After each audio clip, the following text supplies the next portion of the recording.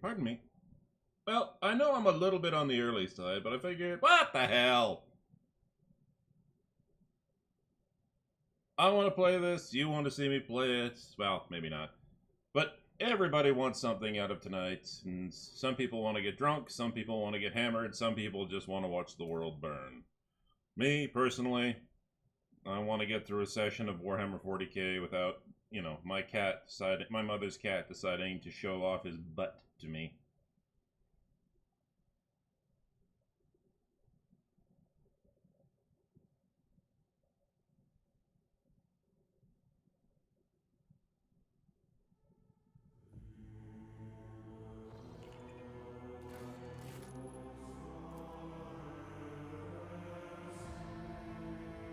Martyr's Endurance!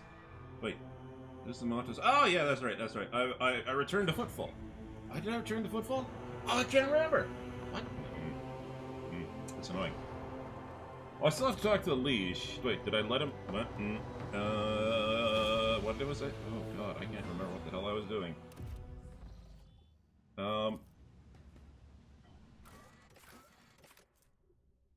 Oh, yeah, okay, the Liege is... Well, let's go to the Liege is... I remember now why I was here.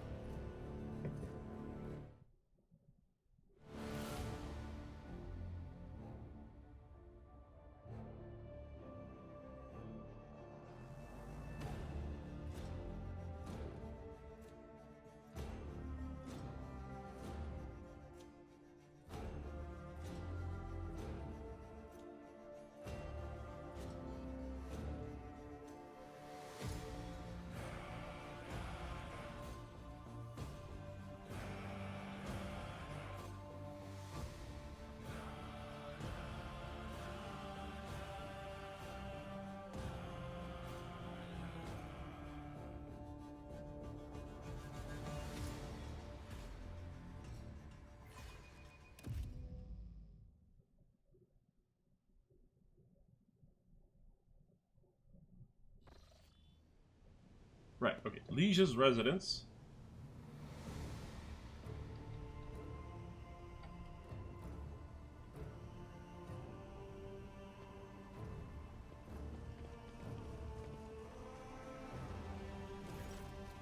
The first ships from Janus have already arrived. The station is no longer facing famine or the predatory invasions of the Korda dynasty. Screw you, Korda. I'm glad to have found such a generous and reliable patron. Naturally, your protectorate can count on Footfall offering special consideration I promised before. Other matters demand my attention. I won't take many more time. Perfection.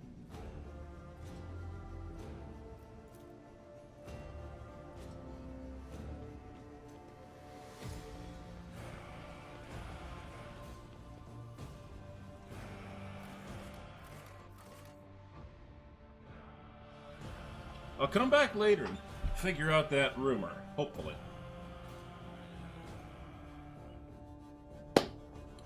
Alright. Let's do the boogie woogie.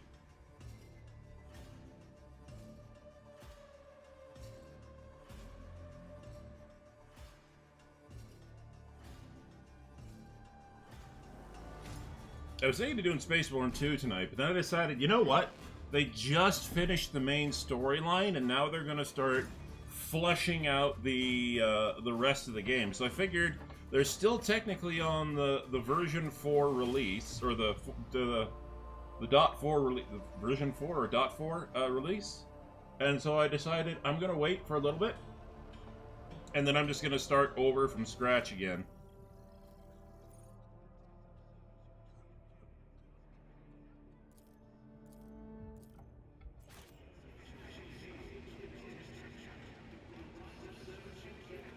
None shall stand in my way.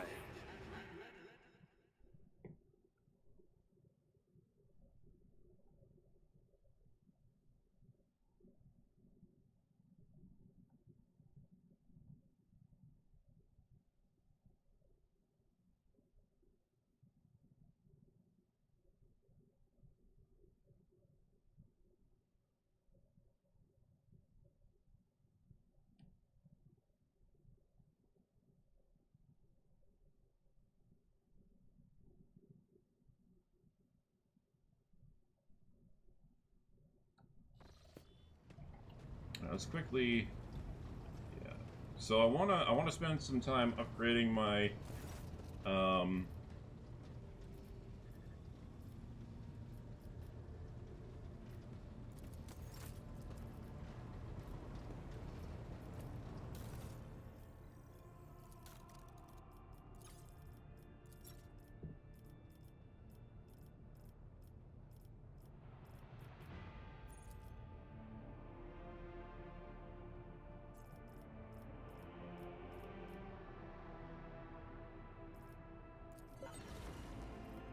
Okay.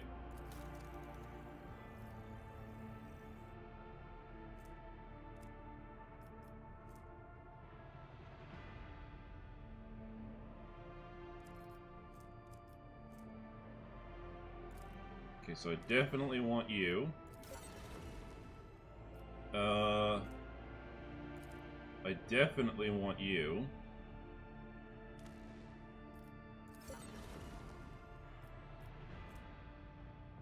Alright. Do I want to do the plasma tubes?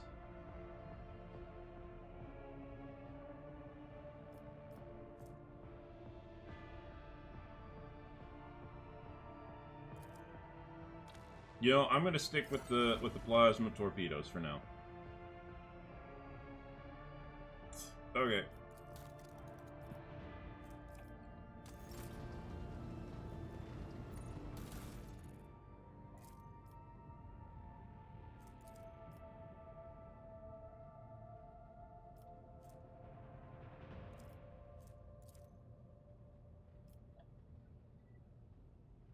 Yeah.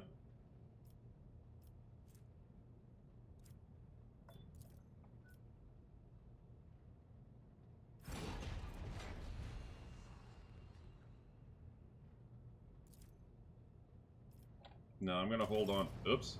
Oh, okay. Add to cargo, add to cargo, add to cargo. Upgrade. I want shield pulse, and I want vulnerability scan. Boom. What else do... Oh, yes, I see. Cargo manager. Alright, what else do I want?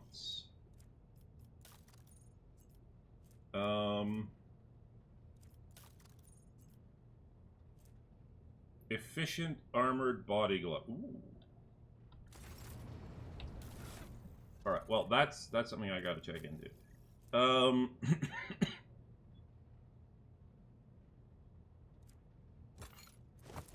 Yeah, we'll give her the efficient one. Actually... Yeah, that's fine.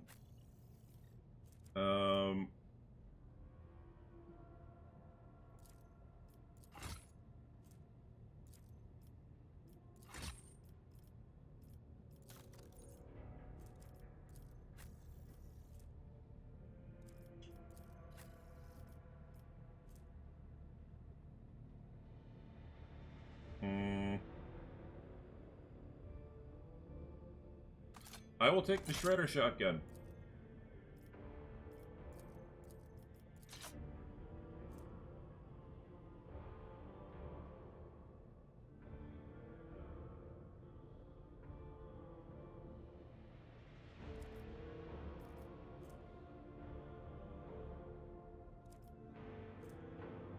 What?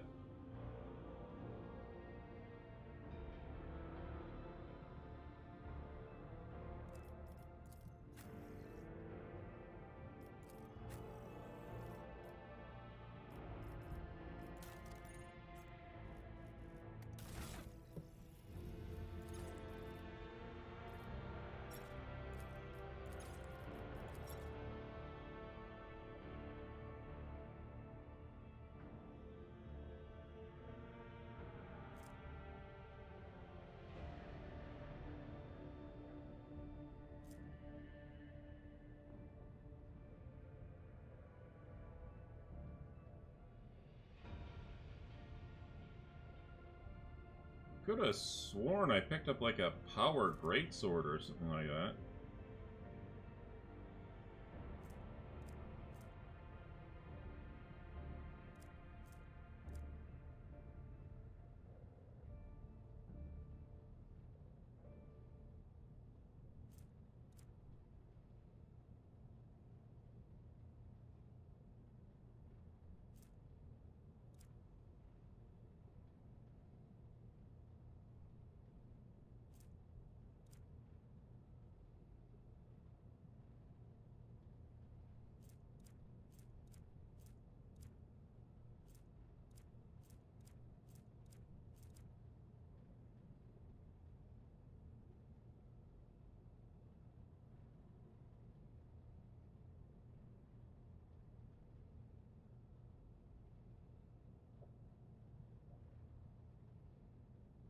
Oh wait, did I give that to Abelard?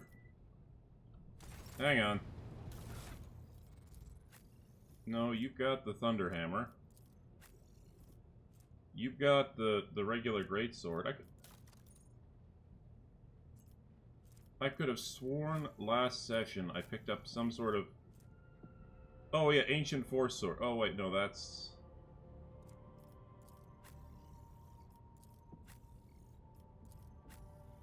That must have been it. I must have picked up the Ancient Force Sword, and I must have been...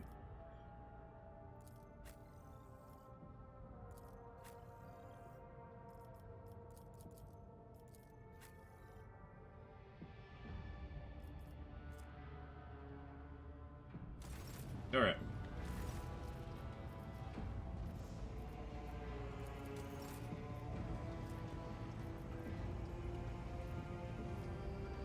What can... Oh, I don't know the Fellowship of the Void yet. The Kazbalika mission. Do I have...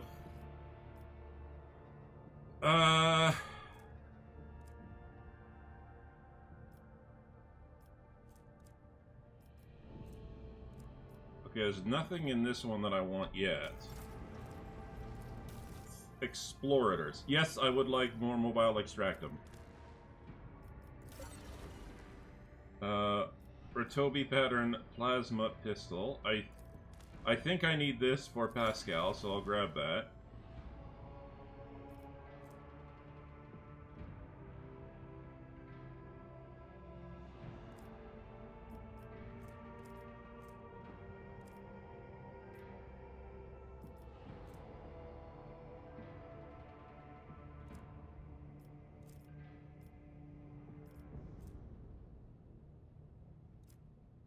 Okay.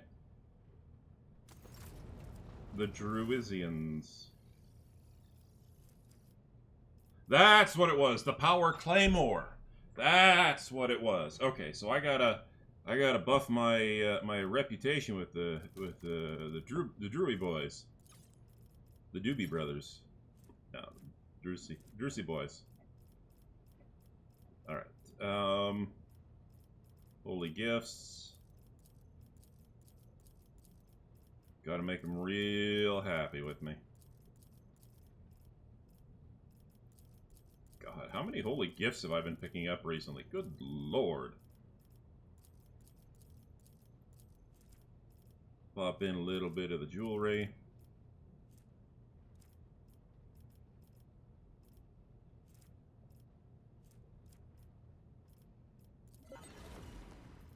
Okay, trading.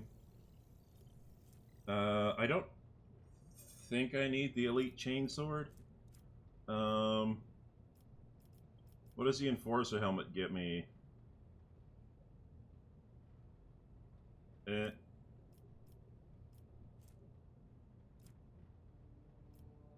Crack grenades are always good.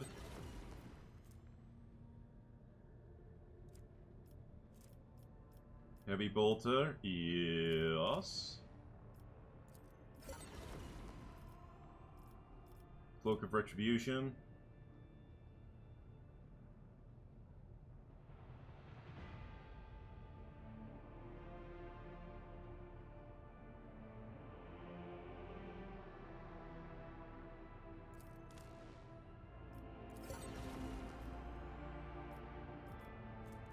Cloak of Hatred.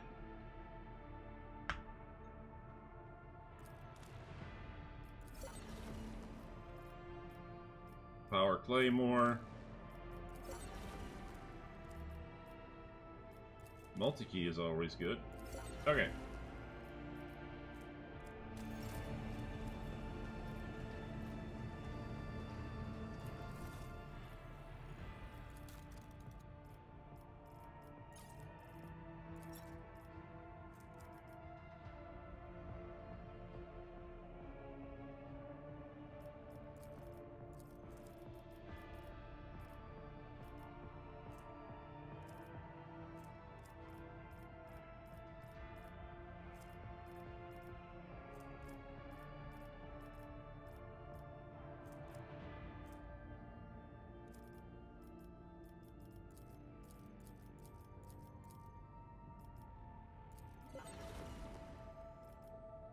God, you guys are a pain in the ass.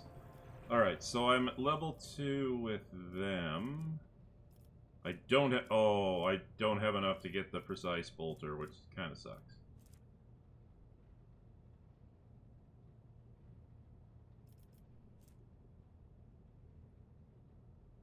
Okay.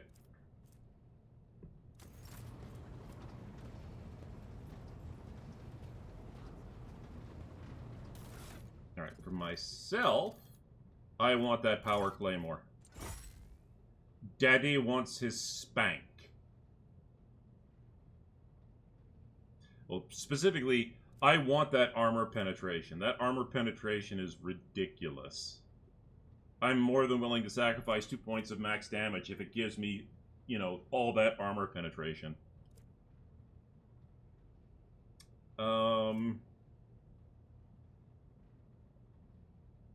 Yeah, that can go to cargo.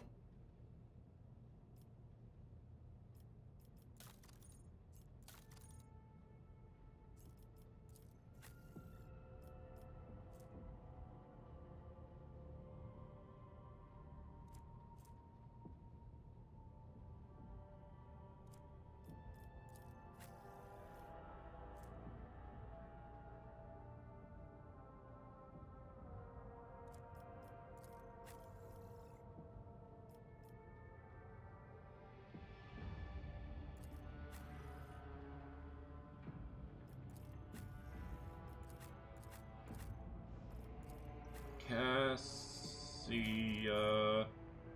Oh, yes, that's right. I need the Cloak of Hatred.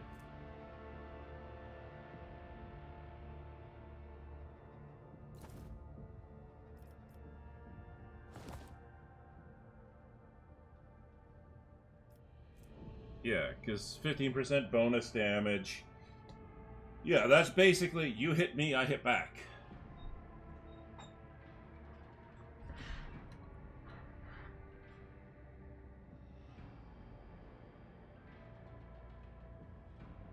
I think. We'll see.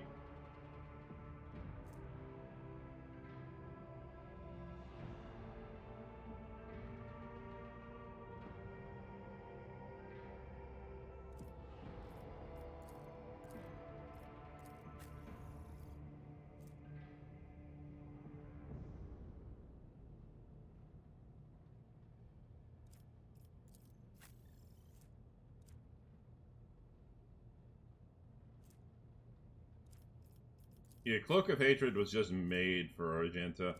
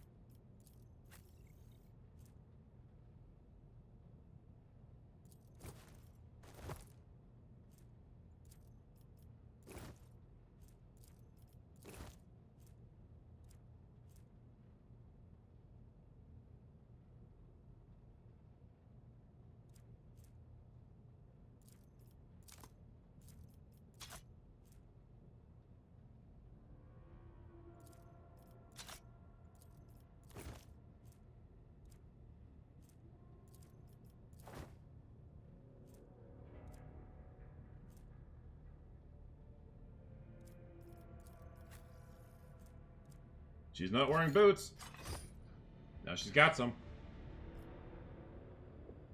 Okay. Oh.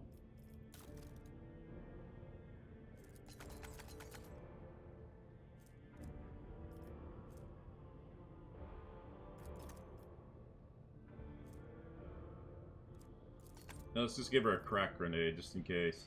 You never know. It could work. You never know.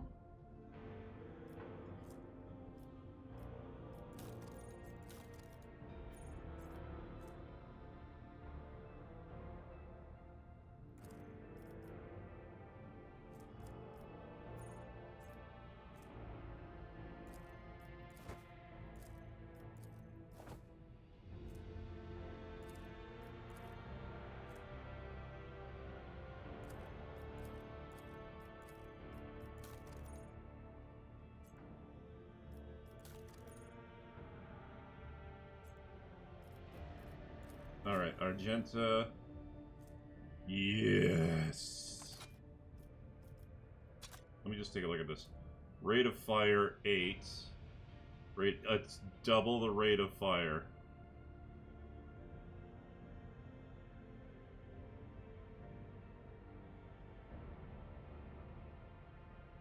Max ammo 96.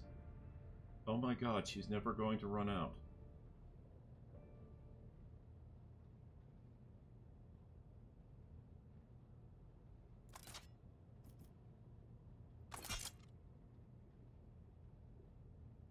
As my big girl.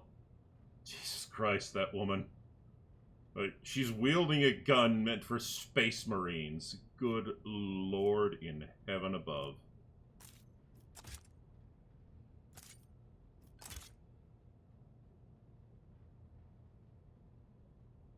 What's the recoil on this sucker? 20? What's the recoil on this one? 12? Yeah! That's a lot of... Well, mind you, I do have recoil gloves, so, it'll reduce it by half, which is good.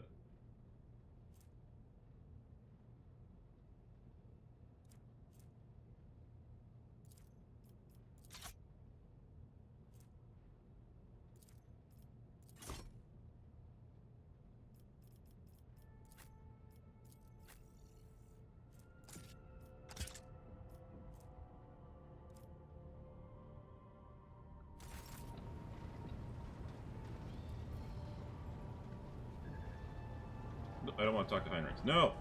I want to talk to the Inquisitor's lackey. Some goods.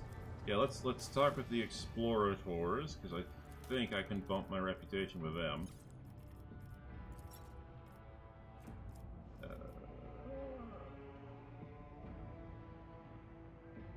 Mechanicus Creations, yes, just all the Mechanicus Creations to you, big guy.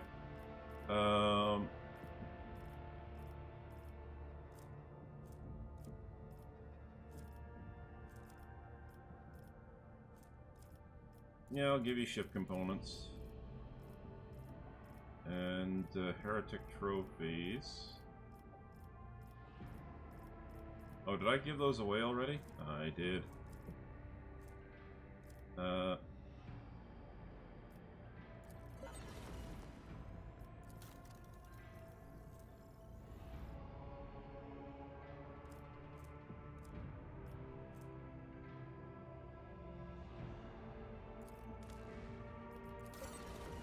We'll take that.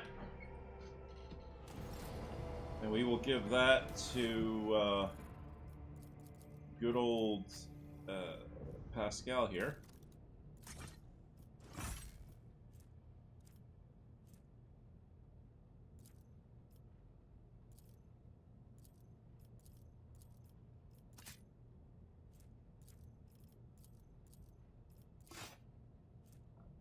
I want to keep the Imperial Pride. Like, that gun has gotten me through so much crap.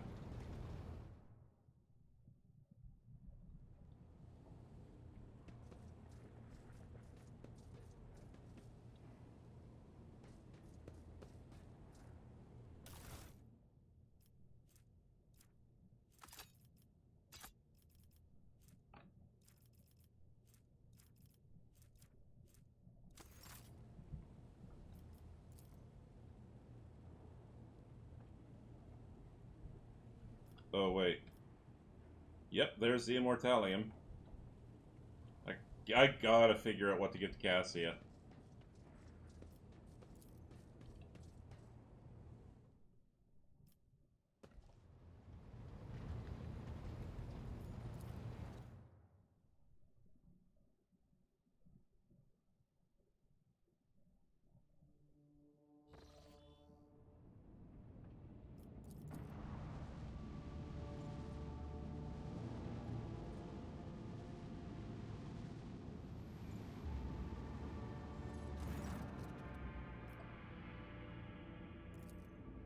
Okay.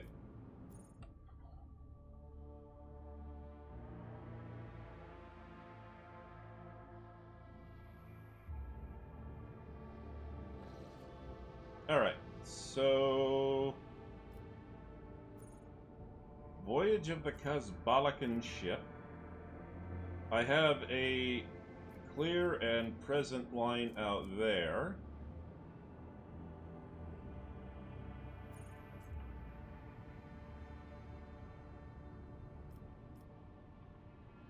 So if I've been to a planet over here, or if I've been to a system over here, I've already explored it. I know that.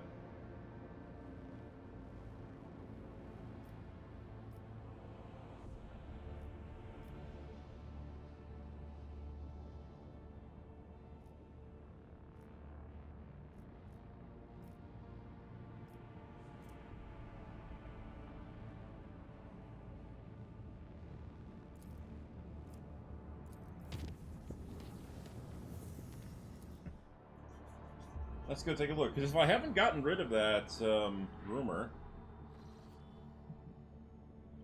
Unidentified Imperial Wall ship. Upon your approach, the Scarlet Pursuer sends out a hearty greeting. Oh, never mind.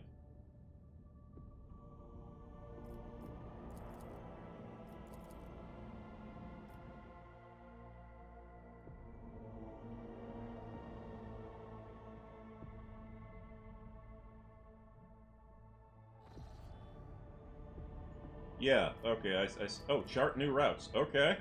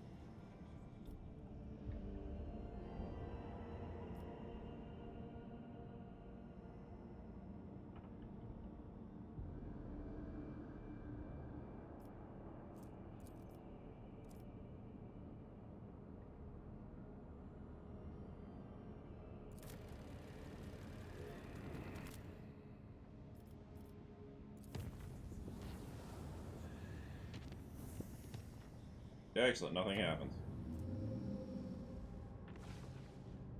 Ooh, new system. Also...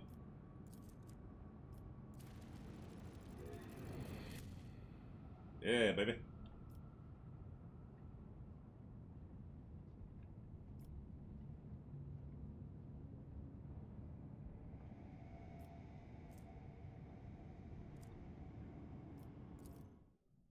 Let's visit the Orcelio Prophecy! Pirates. Space dust. More trophies, excellent.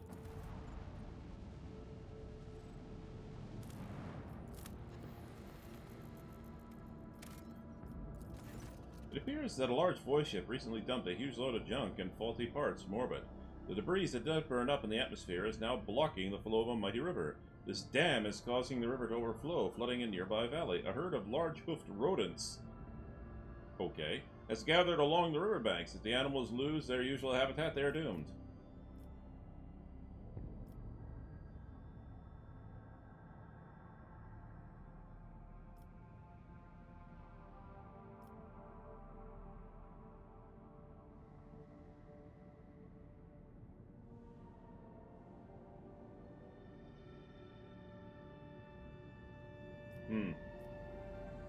Yeah, sure.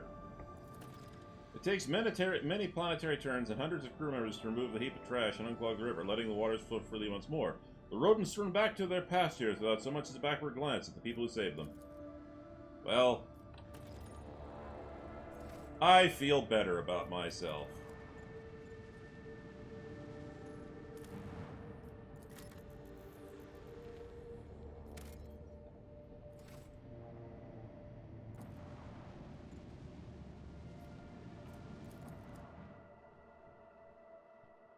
Oh well.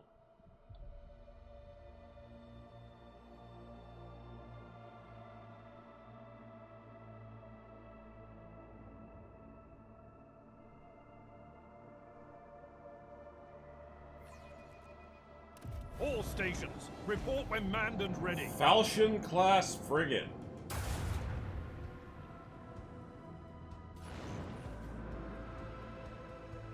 But I'm a Falchion class too.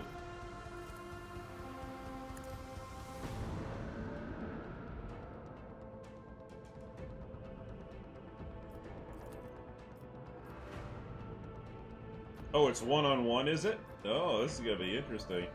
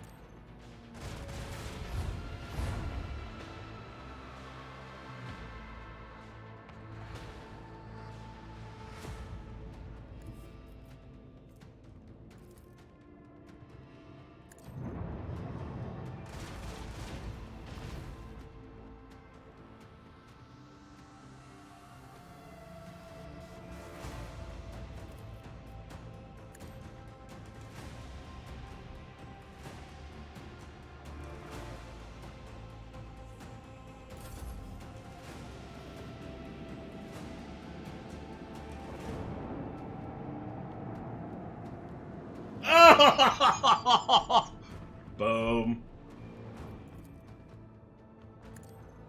No point. They actually Provided an opening.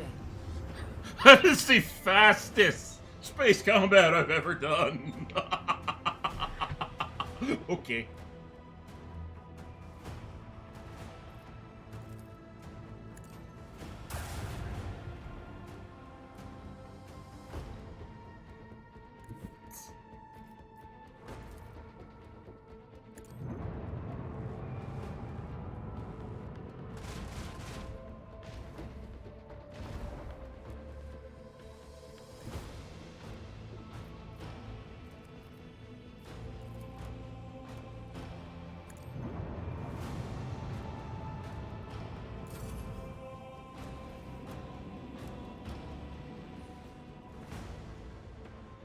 Another victory of two great dynasties, Lord Captain. Yes.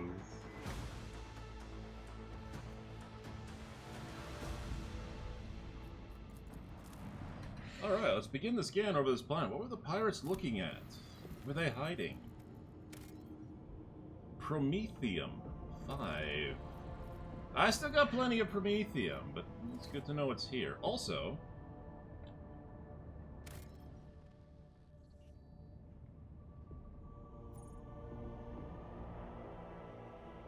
did I complete those contracts? I can't remember.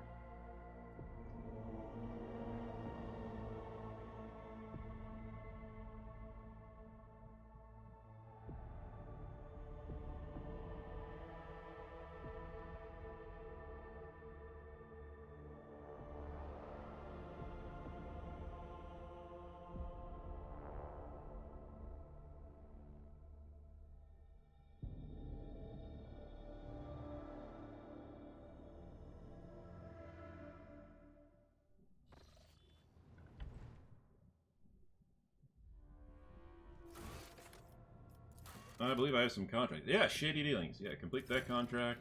A favor, complete that contract. Fuel for the faithful, complete that contract. Yeah, baby!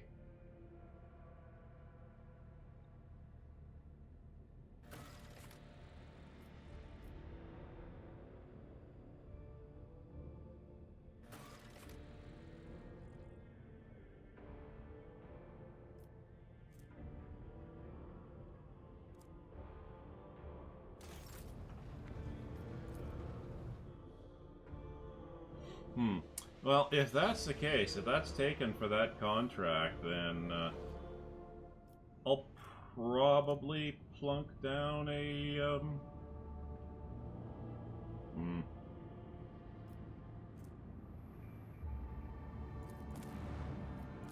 I'll use one, extract them. I have to. Otherwise, I'm in kind of in trouble.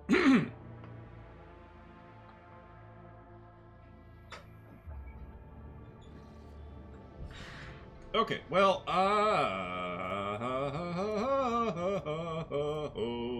wait, what? Oh, that's interesting. That's a very interesting path back. Never take it, but sure. Let's go there. Demonic eyes have materialized, being a slither. Swamp gas, plain sight. Everyone subject to their glare started experiencing headaches and spells of self-flagellation. After one officer peeled off a portion of his own skin to fashion a makeshift eyelid for one of the fiendish orbs, the section was quarantined, since neither the fire nor munition could prevent more eyes from sprouting on the ship. The vessel was cleansed only by escaping the clutches of the Sea of Souls. That wasn't bad! Nobody died that time!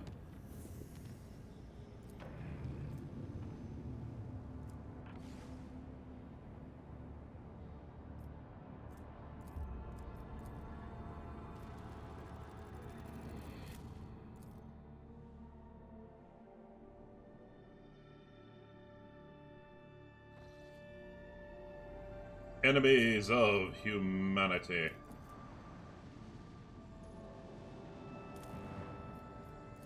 Scan that, baby. Ooh, flock. No, I'm not dropping an extractum for that.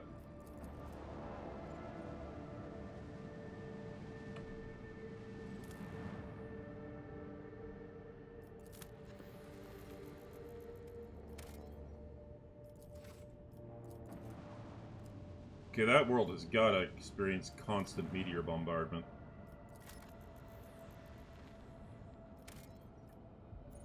Okay, 6 Promethium. Yeah, that's definitely a place I'm coming back to later. Who daddy?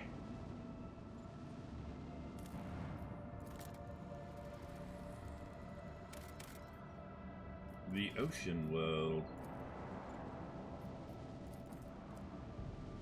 Nice. Lava world. Magma world. Dead world. Yeah, well. Quick save, because I'm a save-scumming son of a bitch.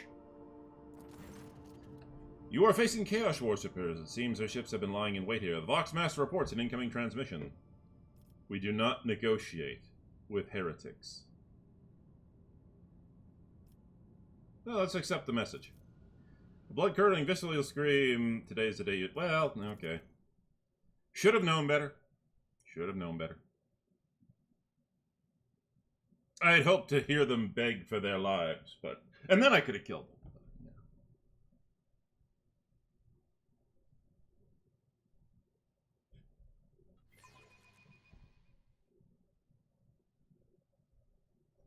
The whispers sound distant. The future Infidel is class. Oh. uncertain. Oh. Oh, crap. Oh, crap. Oh. Oh, not good.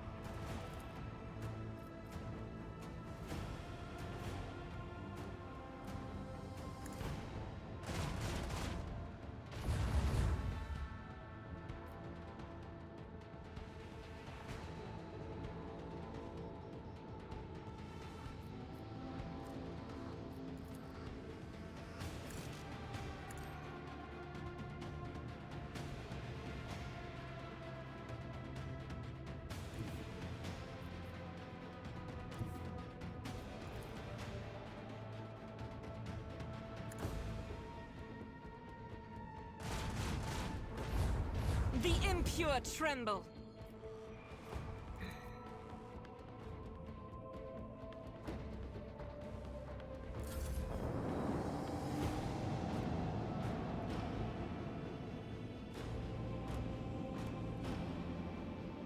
Beware, Lord Captain. Our shield is down. Restore the shield before it's too late.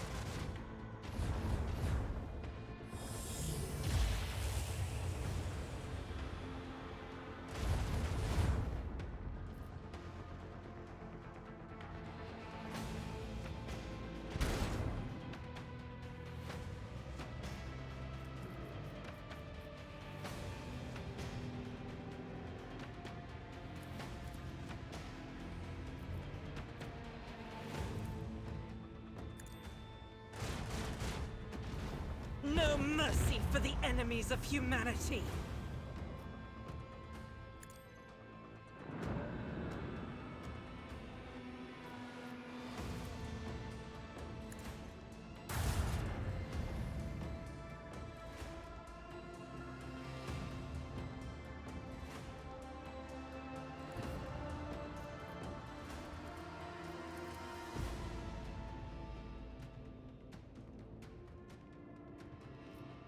Well, I nearly shot my draws there.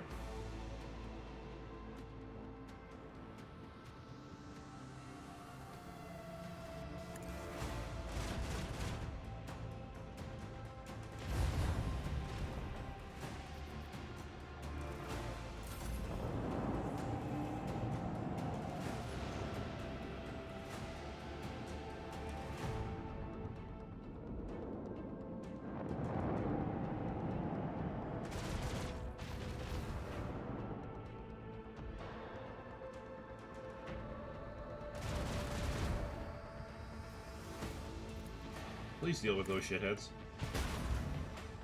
Apparently not.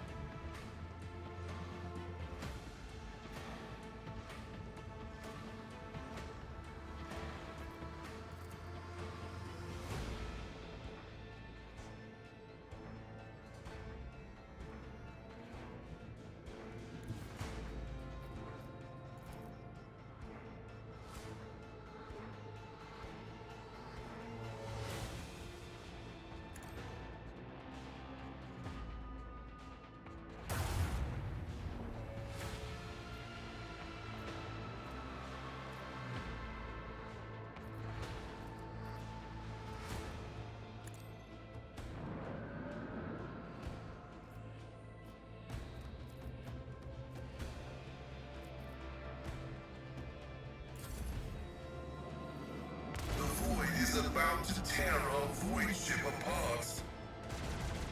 I'm aware.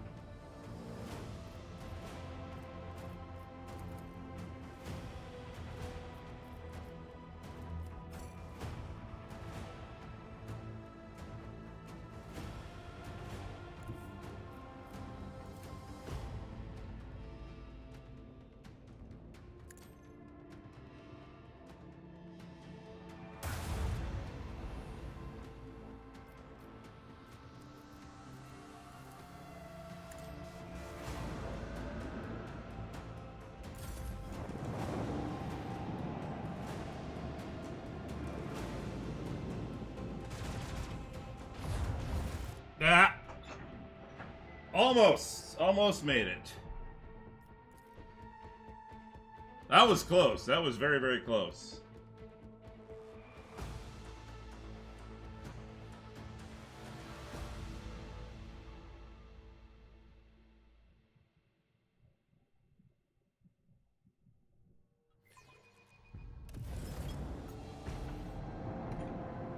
Let's try this again.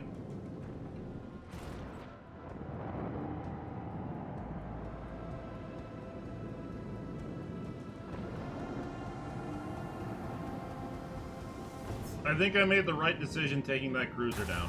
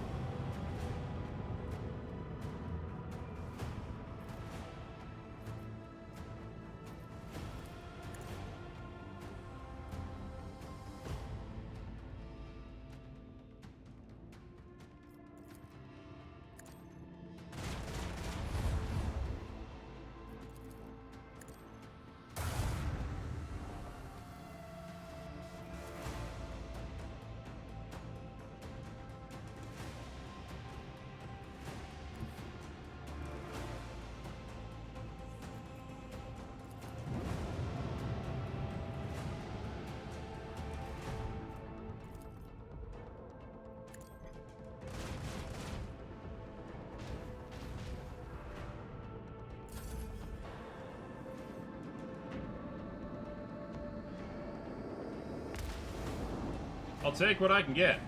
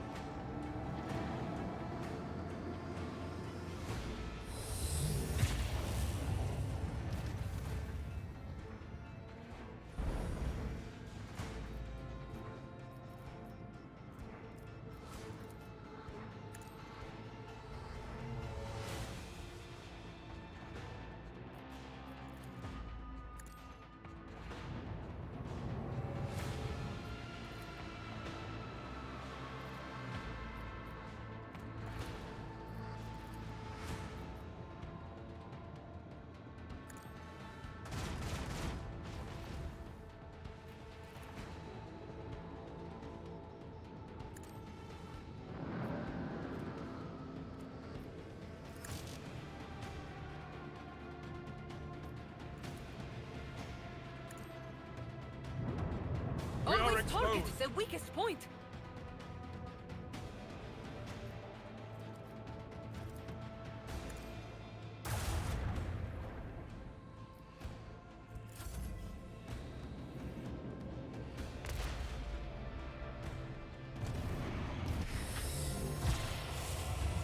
Hey, the shields seem to be broken.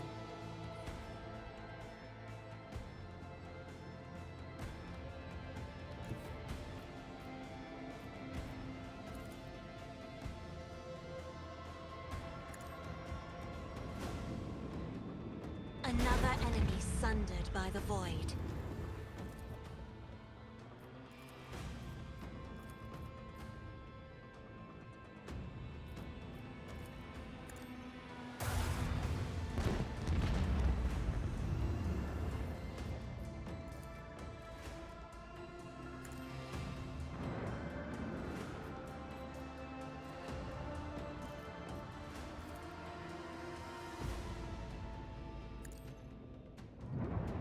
There's a breach in our Something's wrong defenses. with the shields?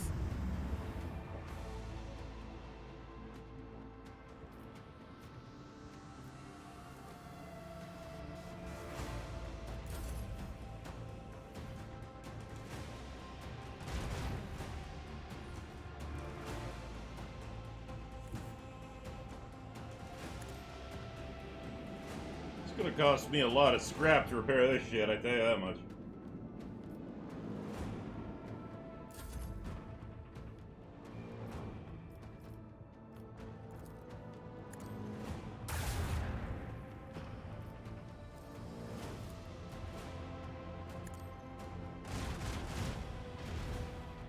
Or I could just kill them. Another victory for the Von Valancius dynasty. That works.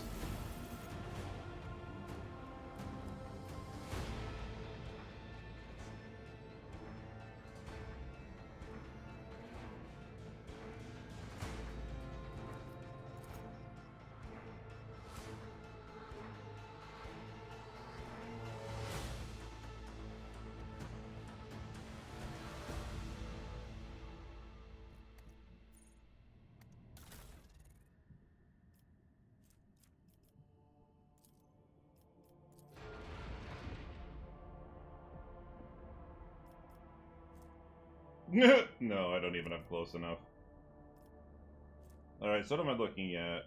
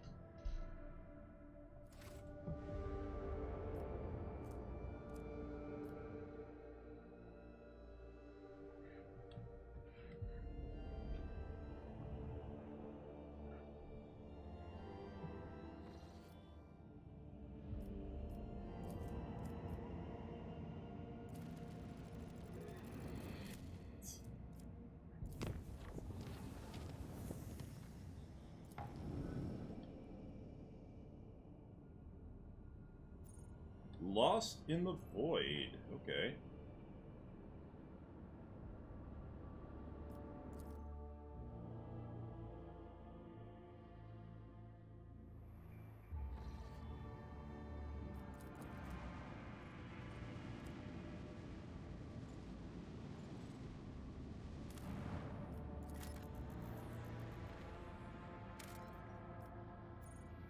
I'm still good for blast steel.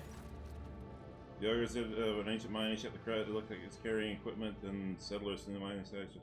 Yeah, sure. The search team was able to retrieve the last surviving, extract them from under the debris. Hey! I will take that.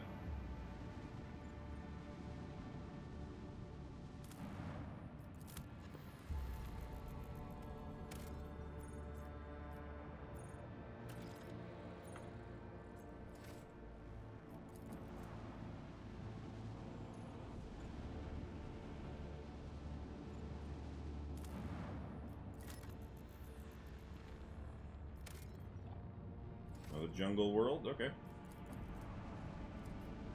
Should I pick up the 7? Eh.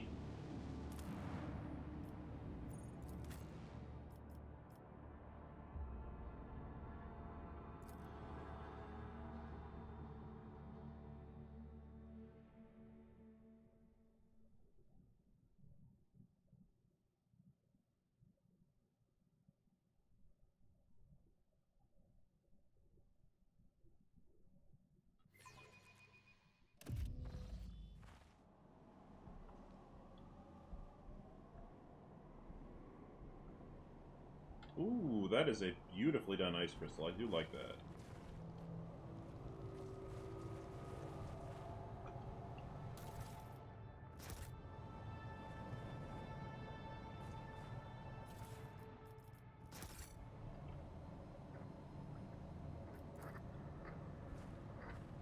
success is an irrefutable certainty. Uh-oh. Murder-suicide. Sentry Keys card. Okay. Oh, we're looking at a reasonably sized facility here.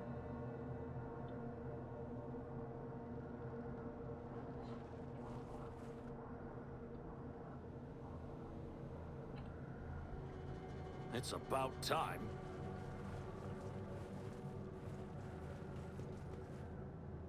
I sense something nearby.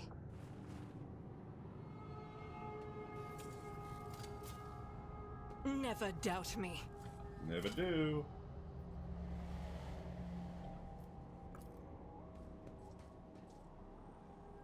Gaping hole. Oh yeah, they were brought out one at a time. Okay. Well, this is not looking healthy. I rise to the occasion.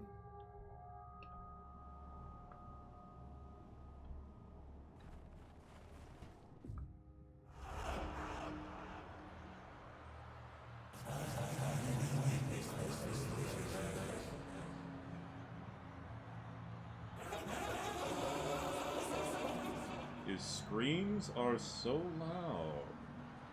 Ooh, I'm intrigued. I am intrigued. I am intrigued. I am intrigued.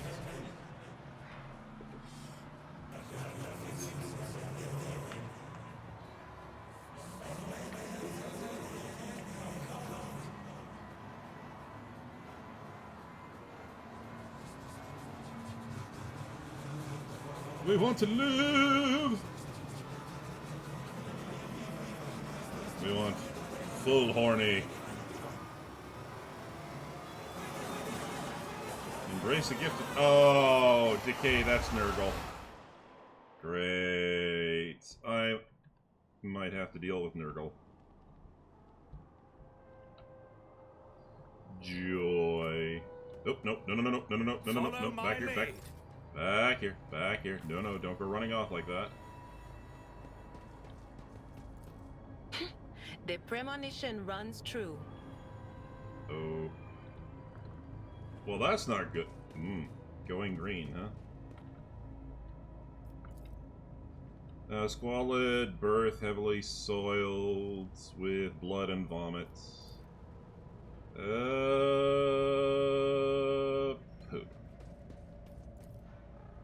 A rotten brick of corpse starch, a passenger's rations. Judging by those lingering smell, it was dosed with a sedative. Yep. What does that say? An asthmatic rasking can still be heard coming from a broken box. A screeching cacophony melody is such a... Yep. It be Nurgle.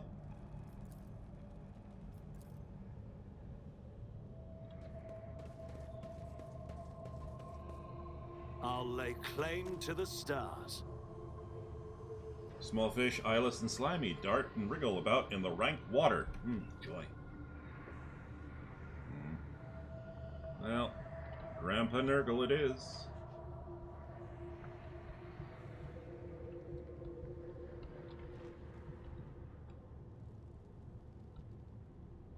Report a mutiny, receive rations.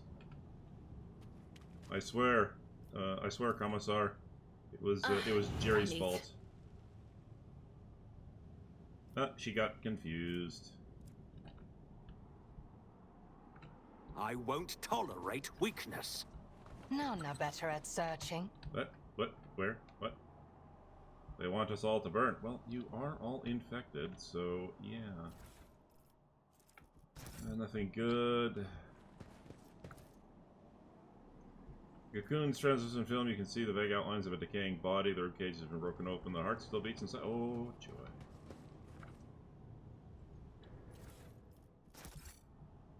Logic. Pascal, please. Operation successful. The ship's reactor is still running, though perhaps not for long. This explains why the ship's interior is still warm. Okay. Do I really want to, though? After being shot, these poor wretches had their skulls caved in around the temple. Is this a black ship?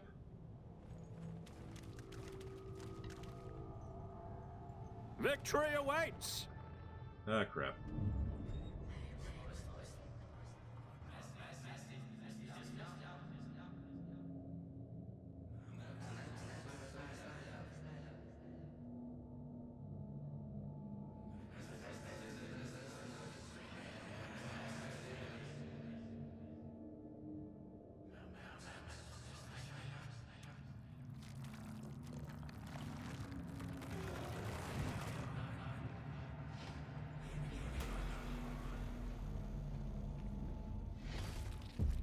Oh, joy. A plague bearer. Well, this is going to be absolutely shitty. Tangible psychic radiation is coming from the gurgling sludge, perhaps the source of the vision of the sea. Joy. This tree, this person, this broken bones have formed the colors of the branches. Joy. Well, hang on. Let's go pop the door here. This task should have been accomplished easily. Thank you, Argenta. Also, Doubt is for the weak. I know. Need a little morale boost? Blessed be the hand of the healer. Argenta, my hands are a hell of a lot more talented than just for healing. Just so you know. Every time, tiny sports in Medicaid. This explorator is blessed with multifunctionality. I don't think I want to be picking up anything from an infected ship like this. Okay. Sethi, my boy. Sethi, my boy. You know what? Carry a large med kit, please. Just in case. Argenta. Are we truly out of melted chart? Holy shit. Holy shit, we need more melted charges. Okay.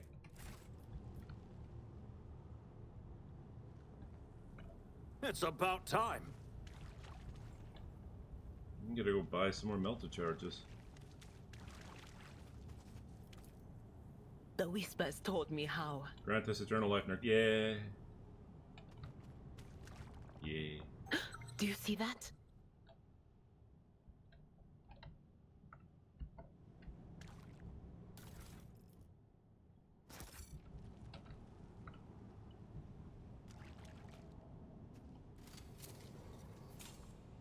I better myself through my service.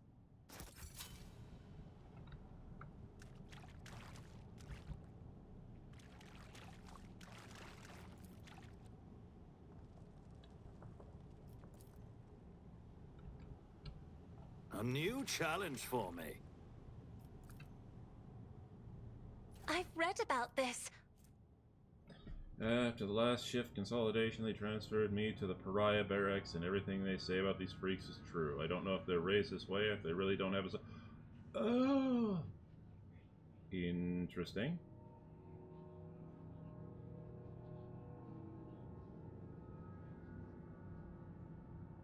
We beat him for 2 hours or so, and by the end, my damn cough, it was so bad, it was unbearable. Well, okay, so it looks like this is a black ship. I could be wrong.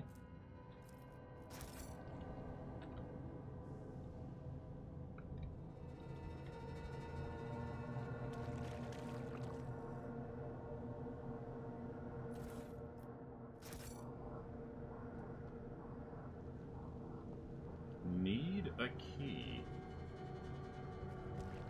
Alright. Follow my lead!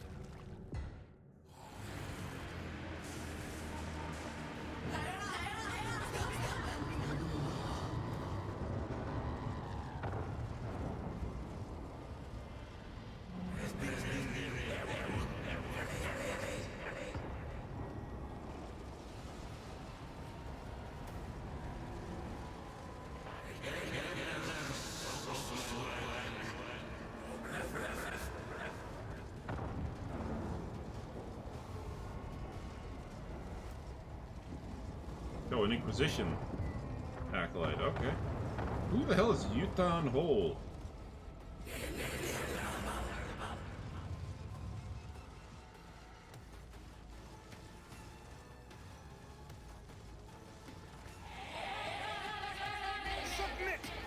shall die quickly. Oh, crap sack.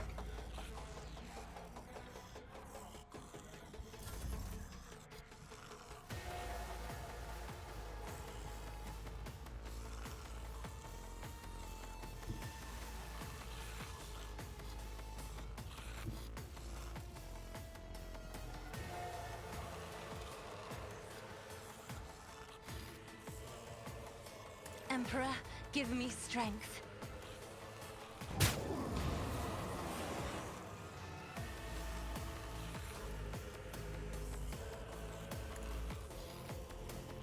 I'm afraid not.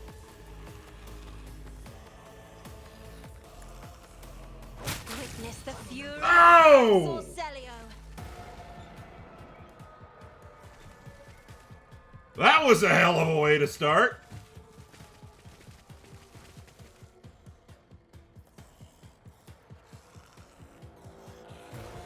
If I may.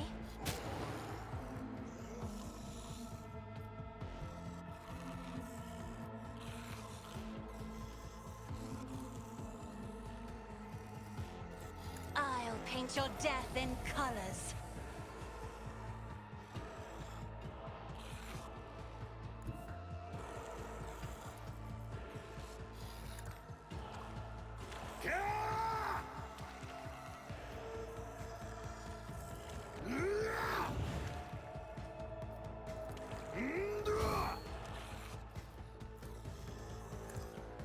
Cower before my might, filth!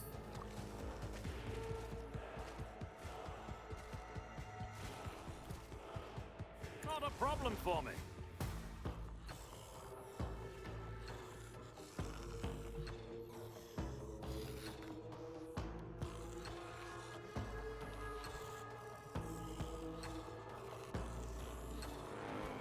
I have made a grave tactical error because I didn't look behind me.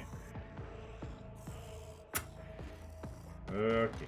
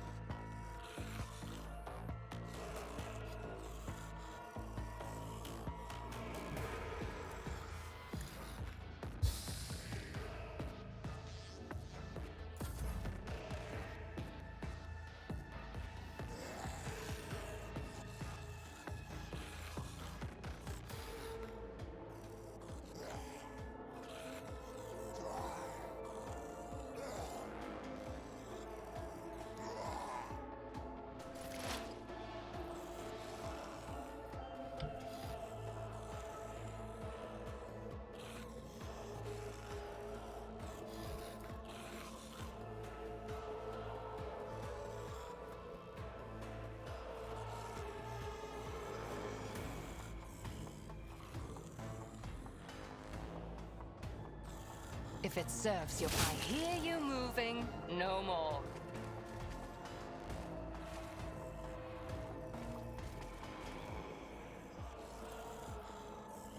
I understand your intent.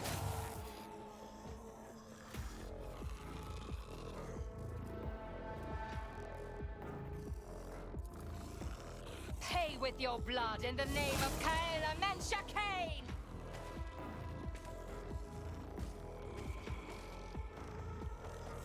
That works. Yeah.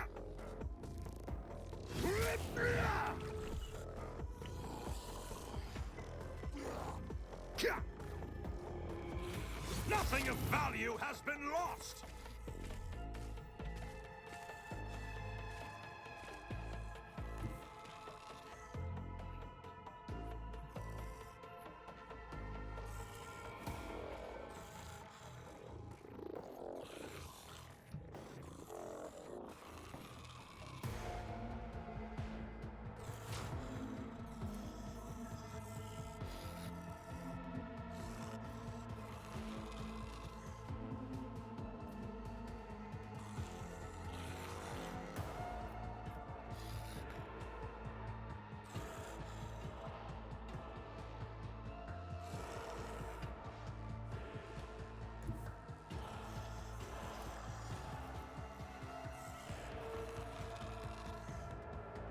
I refuse.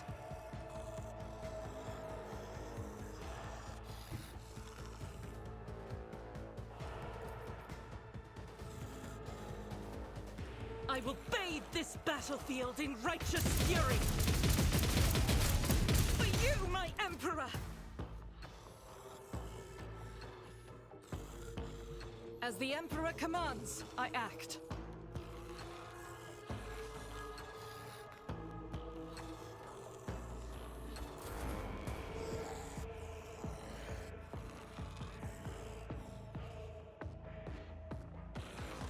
Please. Oh, please. Oh, please. Just stop. Oh, crap. Oh, no. Oh, crap.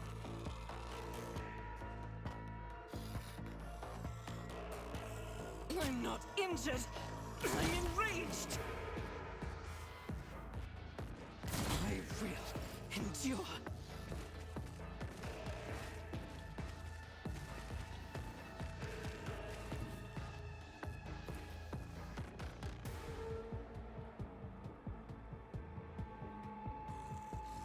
Suits my purposes. Already done.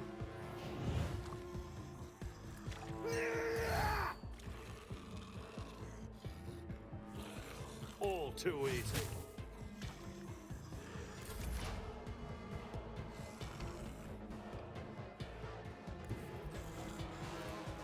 Activate calculated fury algorithm.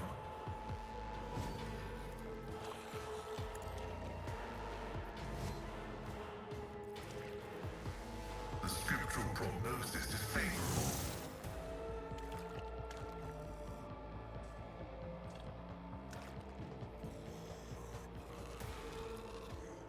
My vow is to serve. No problem?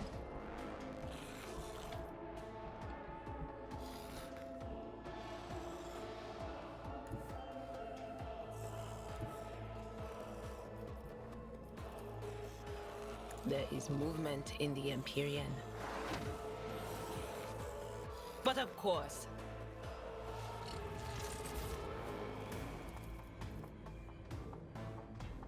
anything else? Will do.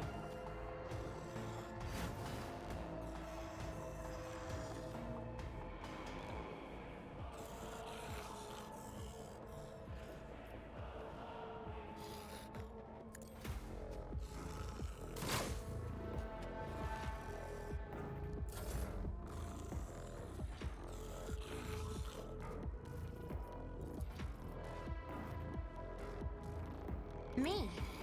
If you insist, Lord Captain.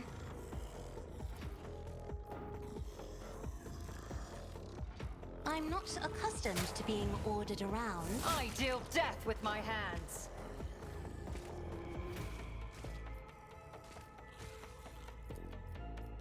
Isn't this a job for the serfs?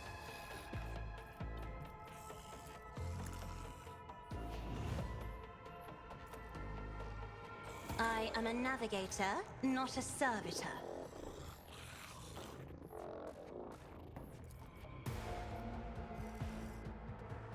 Doubt is for the weak.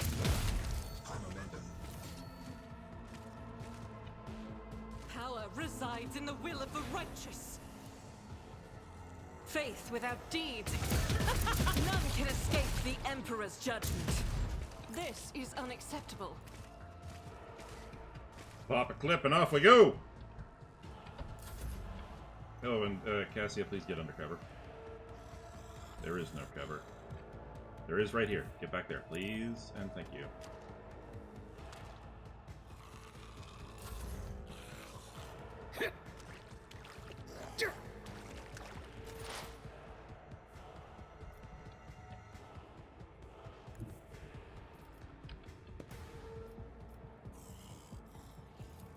Swift and silent.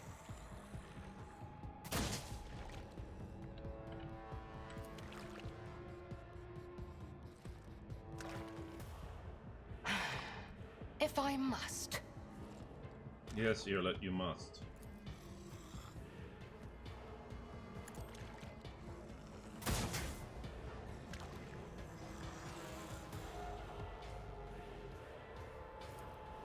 If it serves your cause.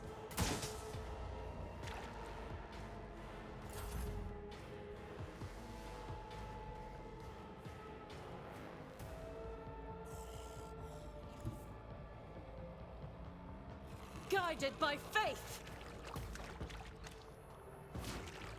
That is not the Emperor's will.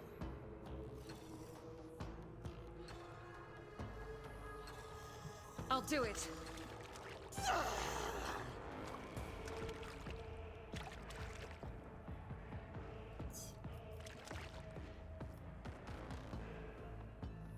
As the Emperor commands, I act. This is why I was chosen!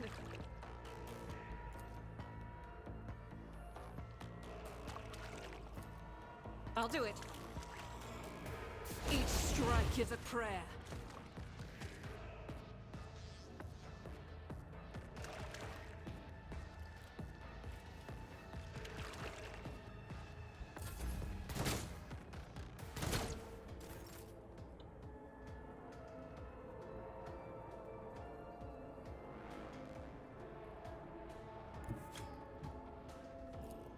Forge ahead!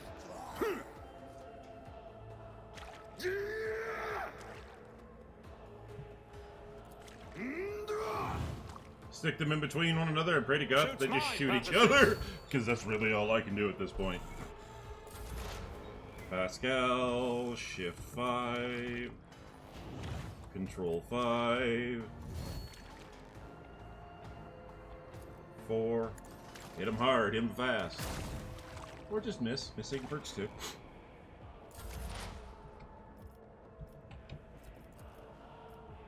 Anything else?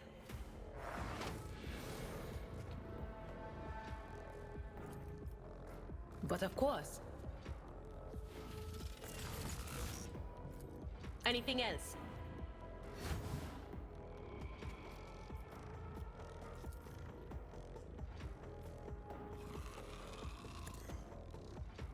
Resuscitation energy is required. Oh crap! She buggered herself. My bad.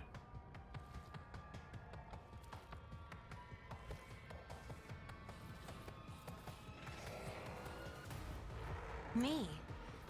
If you insist, Lord Captain.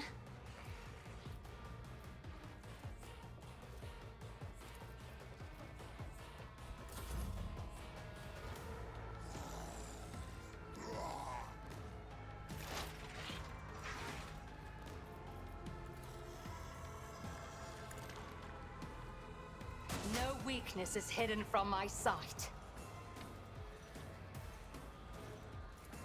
I am not your Xenos pet. Fortune favors the swift. If it serves your cause. I understand your intent.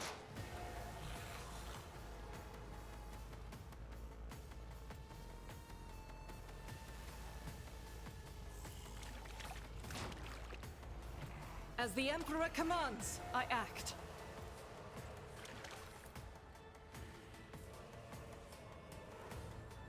Doubt is for the weak. For you, my Emperor!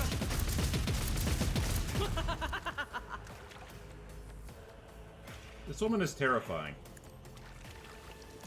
For you, my Emperor! Faith without deeds is worthless.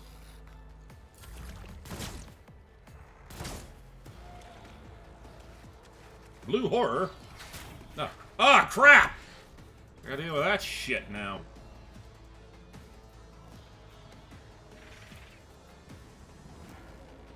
Nothing I can't do. Not a problem for me. Already done.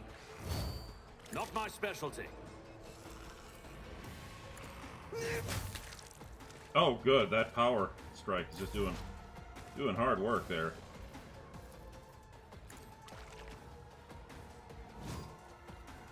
Control 5. Binary override. Shift 5. And 1. The Omniscient knows all. Combat is an equation. Your life is a negligible variable.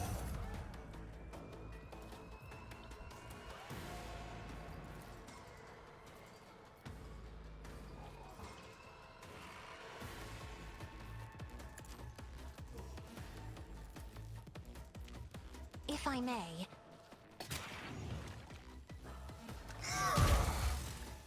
Damn right.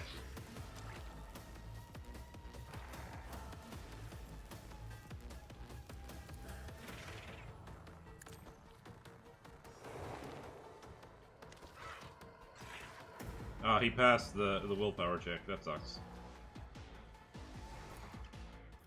Me?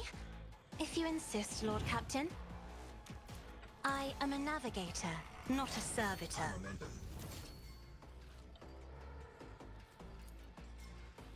Running binary override is significant value. Let the cycle be discontinued. Oh yeah. Ancestors, guide me.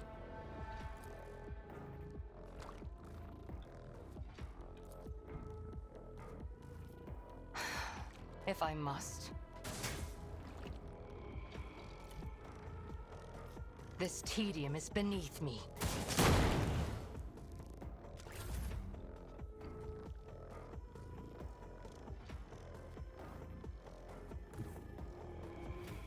God Emperor, move through me. Be the fire in my heart. I'll do it. Eradicated. Oh my god, Argenta. You are disgusting in how terrifying you are.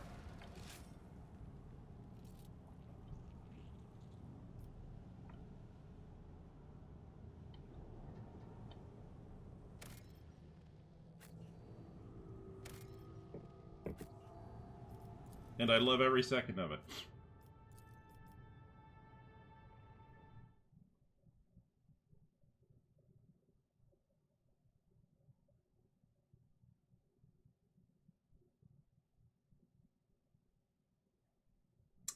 Last time I did... what did I do last time?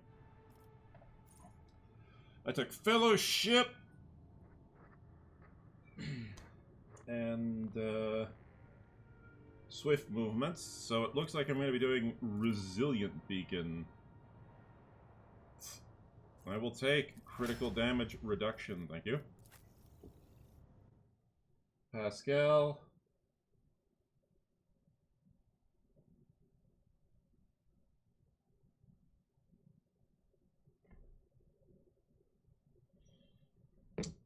Your next bounty hunter rank, ballistic skill, training intelligence, so I guess you're getting... What does guidance give you? Bounty hunter's first critical hit in a round grants their allies stacking. Target... Oh, it's all... Oh, and if it's a prey... Oh, once the character with this bonus reloads, the bonus is removed. Oh. Take what you can get.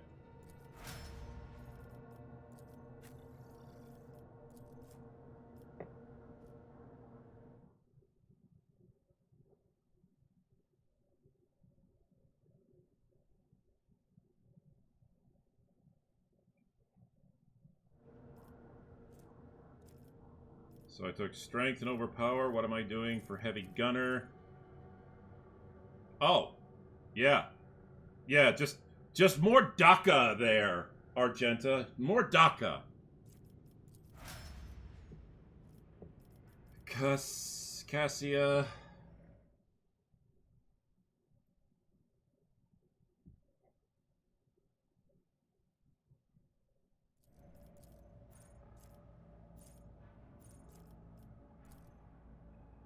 I took willpower and mastery of time, so the next one is going to be blood augury. Interesting.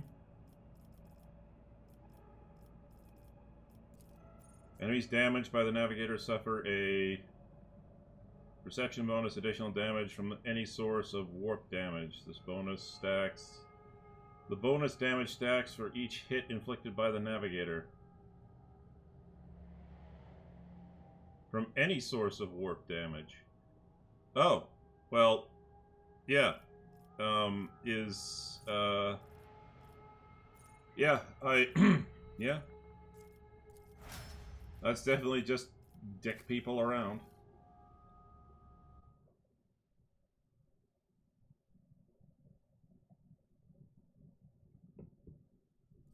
Alright, as an assassin, what are we doing for you?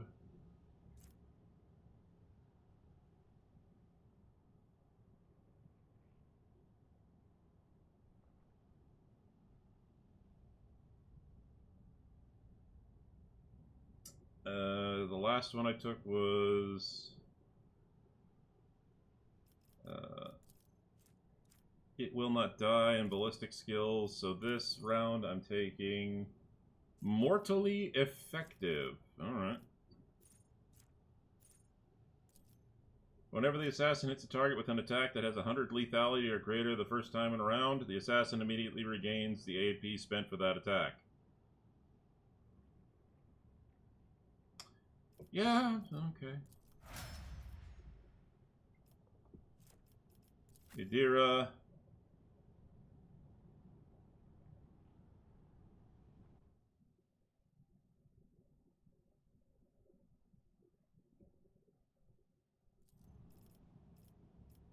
What are we taking for this one? Withdraw?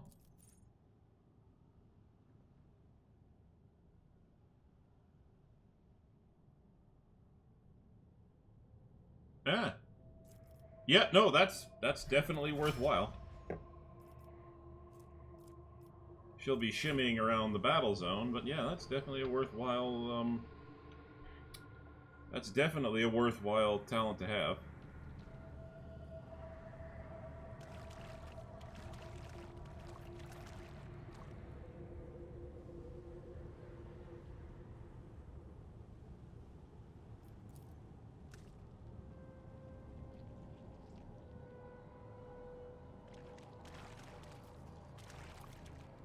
Oh, the irony.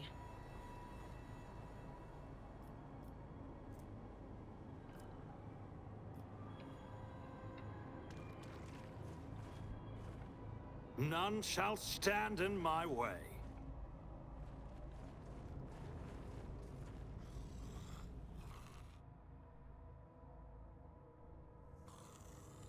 Well, there's the Plague Bearer. Okay, it took a few hits. It's got a Plague Sword. Okay. Second... Oh, that better not be... I have to fight this thing twice? Ugh. Okay. Good to know. I'll lay claim to the stars.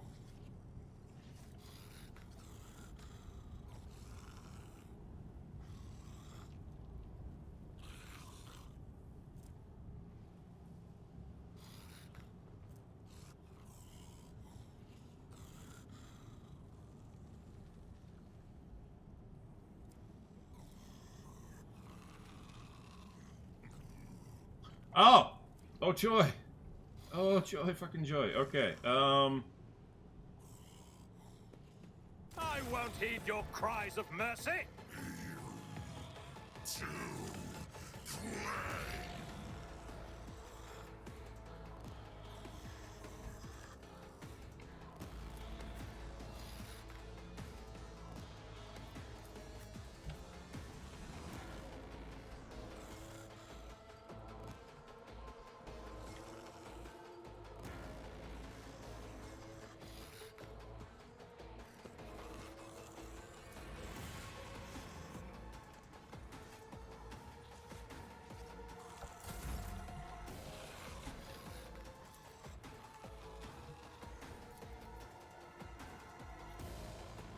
Me, if you insist, Lord Captain.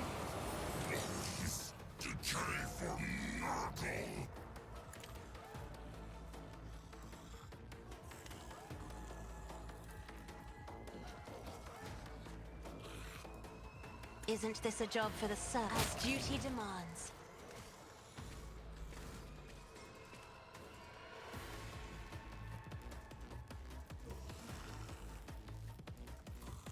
If I may...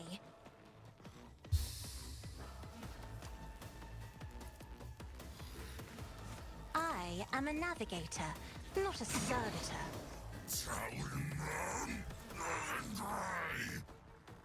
I'm not accustomed to being ordered around.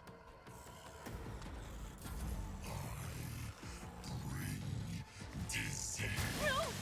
These ruby flashes are choking me.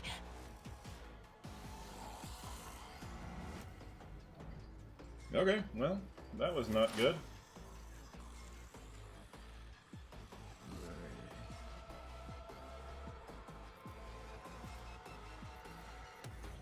If it serves your cause.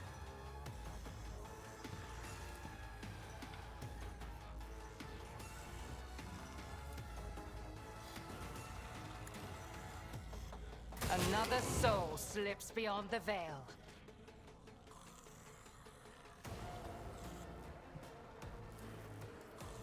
I understand your intent.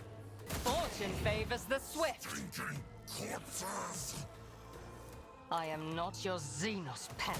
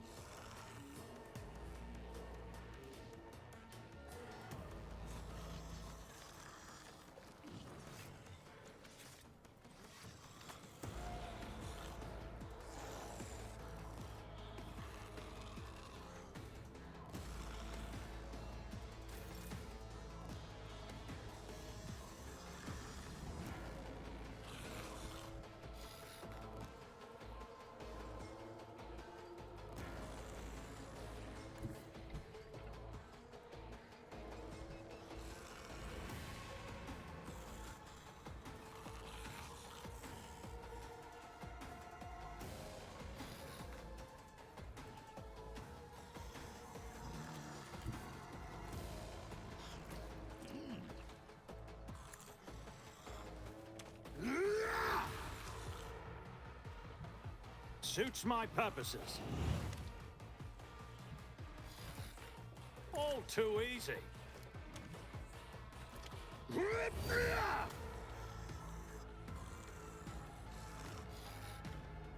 Not a problem for me.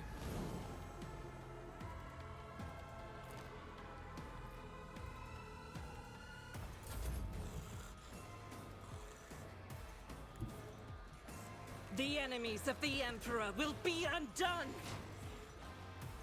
As the Emperor commands, I act.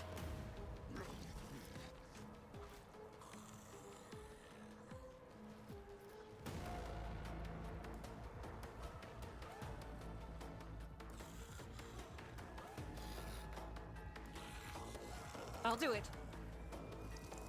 This is each strike is a prayer. As the Emperor commands, I act. I will not. I'll do it.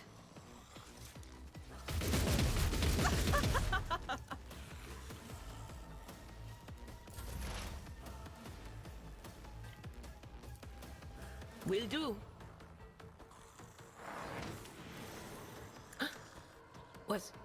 Was that you? Or... Will do.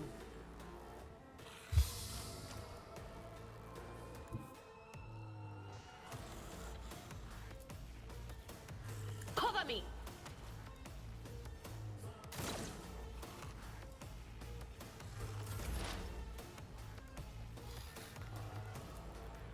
My vow is to serve. Running binaric override. The scriptural prognosis is favorable.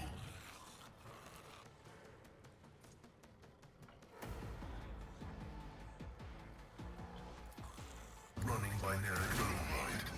Throwing man and prey.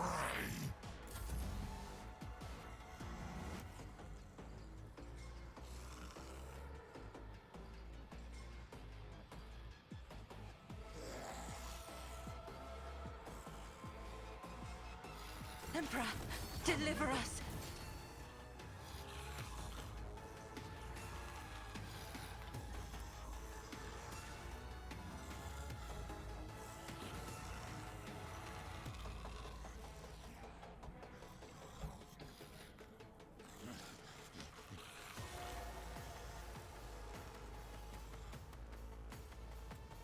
Me? If you insist, Lord Captain.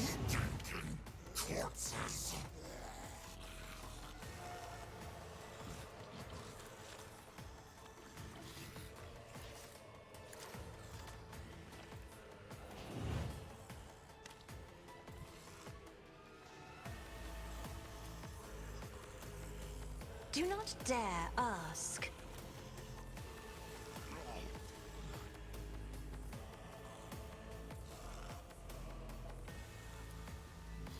I'll show you why navigators are feared.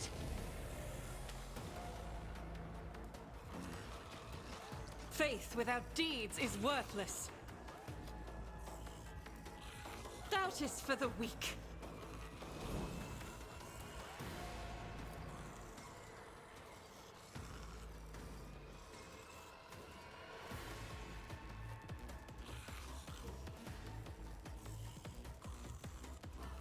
I'll do it.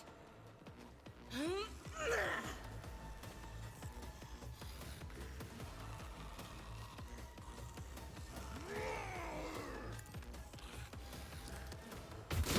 my Emperor! None can escape the Emperor's judgment. This is why I was chosen!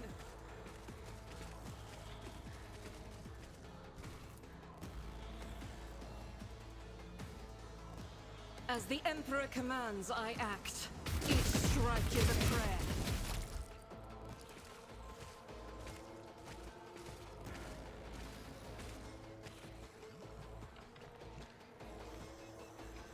In thy light I stand, and thy light I crave! Faith without deeds is worthless.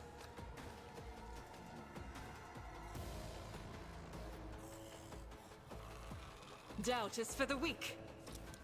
For you, my Emperor!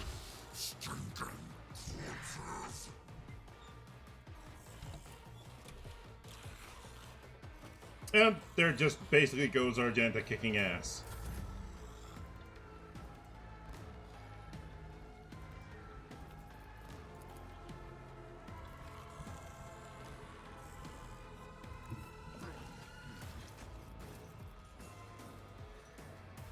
If I may.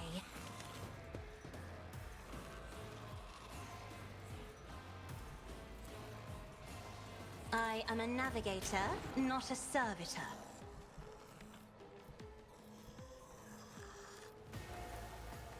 That is foolishness.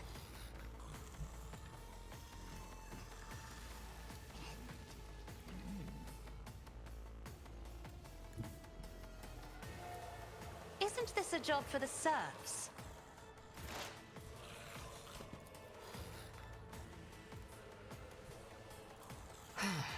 If I must. If it serves Come your on, cause. baby. No weakness is hidden from my sight.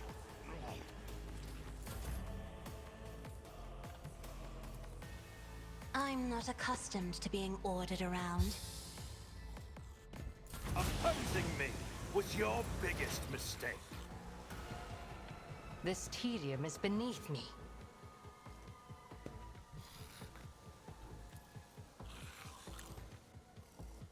I deal death with my hands.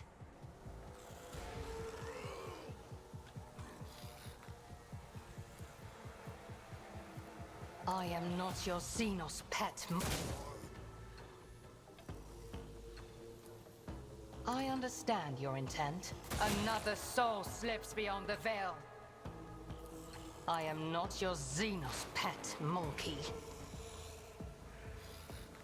Damn it, walked out of the way. Oh well.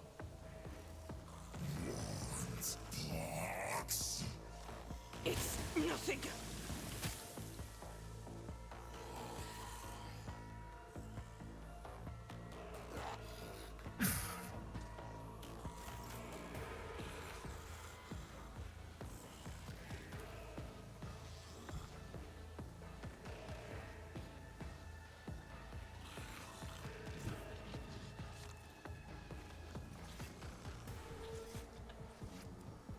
How high is Seth? Whoa, Seth has a very high toughness.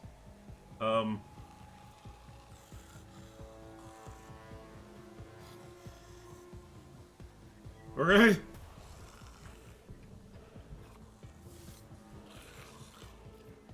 Nothing of value has been lost. Already done.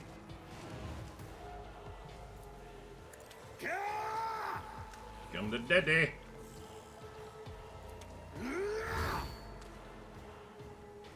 I will endure.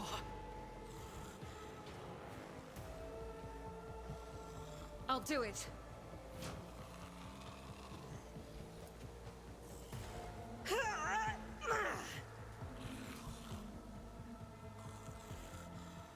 As the Emperor commands, I act.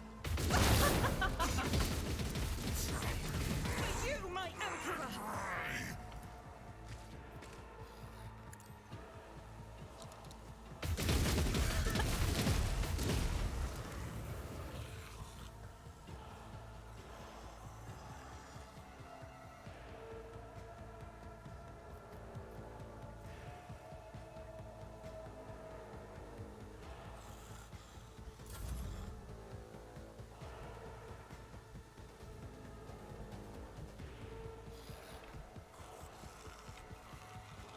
I'll do it.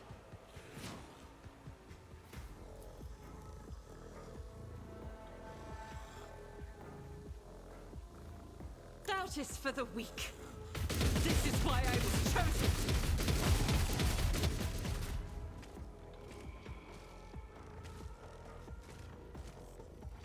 I refuse.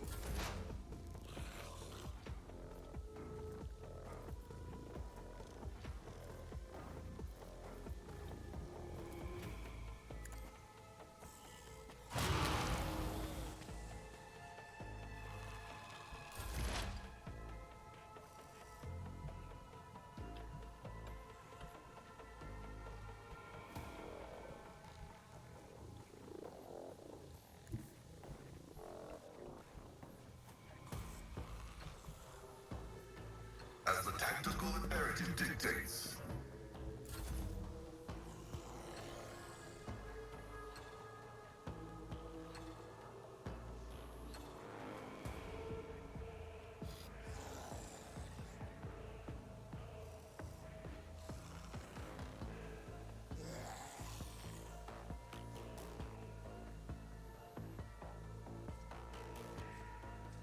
Opposing me was your biggest mistake. Okay. Well, I'm happy with that.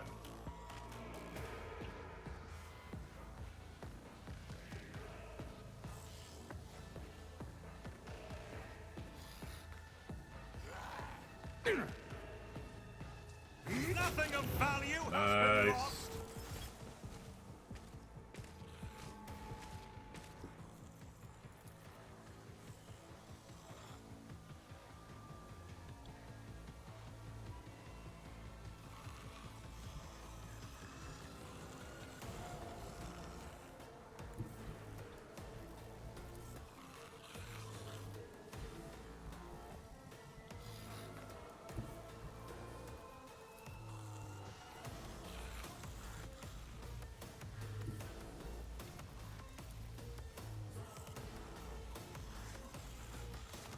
Be careful not to cross my gaze.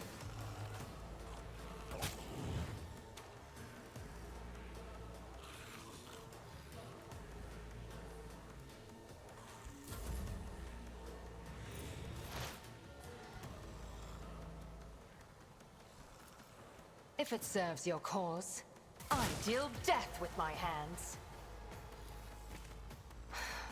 If I must. Ink cleanses the body.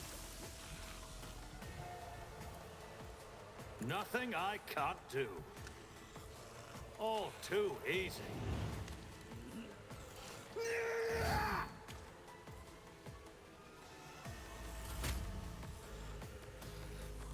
I'll do it.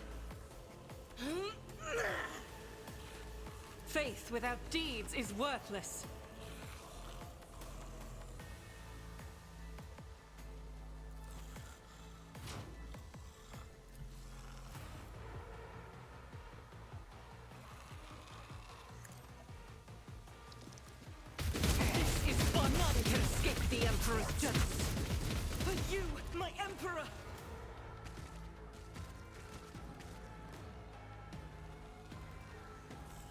This is unacceptable.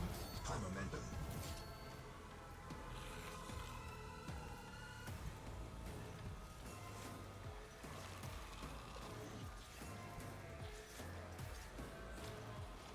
I'm not so sure.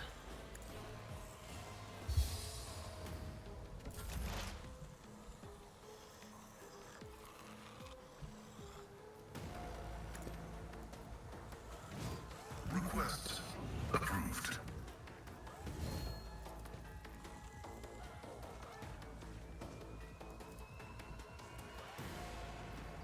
Fire in the fucking hole. Activating force mode sacrament.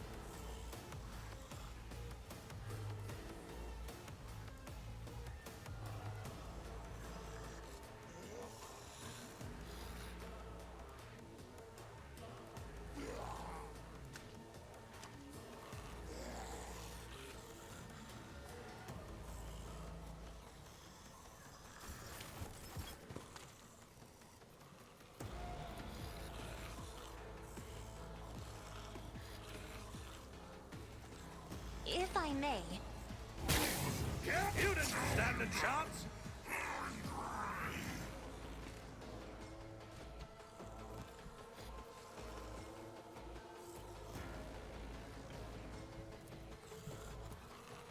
me? If you insist, Lord Captain. As the Emperor commands, I act.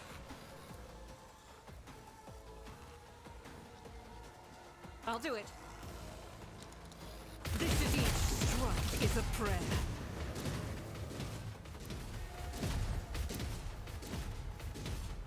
Still going!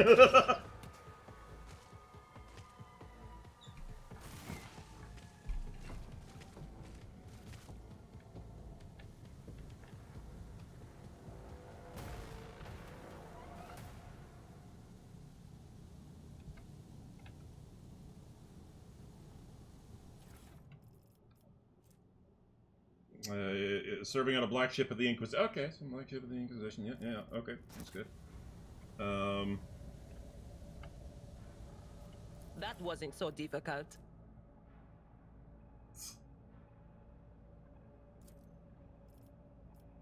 Well, that's going straight to cargo.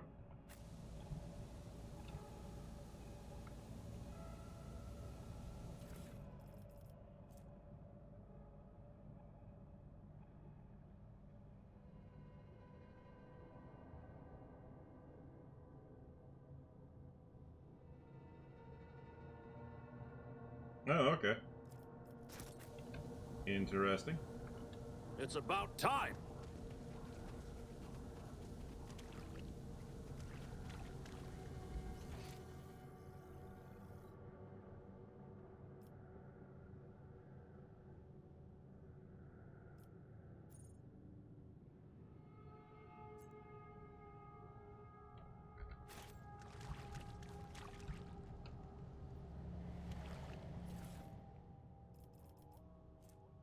Tempestus Carapace.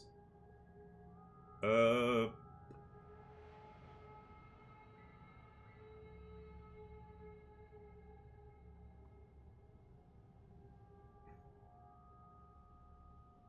mean, the Radiant Chestplate is just better. That being said.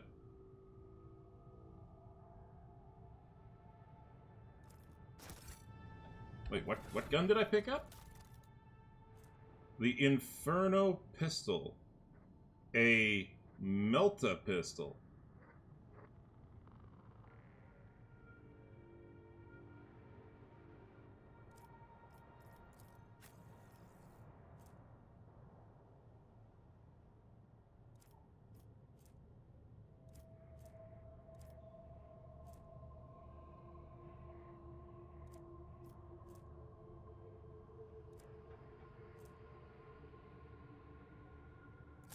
Fuck it.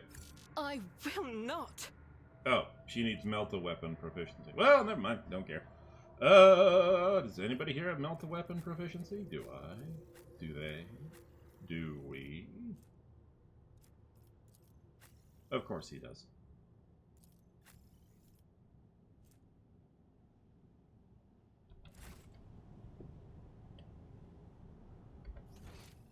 I won't tolerate.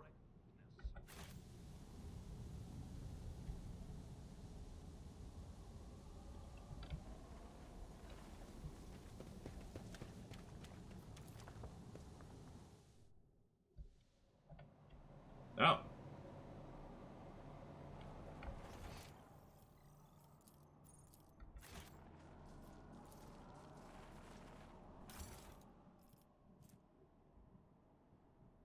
More flak armor. Yeah, collect it all. I'm good.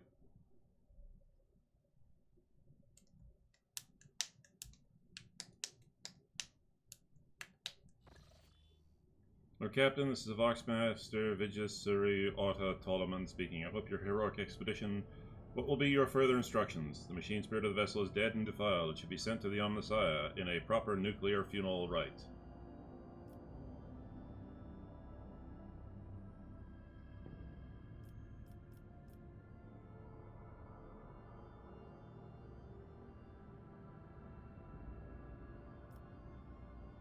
Bombard the vessel. Let the dead follow the dead.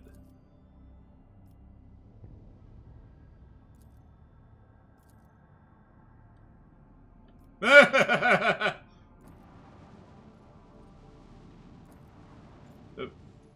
I wanted to do that, not the other thing. Alright.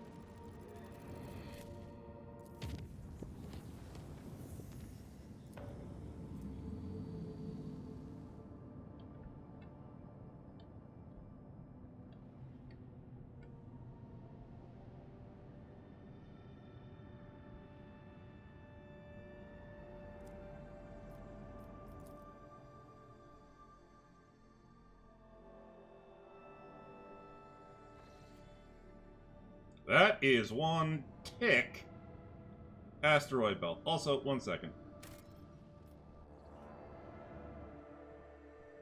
I'm just going to do a quick reload here.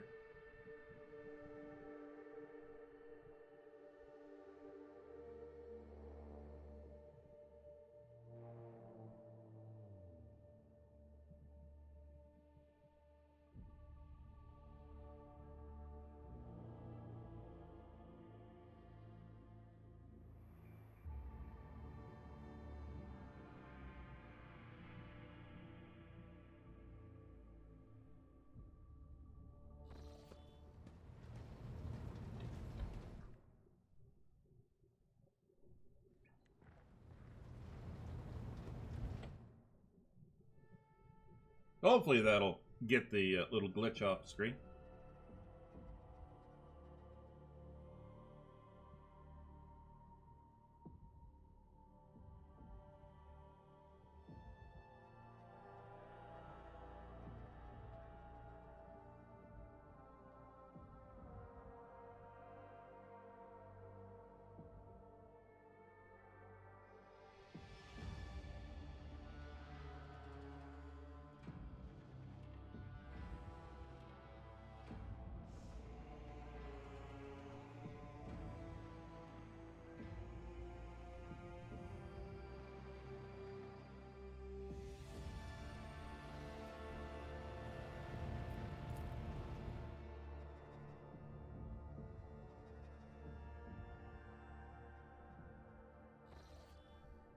There we go.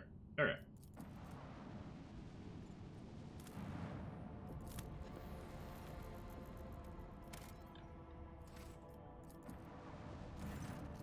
Lord Captain, the augurs cannot determine who the ship we approach belongs to, but the telemetry clue reveals it is an Imperium vessel. The hull is badly damaged, but there is air in some of the chambers, which means they are hermetically sealed. What are your orders concerning this discovery? I want it board. Oh! Region, Cineris Malefictum, Agatha Arcades. Material, extract from the unofficial news sheet. Window on the bridge. Distributed on the middle decks. Oh! Recorded by unknown. Note, the veracity of the recounted events is questionable. Okay. We who walk down the same passageways and in the same bays day after day, we who are born, live, and die to the hum of the ship's machines, we forever hunger for the smallest glimpse of another life, and for a chance to see the heroes who tirelessly fight for us in the glory of the Imperium. So let's have a tale about the Lord Captain, by the will of the Emperor, the guardian and commander of every good and honest soul upon this void ship, and the time he boarded the vessel named the Fireborn.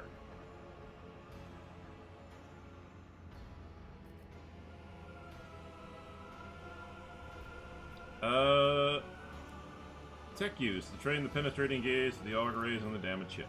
The augure's keen eyes scanned the eerie vessel, identifying that the void ship was gravely damaged and was in the process of final erosion. There was very little time to explore it. 3 sectors seemed at least the least damaged: the bridge, the middle deck, the middle crew deck, and the service bay. After exchanging a series of trills and warbles in their mysterious and ancient language, the tech priest responsible for the augurs reported to the Lord Captain that they had glimpsed signs of value components in the operation service bay. I'm going to have Idira. With hostile eyes upon her, Idira sank into a trance. When she resurfaced, she reported that the ship had been a victim of the warp, that the bridge had suffered the worst of all. It was the section that provoked the greatest anxiety and trepidation in the Psyker. The service bay was the least damaged section, though Idira spoke of it with no particular interest. All right.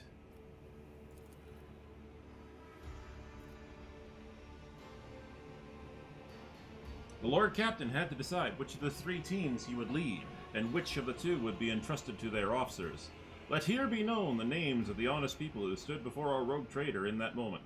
The taciturn and grave Yong Ho Son, whose word was as firm as his handshake.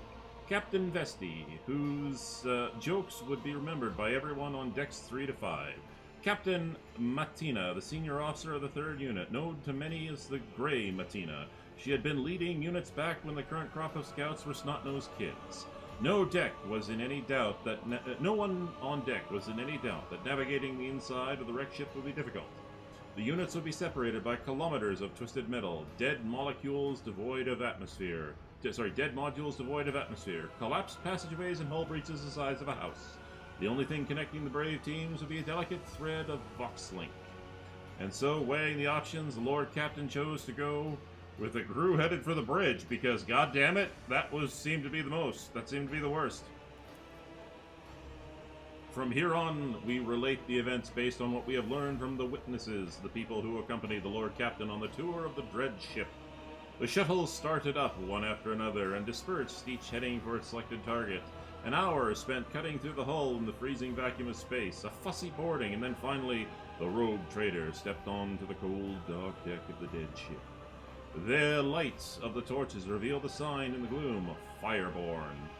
After a minute-long exchange with the Boxmaster, who quickly checked the archives, it was established that the dead vessel was that of Captain Nova Van Dane, registered at Kila Gamma Port.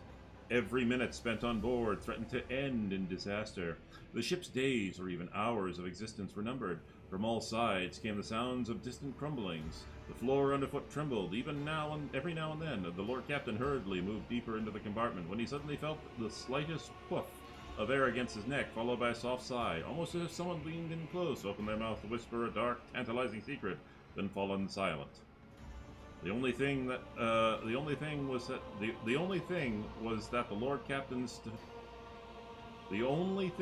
Lord Captain stood entirely alone.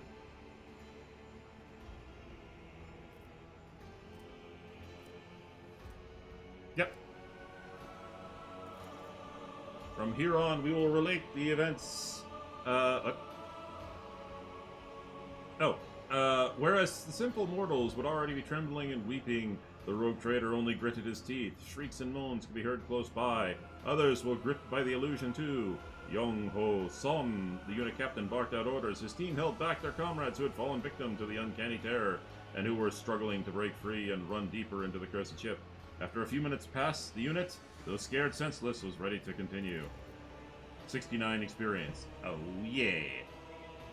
Sound suddenly blared from the Vox, which was tuned to the second unit's frequency. The words sounded muffled, as though the person on the other end wasn't speaking directly into the Vox, but desperately pressing the transmit button while occupied with something else. Never seen anything like it. It's beautiful. Hold on, wait. Is it moving? The words were cut off by a strangled wheeze, followed by static. Well, Young Ho-sun listened to the transmission and the final rasp with a surprisingly calm expression, then pressed the Vox button in a similar calm voice and let loose a stream of fluid swearing, which centered on casting aspersion on his interlocutor's intellectual capabilities. Turning to the rogue trader, he remarked, "Apologies, Lord Captain. Captain Vesey from the second unit is well known for his pranks." Crap, the Lord Captain's with you? Comes Vesti's voice from the speakers, followed immediately by, my sincere apologies, your lordship. I just wanted to spook the guys a little.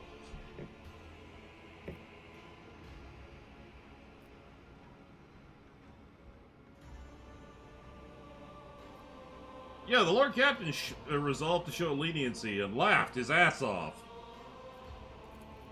Captain Vesey reported that his unit's foray had so far proceeded without incident, mystical or otherwise.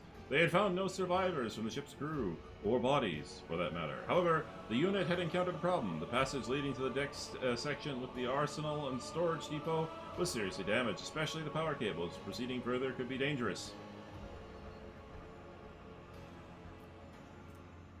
Well, if I'm gonna get 100%, sure. Vesti's unit headed off to carry out their orders while the rogue trader's team carried on. After spending several hours wandering down dead passageways, Young Ho-sun's unit and the rogue trader reached the bridge of the Fireborn. The oppressive feeling had not dissipated. It was as though the bulkheads of the ship were steeped in the terror and pain of the people who had vanished without a trace from those decks. On their way there, the unit had found no signs of a struggle or bodies of the crew, and that served only to deepen their unease. After examining the bridge, the scout unit discovered the captain's principal cogitator was still functional. The final log entry was identified, a damaged pick recording that no one in the unit was eager to view. Proximity to the cogitator alone was unsettling enough, and with each passing second remaining on the bridge was becoming more and more difficult. Alright. The Lord Captain risked it and watched the recording. The recording contained a message from Captain Nova Van Dyne.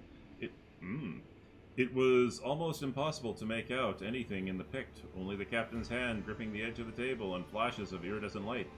The captain was speaking crisply, almost calmly, but there was also short, almost inaudible breaths, exactly what the rogue trader's team had encountered when they had first boarded the ship. And it even seemed that those sounds were coming not from the recording, but from the gloom-drenched corners of the bridge itself. Kiva Gamma has fallen. The Fireborn broke orbit under fire from an unknown enemy and left the system, said Captain Van Dyne on the recording, with the tone of an officer reporting to her superiors. We encountered pathological warp activity. The crew is reporting failures in the Keller system. The ship is doomed. Whoever finds this recording, I ask you to hold a prayer service for our souls. I also ask you to take the family relics of the Van Dyne line from Kiva Gamma. The relics are stored. The captain specified the location of her family vault and the access code. The recording ends. There is nothing left to do on the cursed deck. It is time to return to the shuttle. A message came from the unit led by the seasoned, unflappable Grey Matina. The captain methodically reported all of the service space sections her team had examined. They had found nothing of value. They had found no bodies. There had been no incidents. And the search was proceeding as normal. The unit was waiting for further instructions from the Lord Captain. Yeah, sure, why not?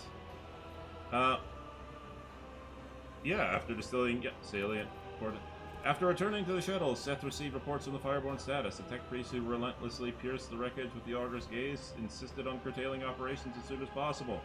Fearing the imminent destruction, there were also reports from the other two units. The second unit had succeeded in moving through the danger zone and had returned to the shuttle with valuable payload taken from the dead ship's stores. Gray Matina's unit had explored the service bay without incident and, not wasting any time, had marked valuable components for later assembly and transfer to the Rogue Trader ship. Hotshot last. Okay, well, we got a lot of stuff. Extravagant perfume. Okay. The units assembled at the shuttles, and the Lord Captain gave the final order of this grim expedition.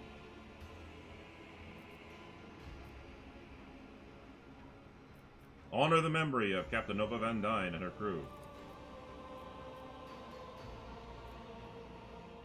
The last request of the fallen captain had been fulfilled. The improvised funeral began with a brief military salute, and the Rogue Trader himself recited a prayer for the souls of the Fireborn. Just as any honest service to the Emperor, who has dedicated their life to voyage through the darkness, would honor their fellows and mourn their deaths. Time was up. The scouting party returned to the ship. With one last look at the Fireborn, the Rogue Trader ordered to fire on the dead vessel at range, for that which is born in fire should also perish in fire.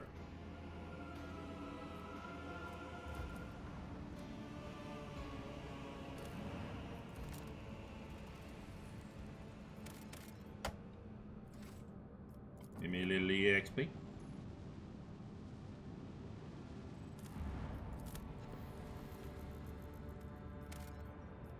How am I doing on provisions? Plenty of provisions. Not gonna waste.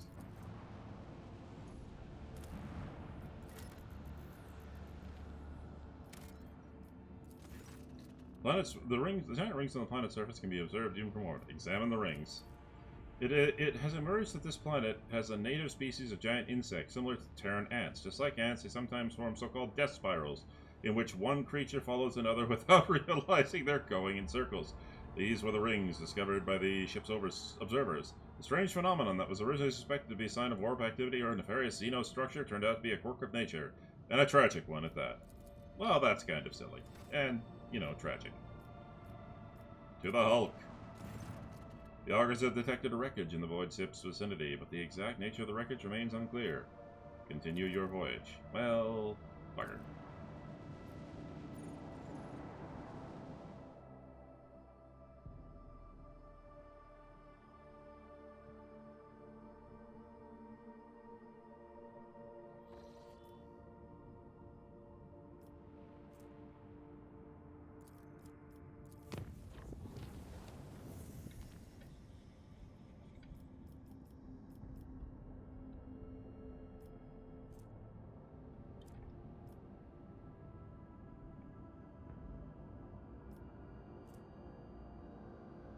I really don't want to do this, but I might have to.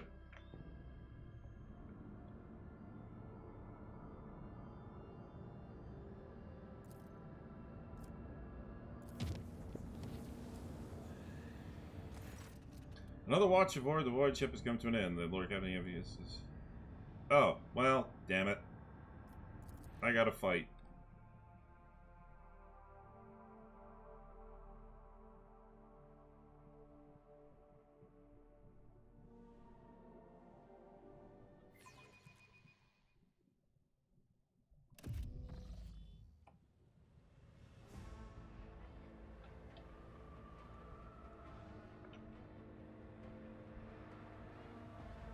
Victory awaits! Purge the unclean! You asked for it! Daemonettes? Okay.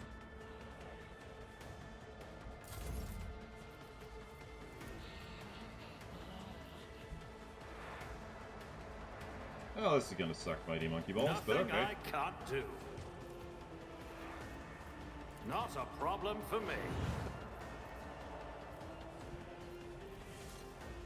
Already done. Opposing me was your That biggest works. mistake. Suits my purposes. Embrace excess! Spurn monotony! Nice! I'll do what it takes. Touch me! Accept it! Embrace it! I can handle this. This way! Now.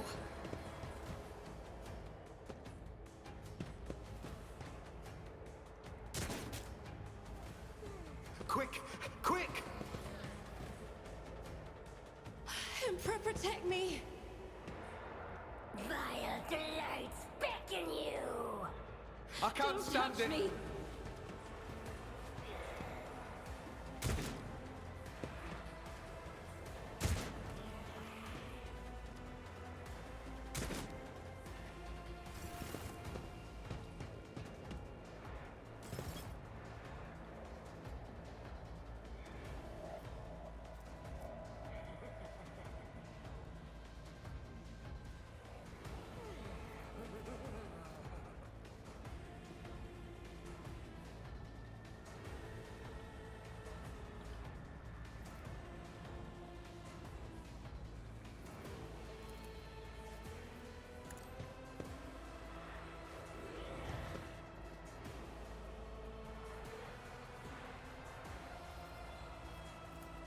On it.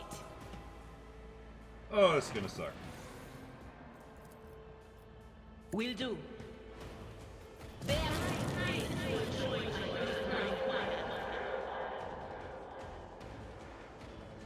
Hey, that works. I didn't mean to do that, but okay.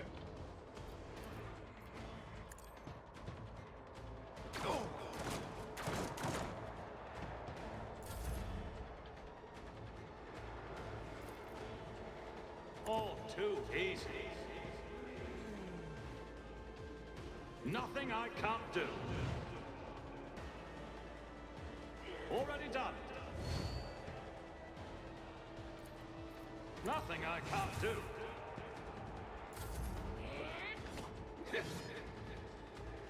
You didn't stand a chance. Emperor, protect me. Embrace excess. Spurn monotony. Woo! Nice parry. I'll do what it takes.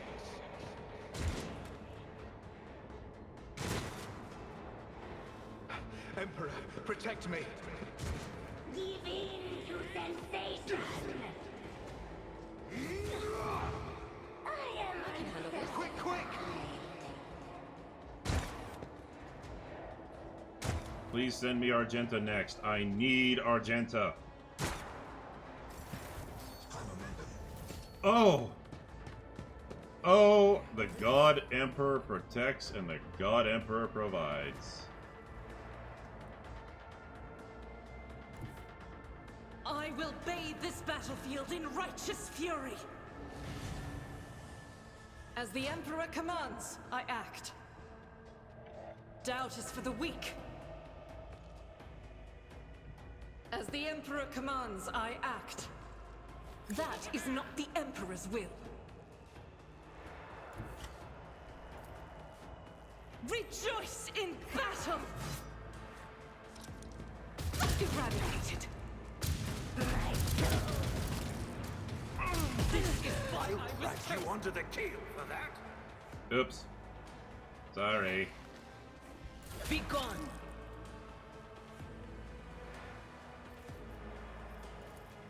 Was that you? Or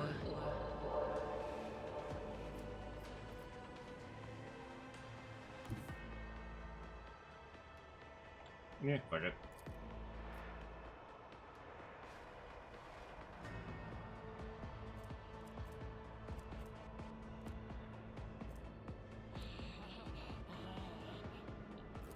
But of course. Good hit.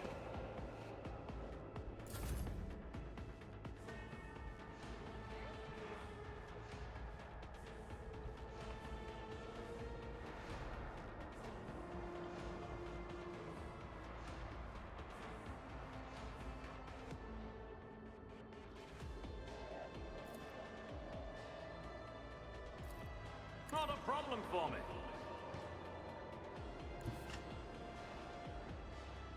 All too easy. Yeah. Already done. I can't stand it.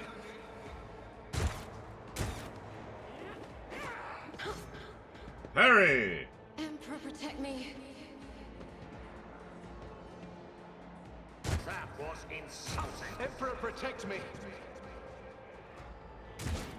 Via delights beckon you.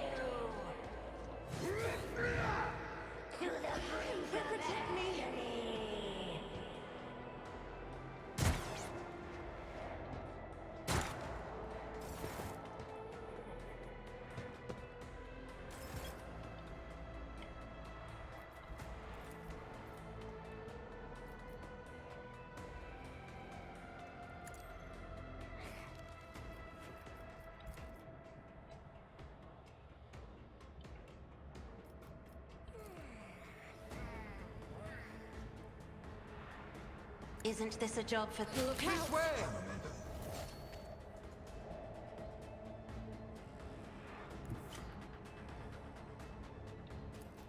I have read tomes of military tactics. I'll do it.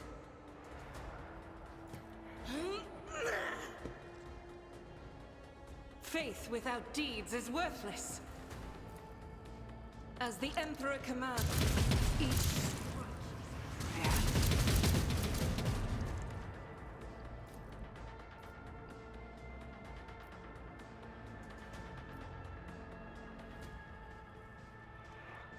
I'll do it.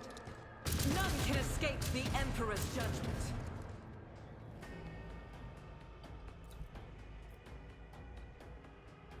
Doubt is for the weak. Ugh.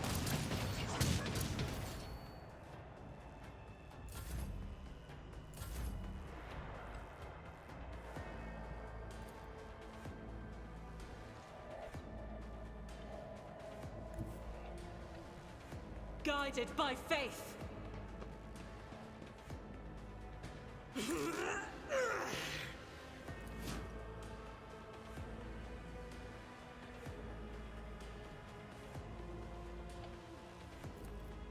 As the Emperor commands, I act. Each strike is a prayer.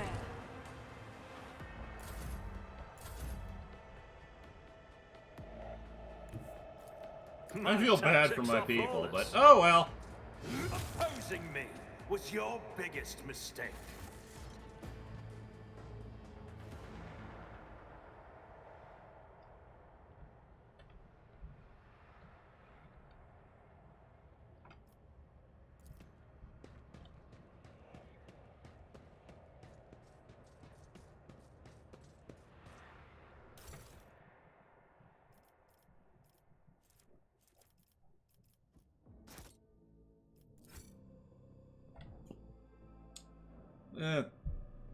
The average person is easily replaced. What can I say?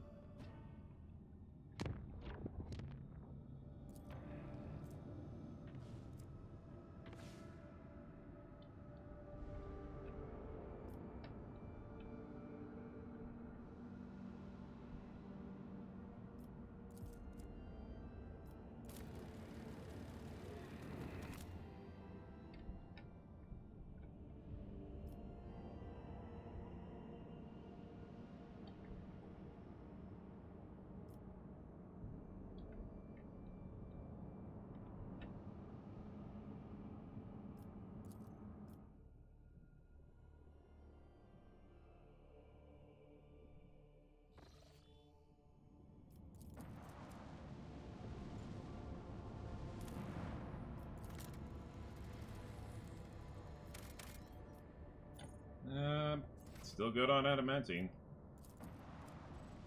Unidentified void ship, huh?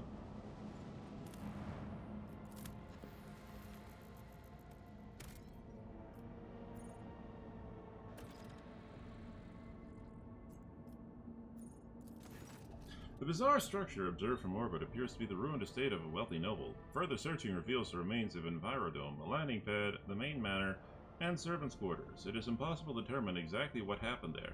The search team has found something truly disturbing in the main hull, an opulent, clothed skeleton sitting at the dinner table.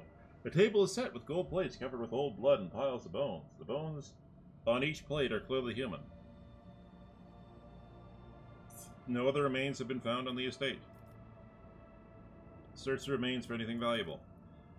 The scout team returns with some expensive weapon taken from the skeleton. After finishing the report, they hurry away, whispering in prayer.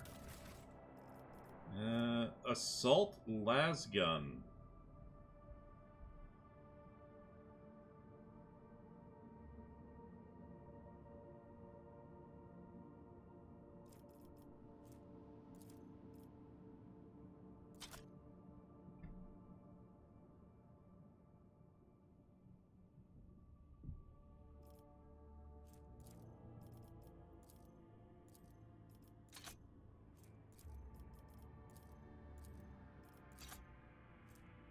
Hotshot las pistol.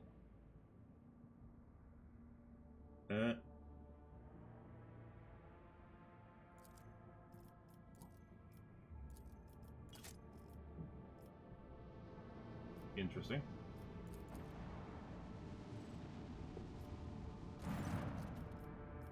The starship that once traveled the galaxy is now suspended in the silent void like a gnawed carcass of a giant monster. When the Rook Trader's flagship approaches, the Voxmaster reports an incoming message. The colony of Imperial loyalists that made their home in the bowels of the ship welcomes Lord Captain. Well, let's visit them.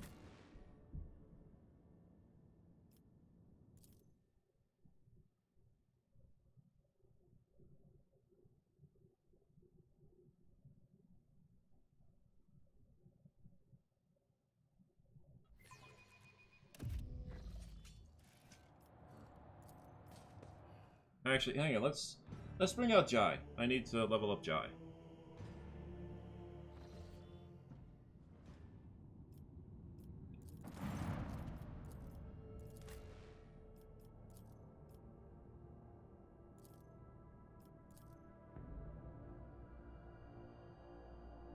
Plus, you never know what good deals you'll get.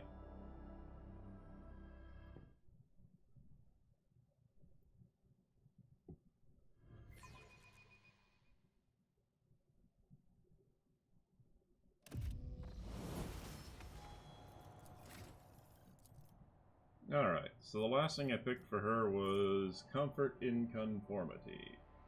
So we'll be taking a ballistic skill, and we will be taking It Will Not Die. There's a lot of people here who will not die. And finally, Assign Objective, which does what?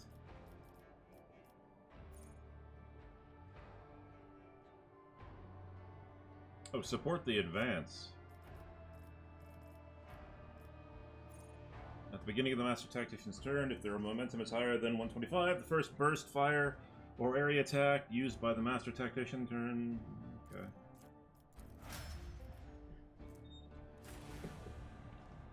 A new challenge for me? Your lordiness, please. Come in, right in. You, Nitwick, let's get back to work. Okay.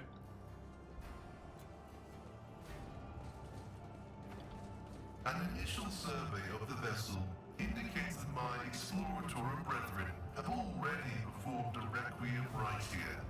Further examination is inadvisable.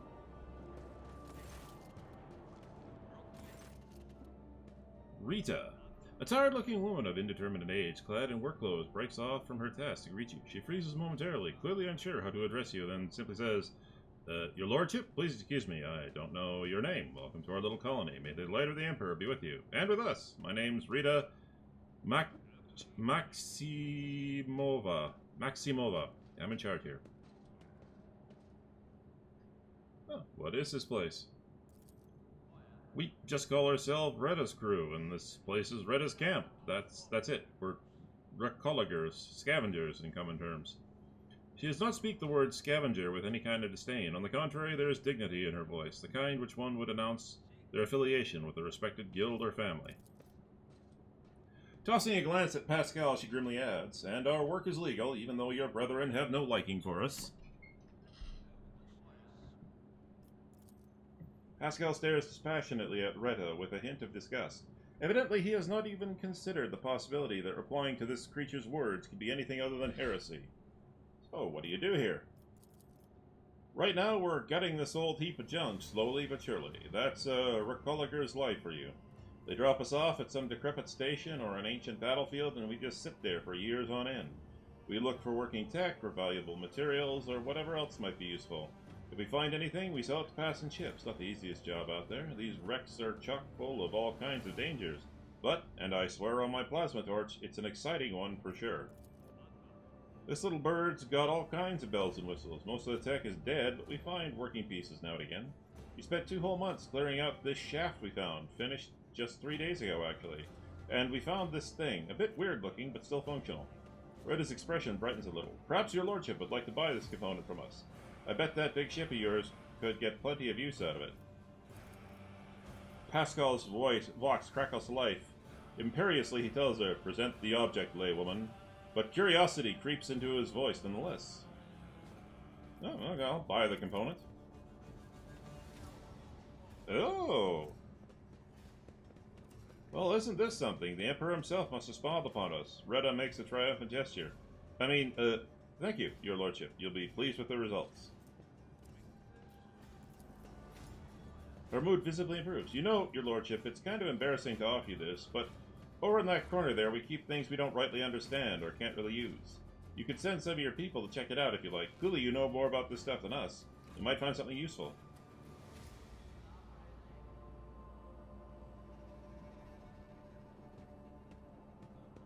You take pride in your trade, I see.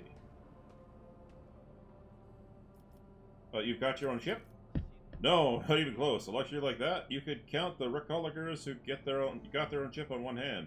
An old worker's hand that got sucked into machinery 3 times and slashed by a plasma cutter twice. We fly with whoever, mostly just taking our chances. Sometimes we hitch a ride on the promise that we'll pay with what we find later.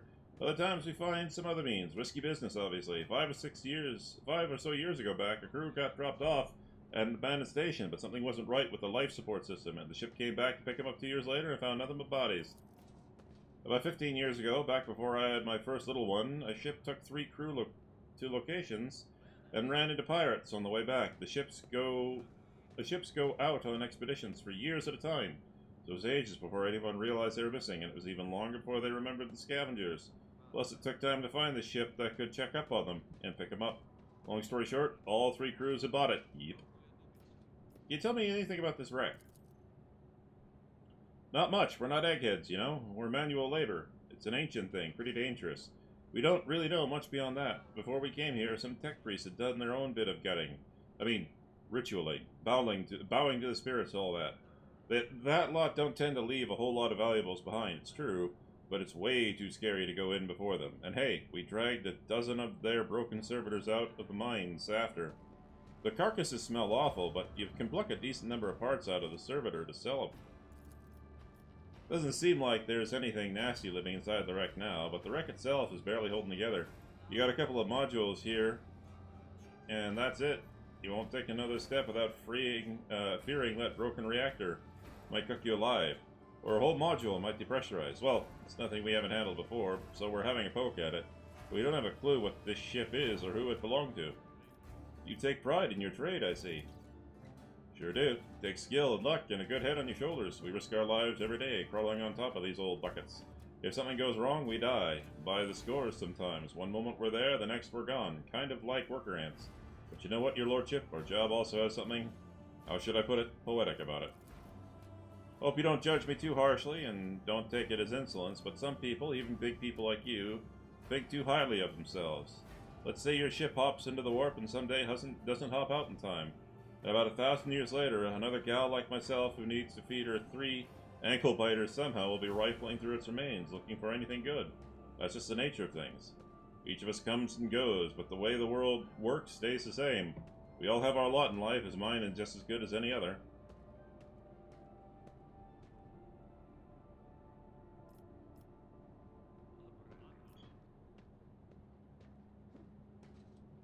You speak as if the world is set in stone and none of us can change. Yeah, that's true. I used to be a commissar, but now I'm a rogue trader. Yeah. You speak as if this world is set in stone and none of us can change anything for the better. Those are some big things you're talking about. Way out of my depth. Change for the better? Heck, that'd be nice. Retta pauses his thing. If I was younger and didn't have 3 youngsters back home, maybe I would dream about stuff like that too. But as it is, I got no time for dreaming. I gotta work. I can take you from this place. It's not safe here, and sooner or later it will drift somewhere so remote nobody will ever find you again.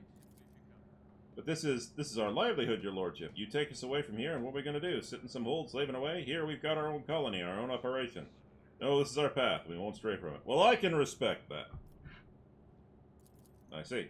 Your lordship, Retta falters as if flustered by her own nerve. Please don't take this as insolence, but it's not like I have much choice. It's not often that we get well-stocked ships around here, and we could certainly use more provisions and some warm clothes. If it's something you'd be willing to provide, we'd gladly barter with it for whatever we can dig up inside the ship. It's a respectful offer of trade. I like trading.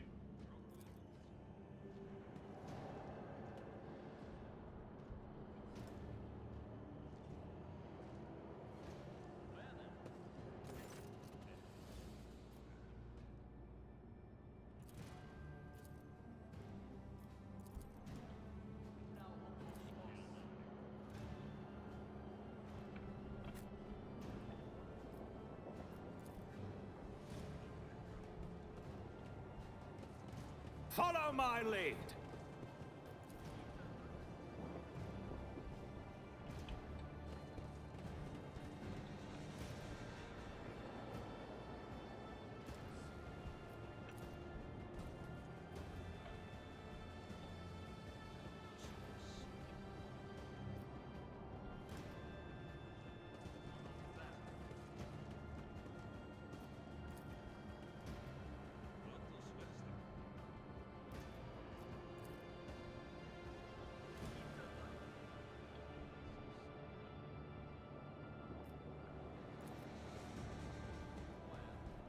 A job for me.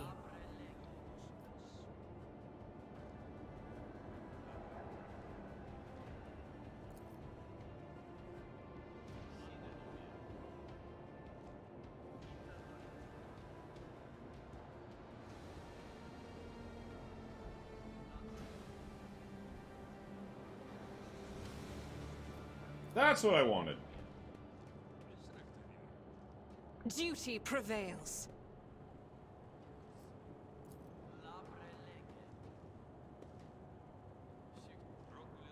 The Emperor favors me today.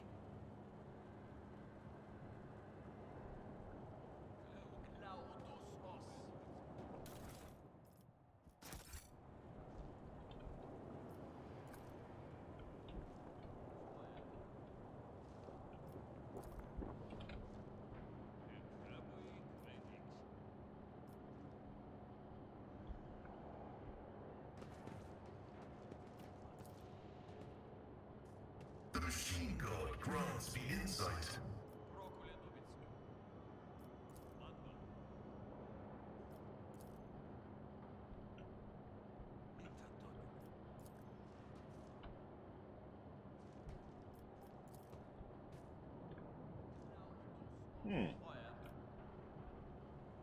It's about time.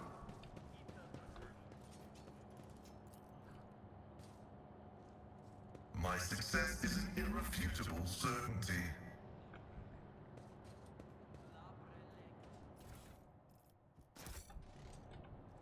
I mean, I'd like to trade with them. Cass, tell me, what do you see when you look at me? Usually a colorful pandemonium, but now your colors have faded. Are you afraid of me, Idira? Or of what I might see in you?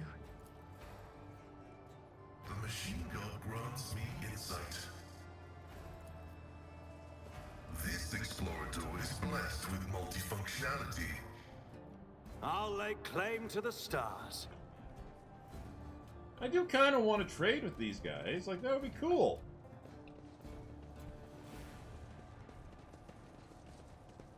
Cass, light of mine eyes, have you ever considered dyeing your hair? With your house's wealth, you could afford the finest treatments. Why ever would I do that? I perceive the hues swirling in people's souls. Their masks cannot deceive my gaze. Won't tolerate weakness.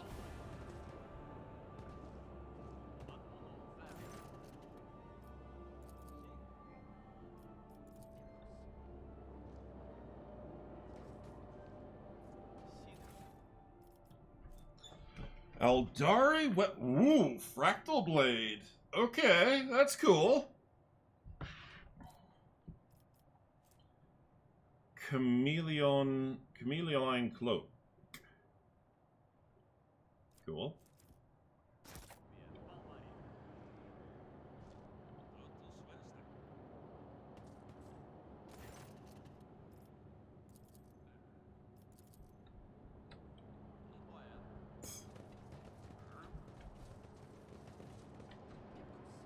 I mean, I do want to trade with these people. A new challenge for me?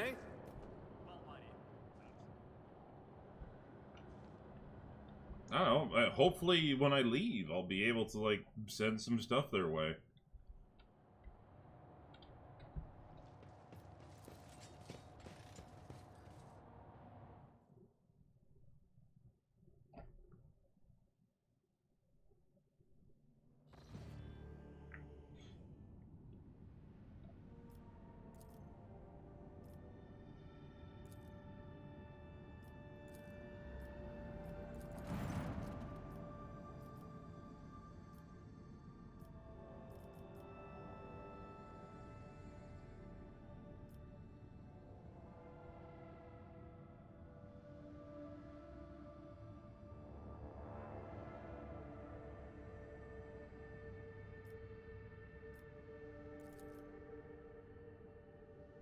Yeah, offer necessary clothes to the convoy, and there we go.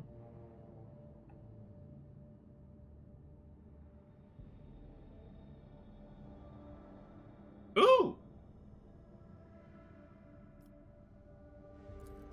I gotta remember to come back to these people.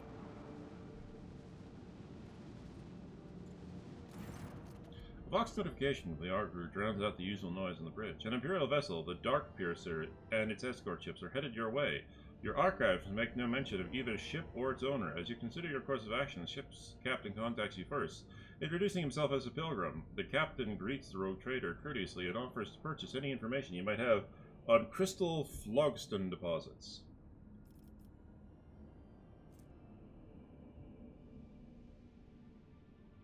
Ask why he needs phlogiston.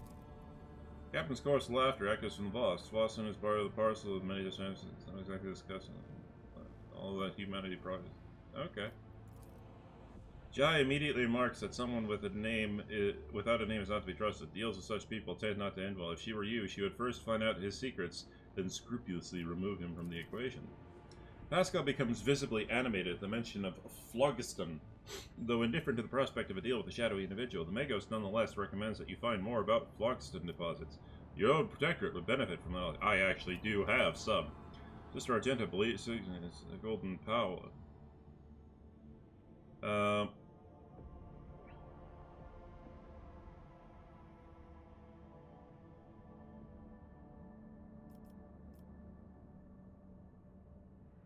Ask why he calls himself the Pilgrim.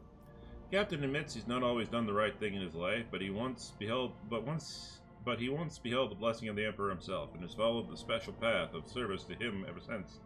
The path he now treads as a pilgrim. Alright. Let's do some commerce here. I'm all about commerce. Propose the deal. Captain of Dark Piercer is in the best of spirits. In gratitude for your invaluable help, he sends you a small box containing ancient map and documents. They appear to speak of a certain imperial world lost many centuries ago. Ooh! In a somewhat conspiratorial tone, the pilgrim relates a story about a standoff between two Xenos fleets, which he was told by an acquaintance. The person in question sadly died at the hands of the Inquisition before they were able to pass on the coordinates for the crash site of one of the Xeno ships. However, the pilgrim knows for a fact that the vessel met its demise on an ocean world. Bid the pilgrim farewell and travel onwards. Well, I've run into plenty of ocean worlds.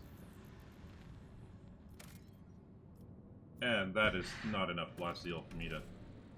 Alright, well, that's everything in here.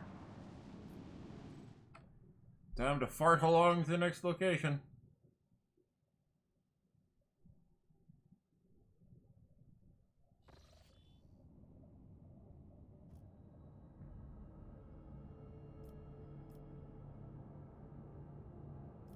That is my way back, so I better stabilize it.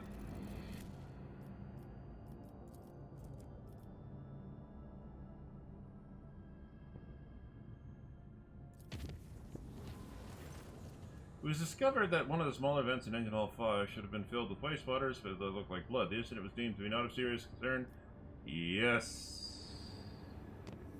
I like it when my people don't die.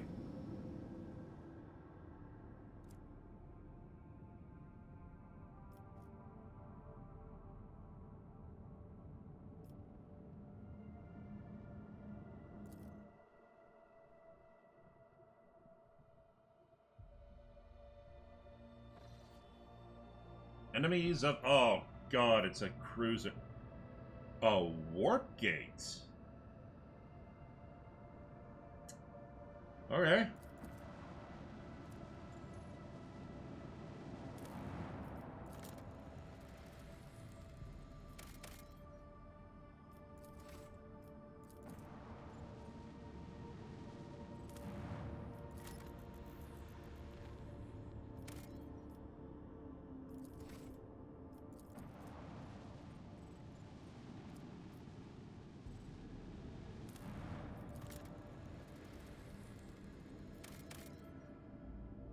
Has been cataloged.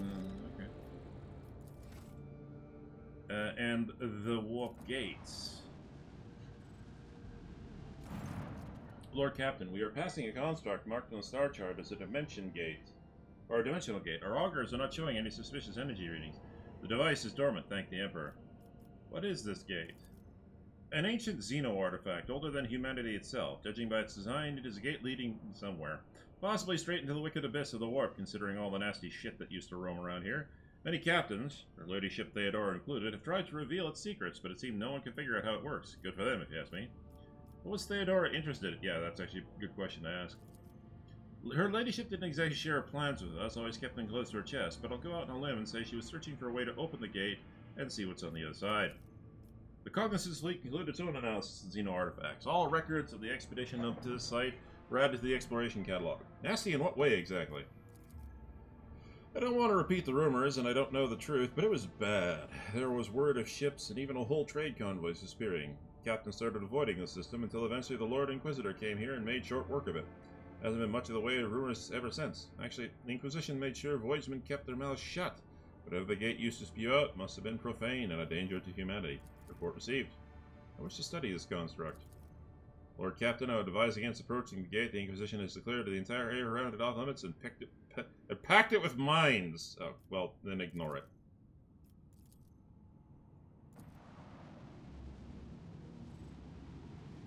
Alright. Alright, let's quick save, because I have no clue what I'm going to get into when I do this.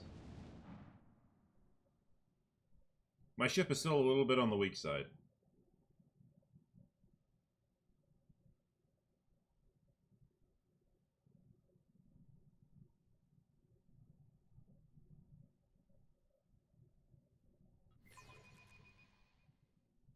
This will be exciting.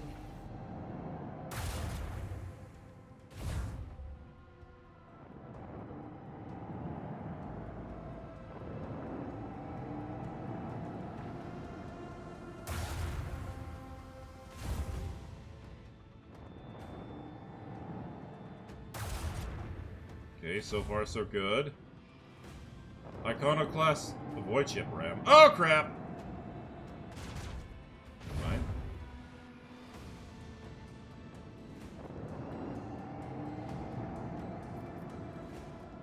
Light cruiser. This could be painful.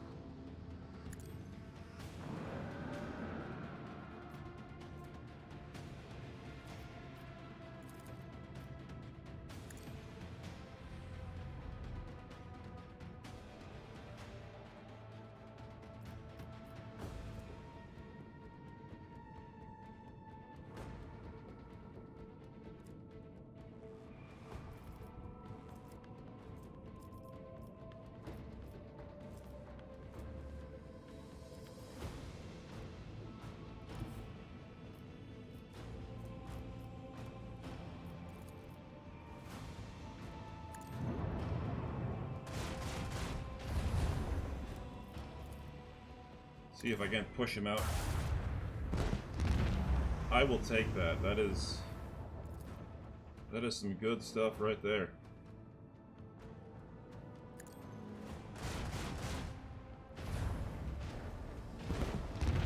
I will take that, lucky boy. Restart shields.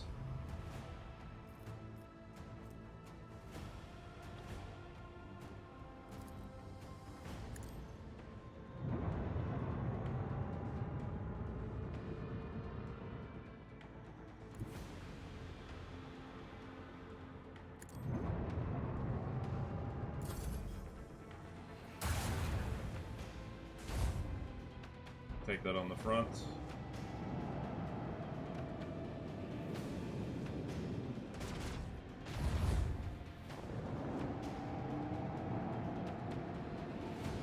So I was right about that being a cruiser, it just wasn't a murder class cruiser.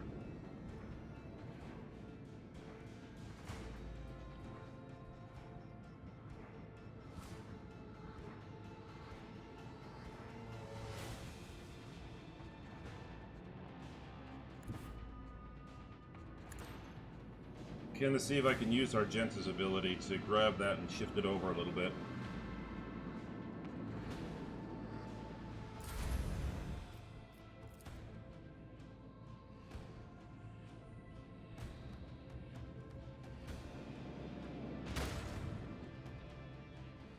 That looked mildly painful.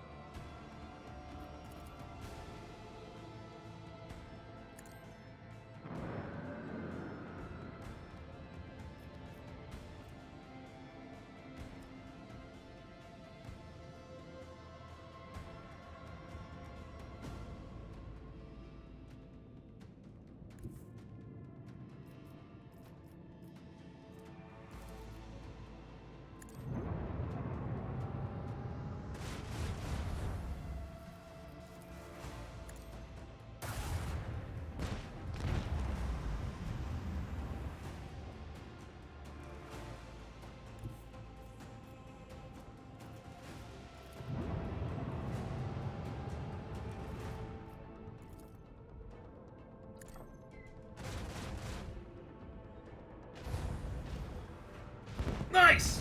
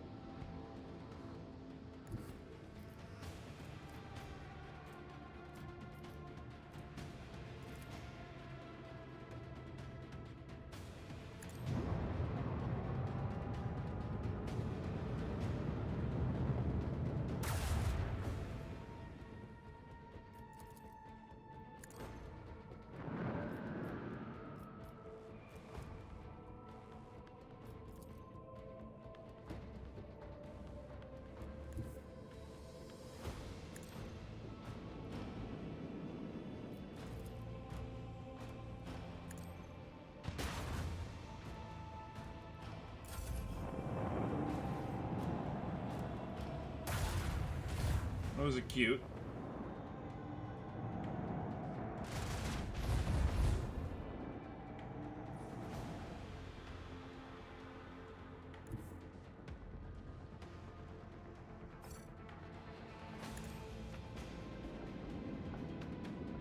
Oh, if I press space, it speeds things up. Good to know. I could do that, or I could be an absolute dick.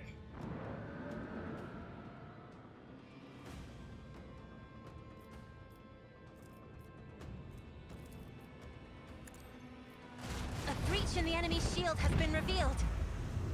No one can outmaneuver House Orselio. Upgrades, please.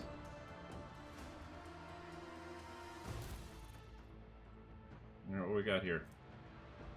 Void ship plating, huh?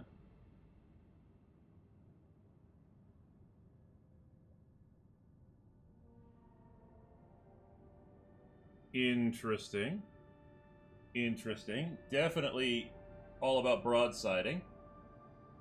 I will keep that in mind. Upgrades.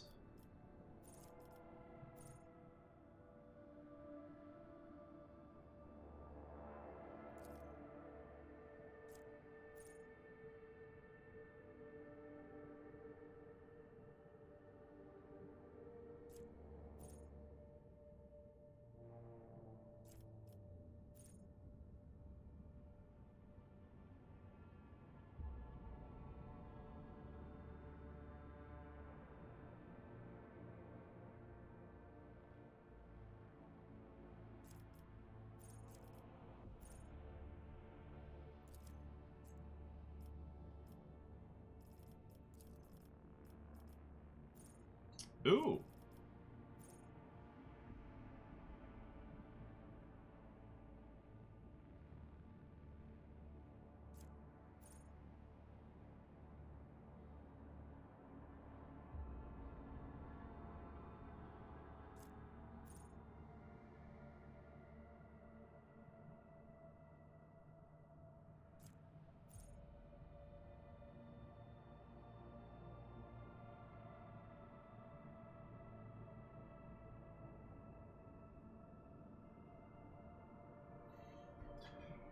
Okay, its maneuverability, it's increased. Ooh, premonition.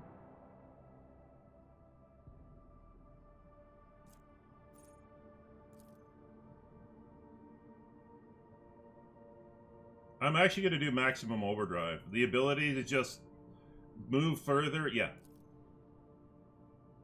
Definitely. It has access to an ultimate ability.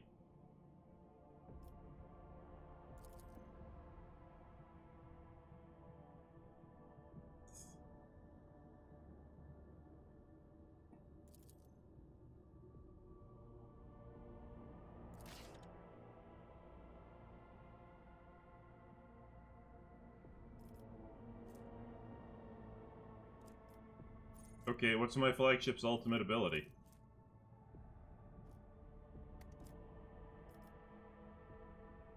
Now I'm curious.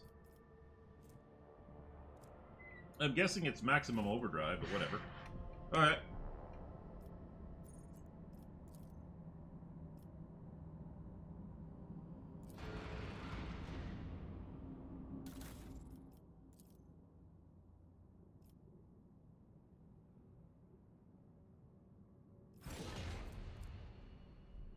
If I ain't dying.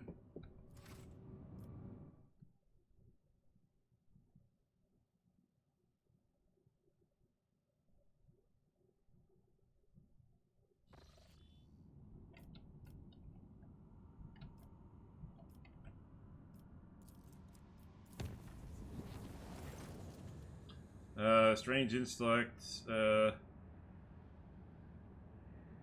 but the entity was destroyed, but the incident was revealed a few days when the accident was streaking about a splitting headache. The psychic perished shortly after.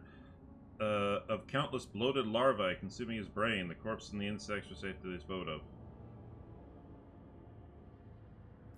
Well, that sucks. I don't like losing people.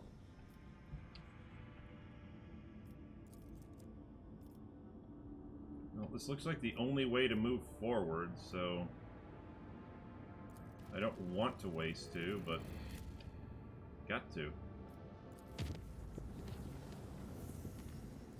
Chart new routes.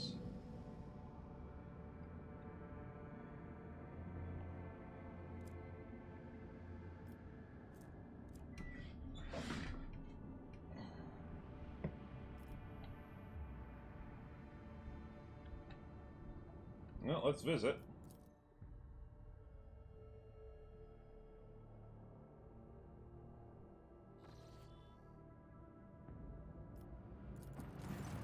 A violent battle is unfolding before the rogue trader's eyes. Patrol ships from the Corda fleet are tearing apart two small Aldari vessels.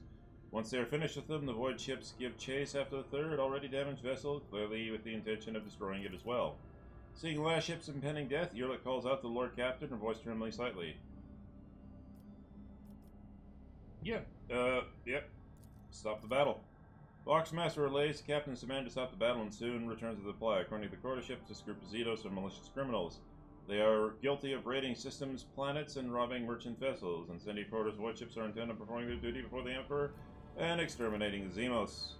Earlet suddenly watches the unfolding chase through the stained glass windows of the captain's bridge. She grimly concedes that no crime should go unpunished, except her kin were flying transport ships. It would have been impossible for them to rob a ship, let alone launch a planetary raid. Vessels such as theirs simply lack the firepower to do so. The Monkey are lying.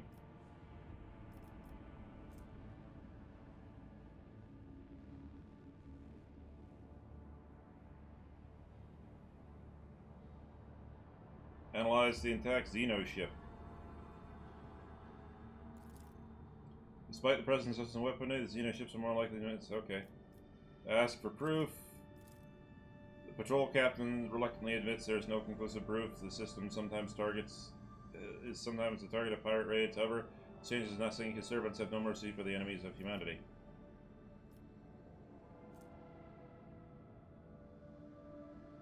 Yeah, like, piss off. Unwilling to engage in open battle against the flagship of a foreign dynasty, the patrol reluctantly leaves his play. Yeah.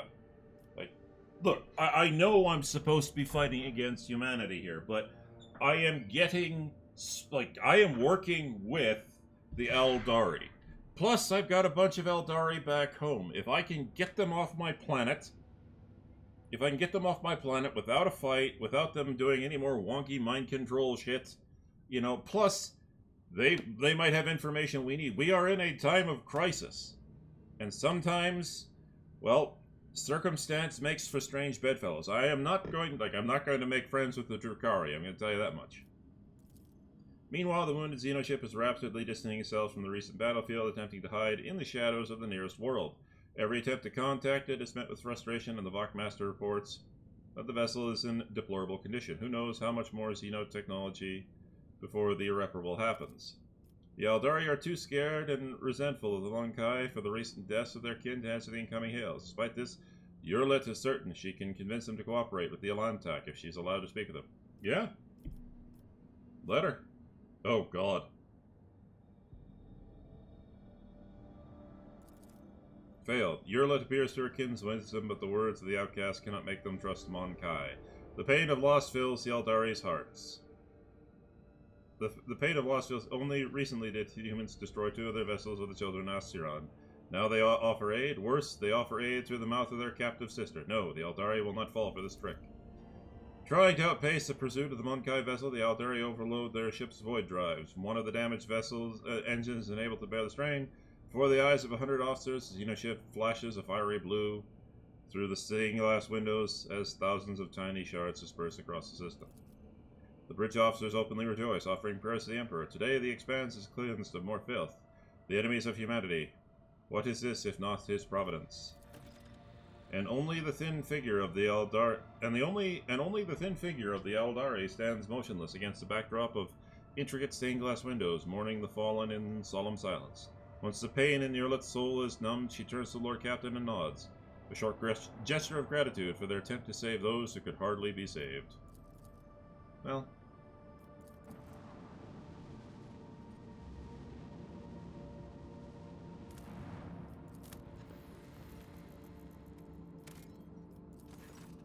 This planet is devoid of even the most primitive form of life. However, the crew has managed to make quite a strange discovery.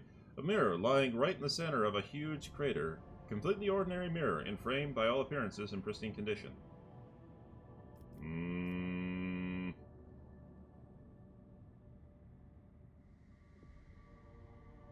Yeah, we're destroying this immediately. The crew blasts the crater, releasing clouds of dust that blocks the area, confirming the mirror's destruction is impossible for the time being. Could it not have survived such a powerful explosion? Definitely not. Yeah, no. You don't fuck with random mirrors. I've learned that the hard way.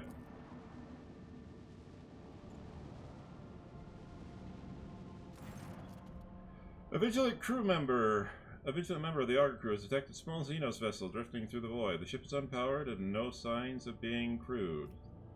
Send out a boarding shuttle.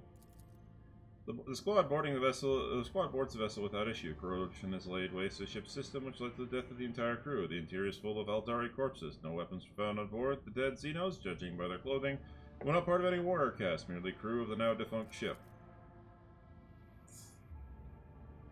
The Xenos Yurlet claims to have recognized the symbols of the dead Eldari's clothes. They were civilian refugees from Craftworld Krudak. So her home. Well, that bites.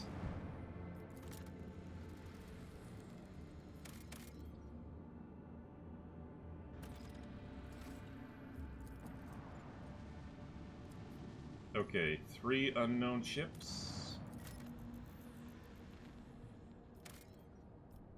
More plasteel I don't need. Well, I probably will need later. Alright, let's do this.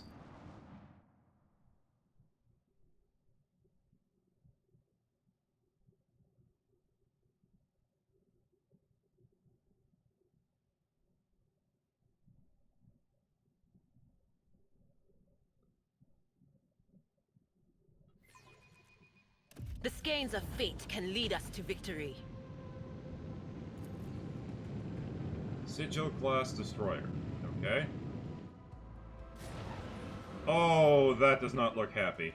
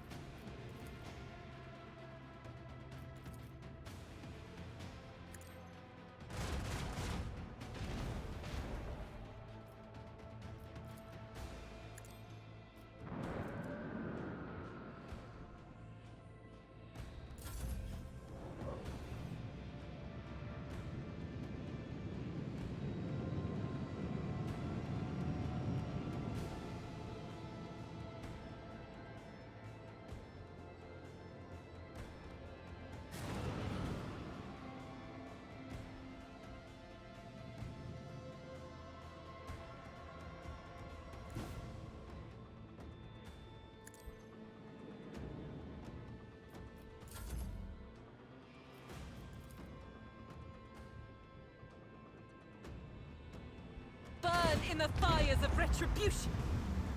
Good, I don't have to deal with that. Okay.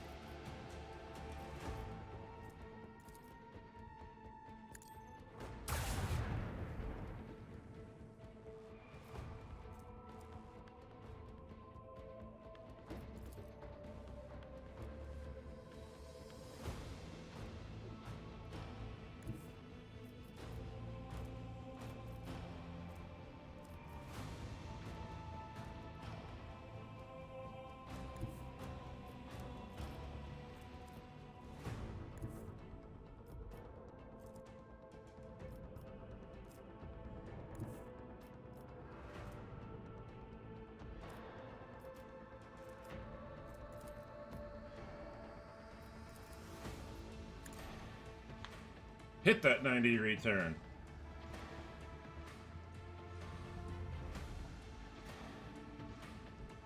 Get rid of his defensive tech.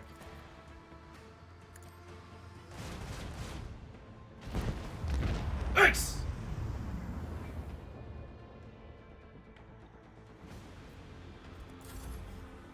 Now I get to find out how devastating leeching torpedoes are. Apparently not quite. All clear. Congratulations, Lord Captain. Excellent.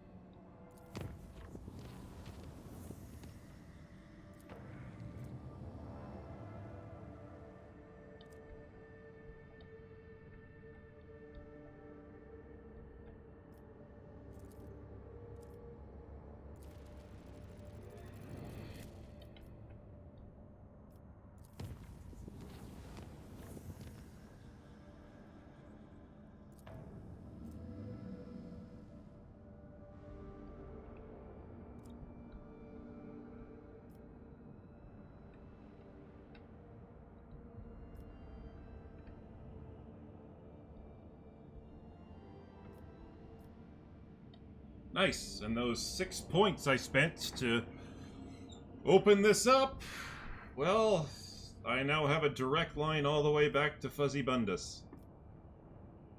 Which means I don't have to, you know, work my way back. I don't have a line up here yet.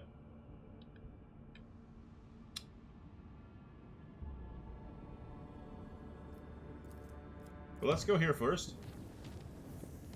And visit.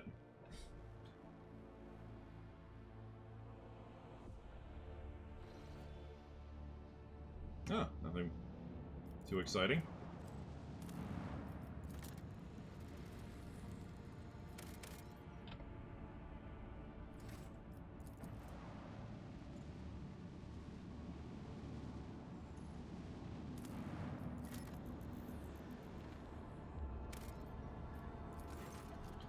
The Santiel's Pride hives are oozing noxious haze, veined with sulfurous streaks. The promethium fumes from the gigantic distilling cauldrons located beyond the temperature shields. Vast, endless deadlands littered with spots of promethium stations and refineries separate the colossi of rockcrete and adamantine with its crown of gargantuan spires.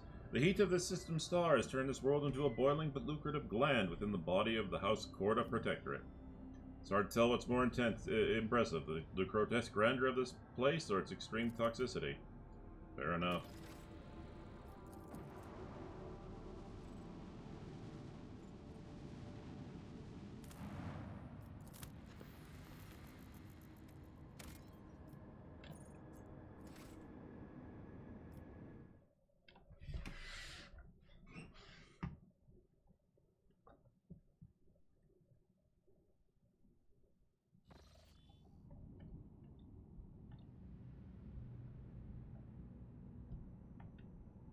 Okay, I need more navigator's insight, because I'm basically just limping along here.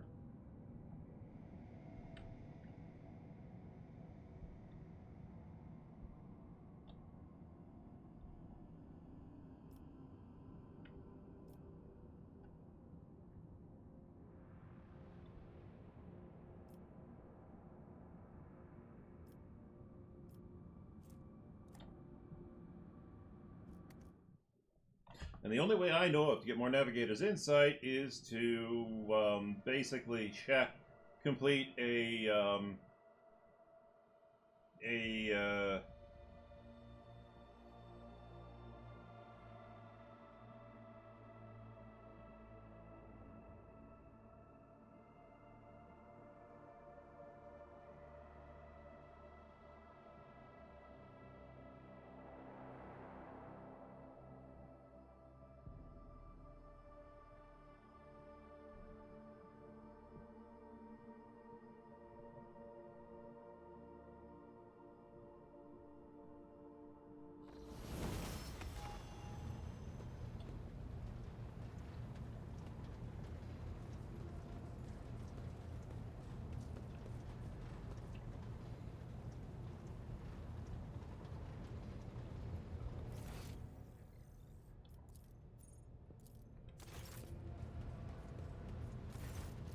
Urlet's lithe form stands frozen in an unnatural pose amid the blinking lumens and dancing shadows of the bridge.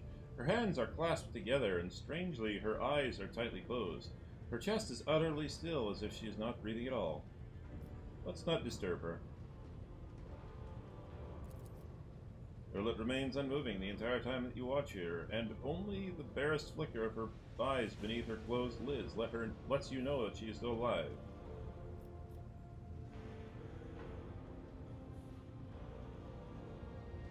Yeah, why not? Just let her, just wait. This could be interesting. Or she might fall over. For the first time, Urlet takes a deep breath in through her nose and barely audibly exhales. Her body remains as relaxed as ever, and her eyes are still closed. Your presence does not seem to be in any way distracting for her. Ah, intelligence, succeeded. I'm shocked that I was able to do that on my own. I'm not the smartest man on this ship. This is the meditation you told me about, isn't it?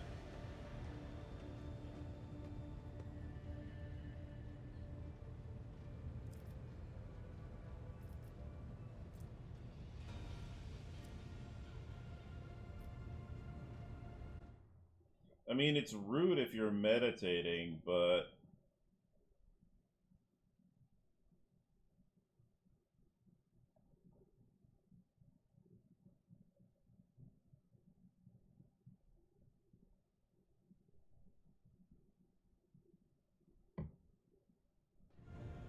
Yep. Yeah, let's just sit down and wait. Something funny might happen. You find a somewhat comfortable spot and get yourself settled. Urlet still does not react to your presence, and as time passes, you begin to sink into your own thoughts. Wake up, Elentark. Willpower test failed. Like, uh-oh. Urlet's melodious voice pulls you from your slumber's embrace. I fell asleep just sitting? Okay, well, I'm impressed. And her curious gaze immediately fixes on your drowsy face. Or Xeno succeed. I don't know how, but okay. You were deep in a special Aldari meditation, weren't you? Yes. I am sometimes surprised by the depth of your knowledge of my kind's customs, Elentark.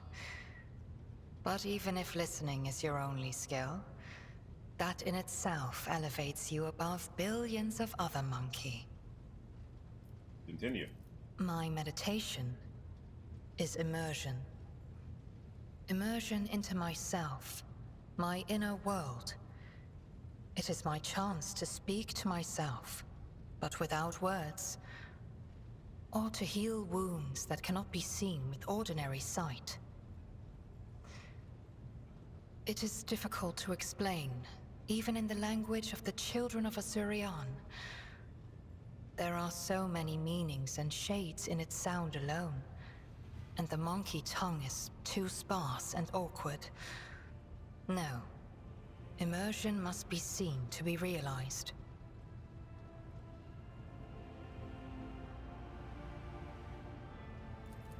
I should say, Elantark, that during meditation, the mind does not leave the body. Part of it remains vigilant, monitoring what is taking place outside.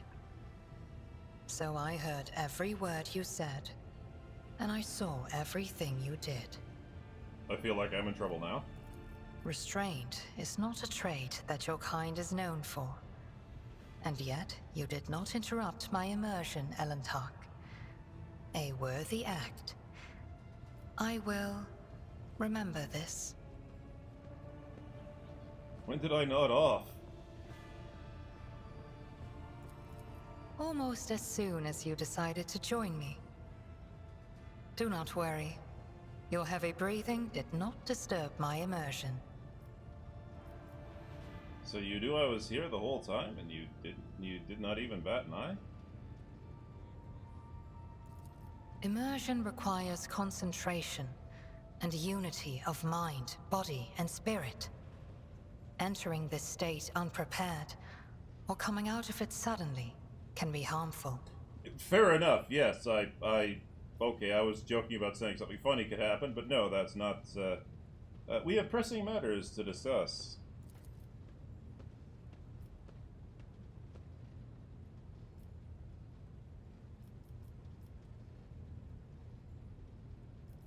Well, what do you think is happening on Janus right now? The Lilithon is purifying herself of the corruption brought by the servants of Cylon Thrash. Gardens and birds, animals and people. Many are gone forever, and even more are corrupted beyond healing. But the Lilithon is stronger. This world will live. My kin are probably still looking for a means to enter the webway. May the Lilithon spirit aid them in this endeavor.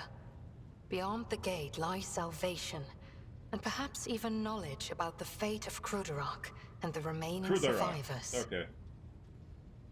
I've been mulling over our conversation. I can understand why you do not like people. But I think there is something else, something I cannot understand. What do I see?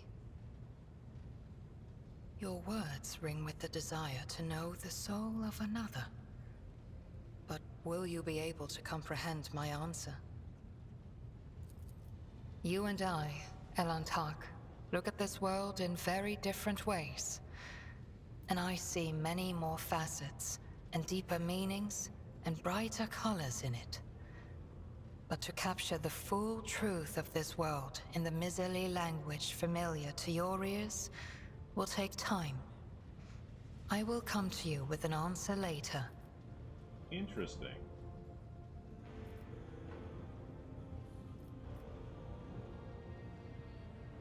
I'm not going to push any farther. I must take my leave. Okay. That was actually reasonably good.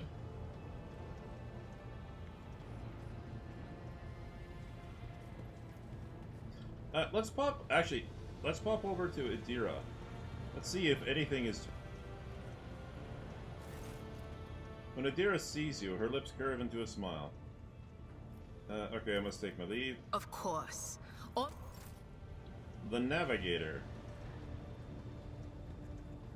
Navigator Cassini at your service. Oh yeah, that's the Navigator I saved earlier. Cute. Jai. May the Exalted One protect you. Have you grown bored without our little talk, Shireen? Argenta seems to have gotten under your skin. Am I right? Argenta? What could be more beautiful than the sight of a sister of battle, whose mere presence casts light in the dark corners of lost souls such as mine? But alas, what remains of my sanity is telling me that poor Jai can only admire the radiance of this angel, forsaking any hope of ever touching her wings. She's one of us. She's one of us, boys. She wants the Argenta romance. I think that's definitely the start of the Jehadari romance, but yeah, we'll hold on to that. Oh, I have no doubt you will.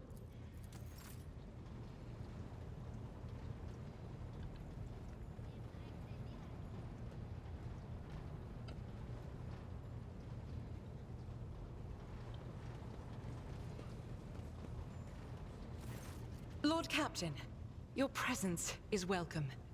And I wish to apologize for my prior coldness. After our first meeting, I was concerned that you would turn out to be another faithless offshoot of the von Valancius dynasty, like the traitor Conrad. But now I see before me a worthy leader and servant of the Imperium. I am glad to accompany you in your endeavors. I'm surprised she says that even after I picked up a Xenos. Are you ready to tell me more about yourself now? If such is the rogue trader's wish, although there isn't much I can tell, I am the Emperor's daughter and his servant. What else is there to know? Well, where do you hail from? Now that I can tell you, I come from everywhere and nowhere. I am the child of officers of the Imperial Guard. I was born in the hold of a warship. Grew up following my parents' deployments from one planet to another, and lost my family in the flames of a righteous war. My memory is like wafts of smoke over a still battlefield. The gray of a ship's plating. The strict cadence of life in military camps. My mother's uniform. I loved looking at it. Then, that battle. The rumbling, Oh, there's the fragment of the shouting, Aquila. and the soot. The screams of soldiers burning alive. And the gold of the regiment's Aquila. Untouched by soot or blood. The last unsullied piece of a world that was going mad. That was my last memory of my mother, and of my former life, before the Scholar Progenium and the novitiate, before my trials, before the vows. That golden shard you carry with you. My own relic. It's the regiment's Aquila, or rather, the fragment that survived the attack, the explosions, and the fire. For me, it's a reminder that purity and radiance can be preserved, even in the heart of darkness. So how did you become one of the Adeptus Sororitas? Become? It's such a strange word for it. It seems right, but is that how one talks about their destiny? If you're asking about the path itself, that's easy enough to answer. First, like many other orphans, I endured the Scholar Progenium. Those years were rough, but I remember the hardship fondly. Few things can compare with the feeling of satisfaction from a past trial, even if it leaves your body aching from exhaustion, or your soul wincing in pain. I was one of the best among my peers, and I was selected for the novitiate in the ranks of the Adeptus Sororitas. When the hour came, I passed the trials and took my vows.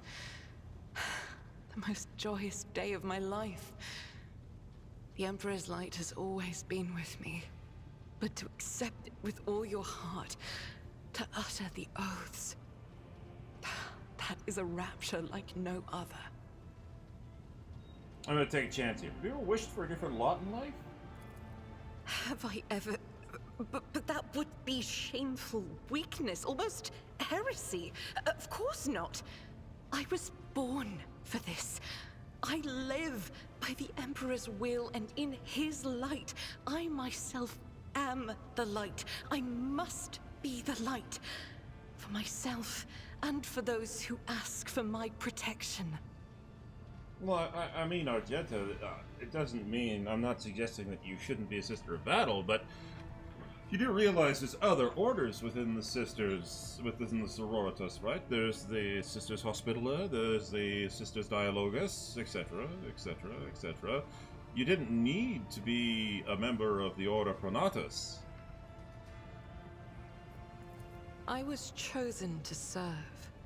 But beyond that, I won't deny it. Few things elate me as much as the thought that the heretic felled by my shot will never again orphan a child. And considering the number of shots she can fire with that heavy bolter and all the skills she's being stacked with, oh yeah. There's a lot of heretics who are never going to orphan another child. Oh, thank you for your candor. It is my pleasure to be candid. I would like to discuss Salus Prime and the relic that you want to find. Of course. My mission is all I can think about. Tell me about Saint Argenta, whose relic you're searching for. Gladly. Listen. Long ago, there was a blessed world. Thousands of stars covered the sky there, so bright that its denizens hardly knew the darkness of night. Thousands of rivers nurtured the soil. Thousands of gardens bloomed every spring, and at every moment, thousands of prayers were flying into the clear air, thanking and praising the Emperor. This is going to take a while, I can tell. But we shall listen. But one day, the people learned the meaning of darkness.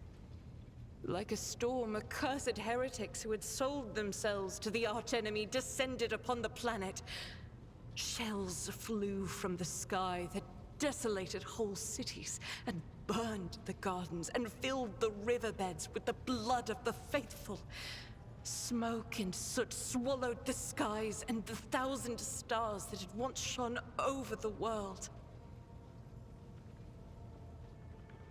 Okay. Among the handful of survivors was one orphan who had watched all her family die, and the garden she'd grown up in burn to ash. But in her heart, she knew the absolute truth. Just these 3 words. The Emperor protects. And knowing that, she never looked away from the black, terrifying, smoke-covered sky. There were no more bright stars to be seen.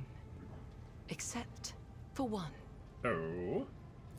The one star. The bright star. The silver star shone in the sky.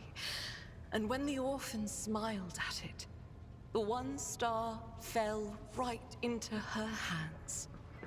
All the faithful in every corner of the continent who saw the trail of the falling star recognized it as an omen and went looking for the place where it landed.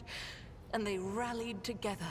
And with the light of the one star, they found their salvation. The girl from the story, was that Saint Argenta?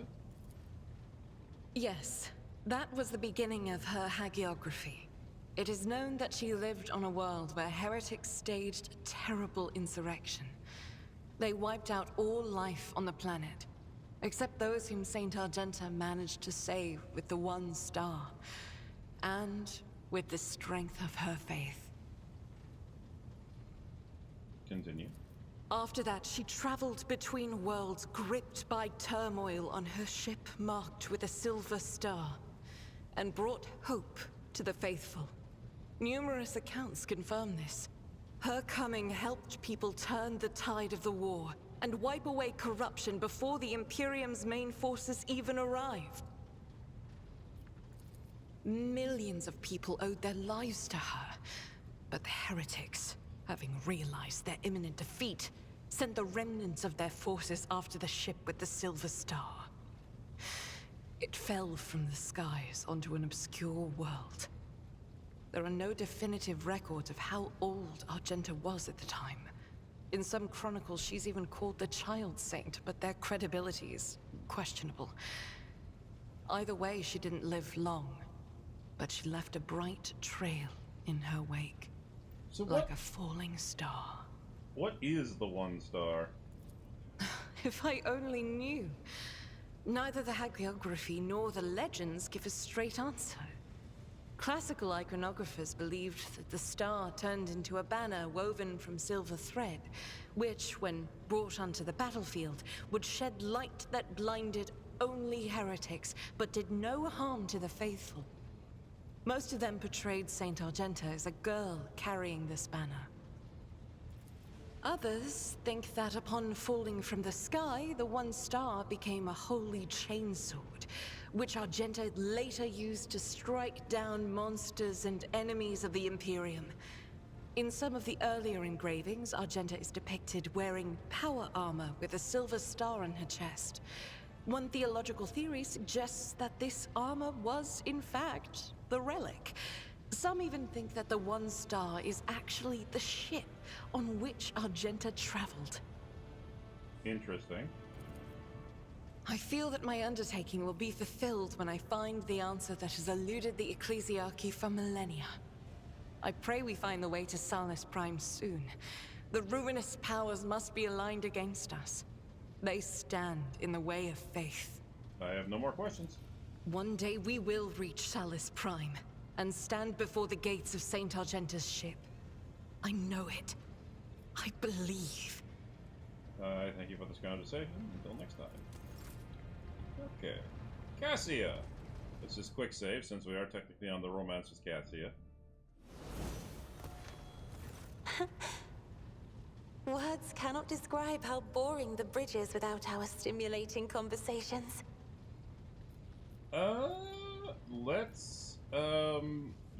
Let's hold off on that. I have enjoyed your company. Okay. You know what? Let's take a quick peek at space here.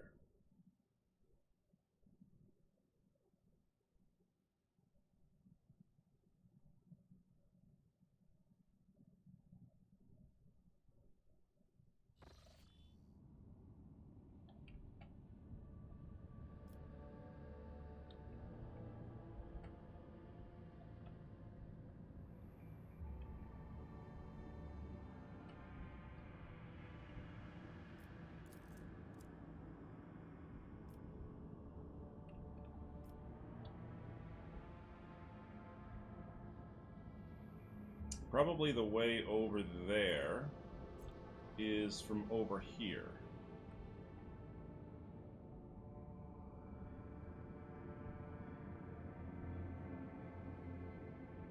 Either way, I need more navigator's insight.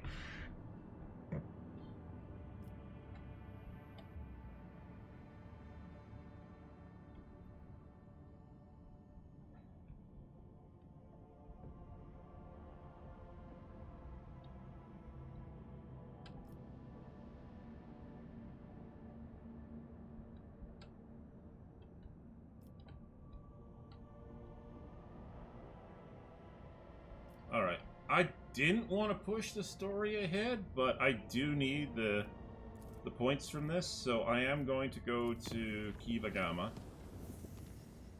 visit.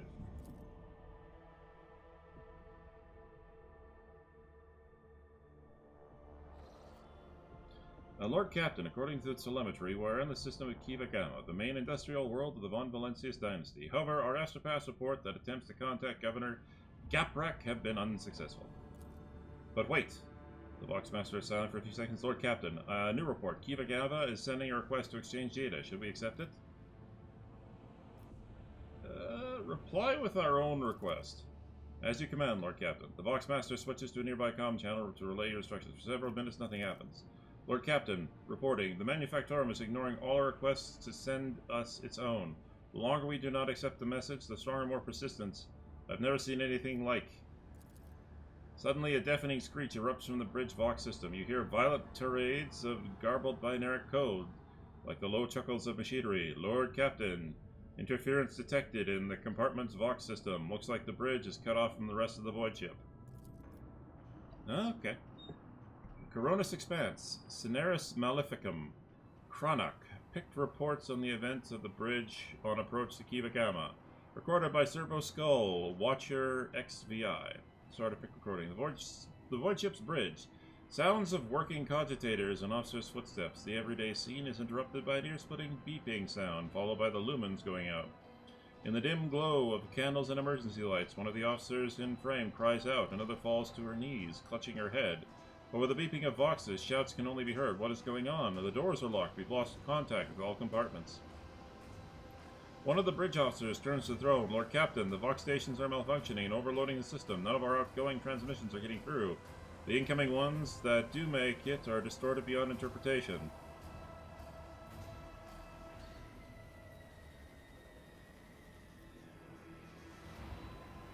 Decipher the incoming Vox transmission at all costs.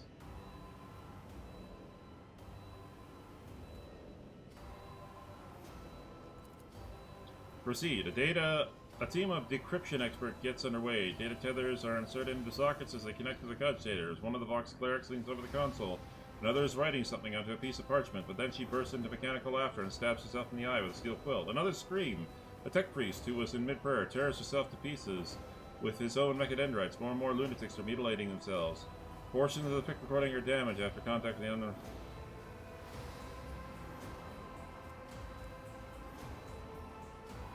Strength rushes to help the crew, shouting out orders.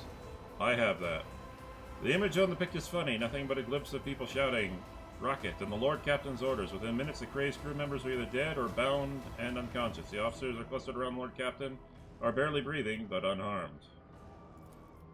Scrap code. The voice belongs to the on-deck engine seer who has turned to the Lord Captain from his station. We have been attacked with scrap code, a tech heresy designed to corrupt machines.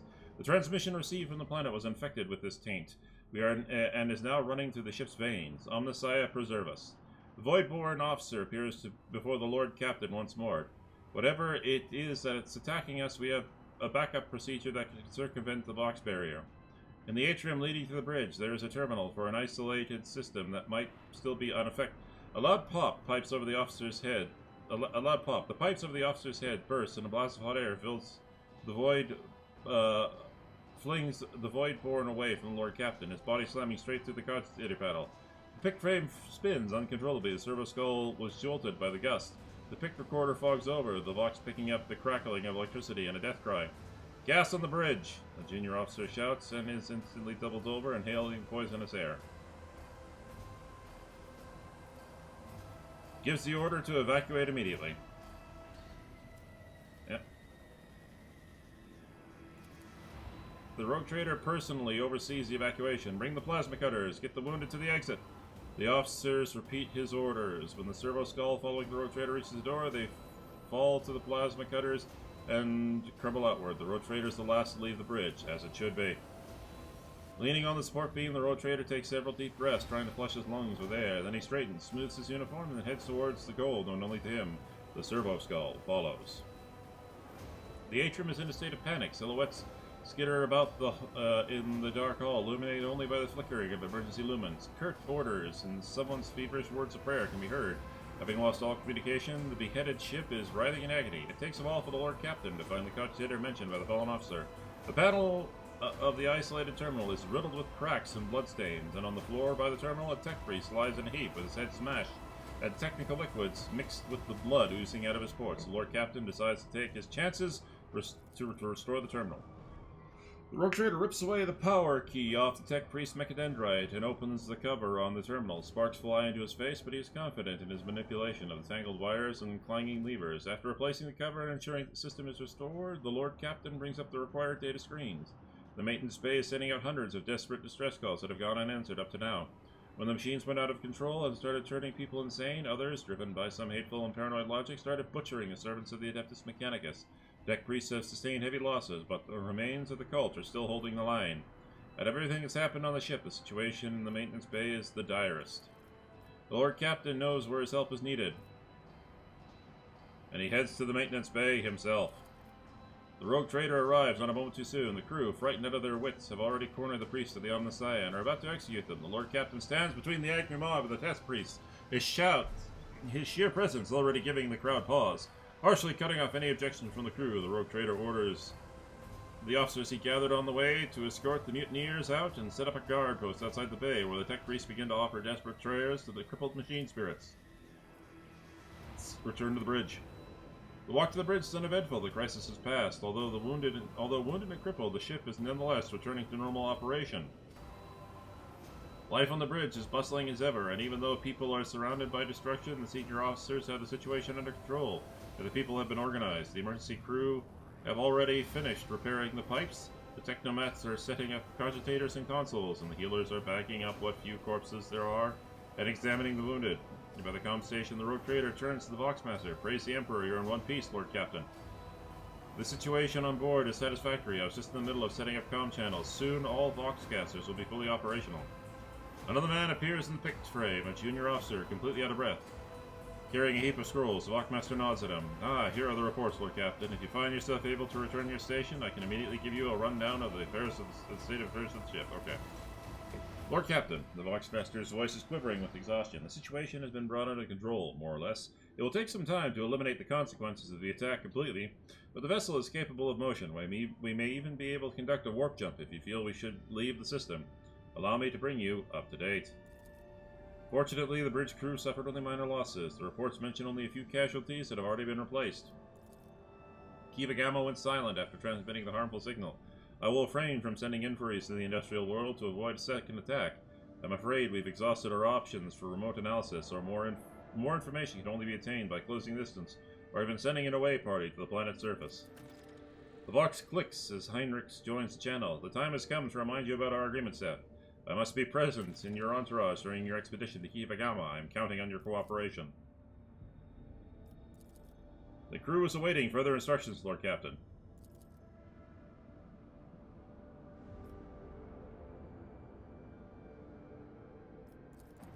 Well, let's just do a scan here.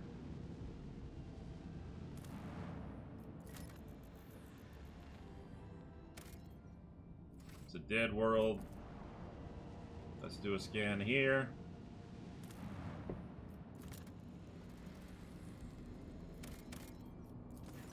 This dwarf planet is marked in the Londolensis Protectorate chart as Atle, and serves as a backup source of water for both the habitable worlds of the neighboring systems. Due to the abundance of bacteria proliferating in the Atle hydrosphere, the extraction of ice was stopped half a century ago, but much to your officer's surprise, the artist detected an unidentified mining rig deep underground. Presumably the excavation is aimed at clay minerals near the planet's core, enriched with iron and other metals. Contact the Vox station. The extractant turns out to be Incendia Corda's latest investment, whose demesne is located within just a few jumps of the Chronox system. While this world is of little value to the Von Valencius dynasty, your officers see this gesture as an attempt to test the boundaries of the newly minted rogue trader's leniency.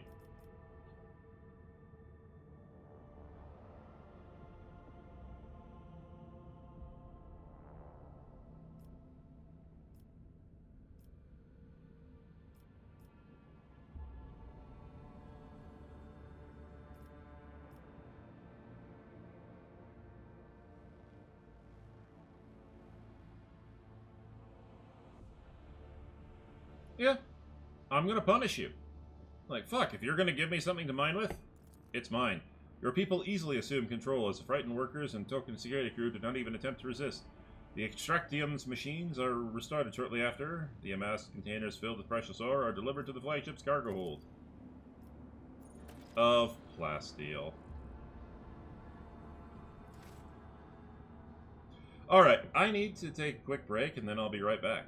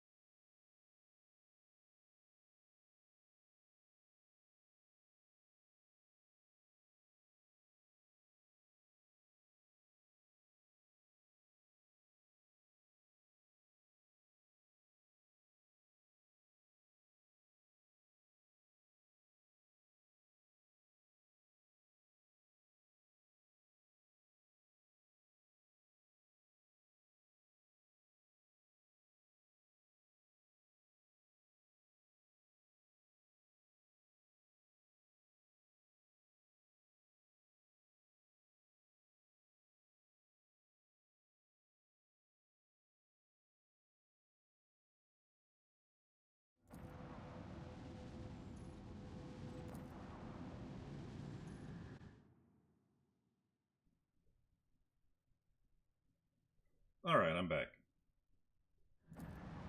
Just make sure everything's functioning good, properly, and then we should be good to go.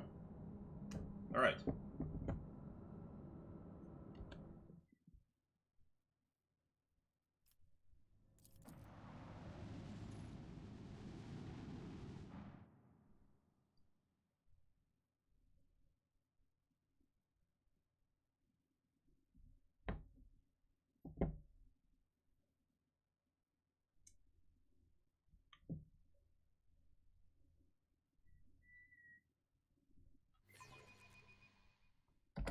Enemy contact!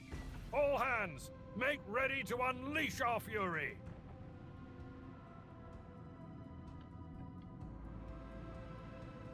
Infidel class raider, Iconoclast destroyer.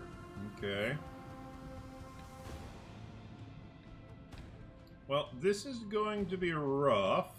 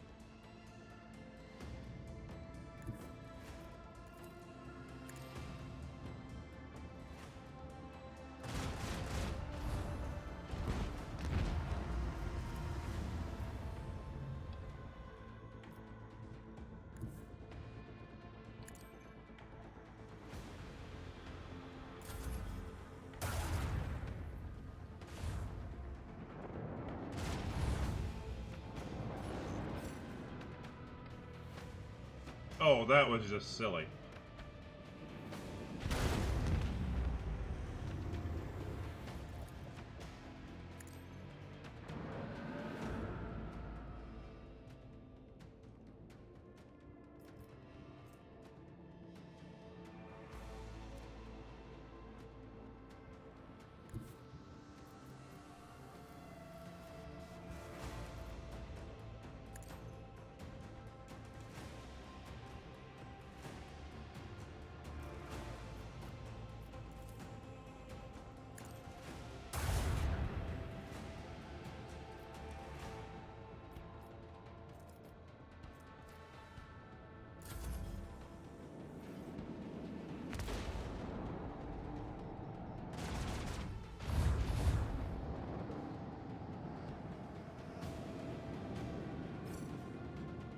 Bad choice.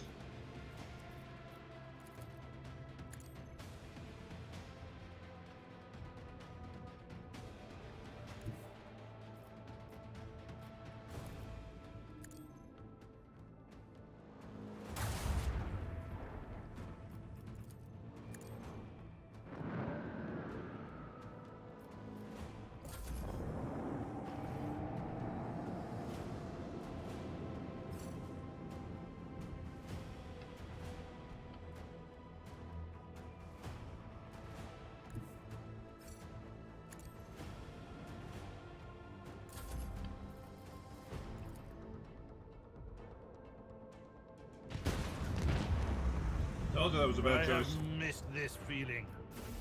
Ooh.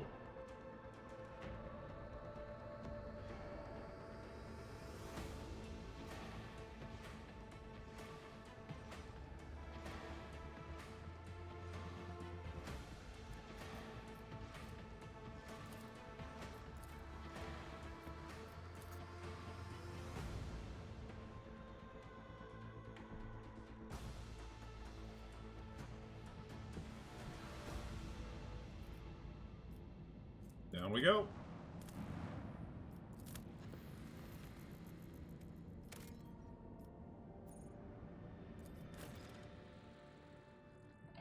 Oh, hang on one second.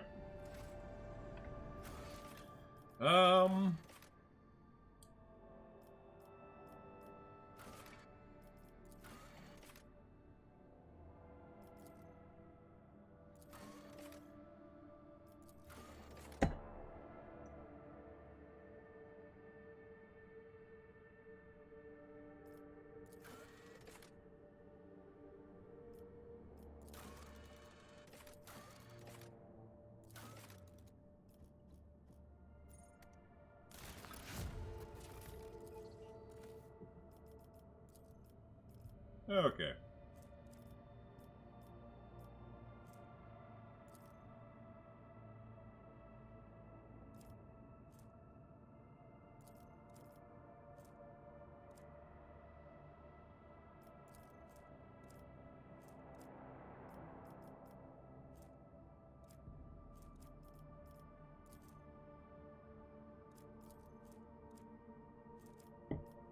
Complacency for all colonies. Okay.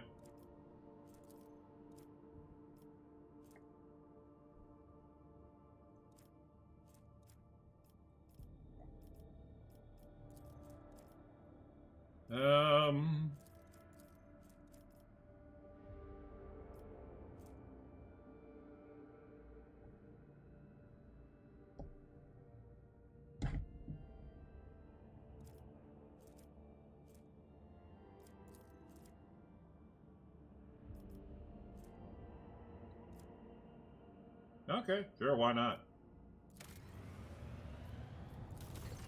Oh, your lordship, there are alarming reports coming from Janus. A number of strange mutations have been spotted among the population in the remote agri-complexes. Aside from the obvious disfigurement and the subsequent estrangement, these mutants, called wretches by the rest of the colonists, are coming together to practice a primitive form of religion involving the worship of the land. While they display no disobedience or hostility, their very existence is concerning. Okay. What do my advisors say?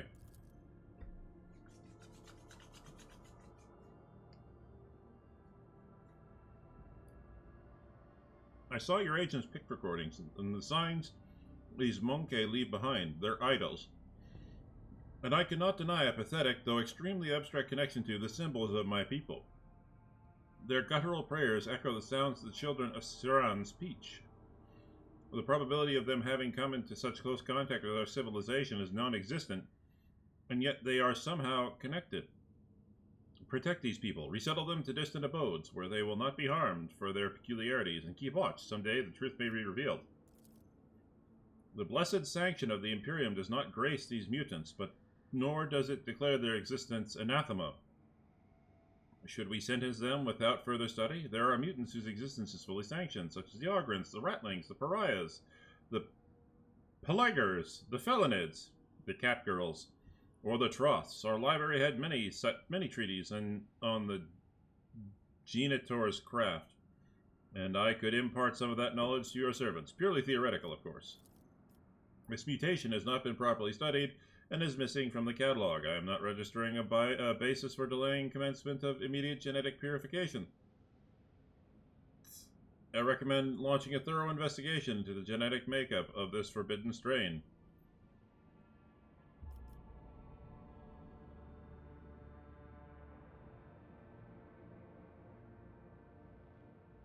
Resettle the wretches into separate agri-complexes where the crowds will not tear them apart. We will study them.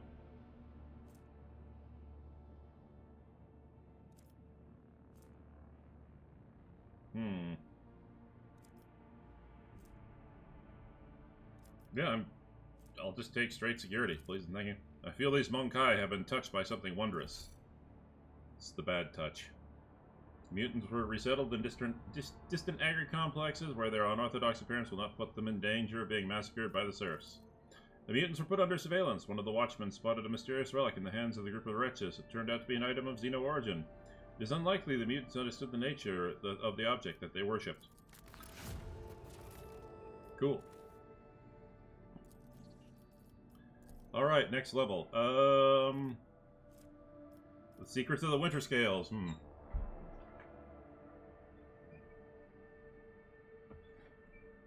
mean, it's the only one I can do.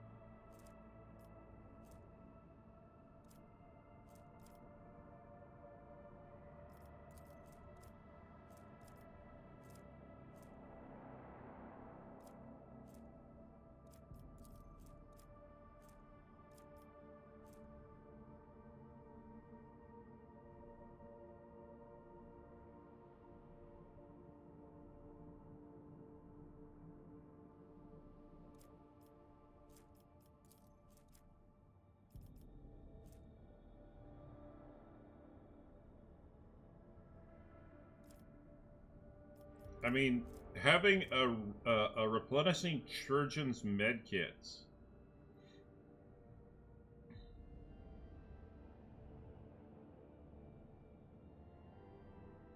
Yeah, I'll do that.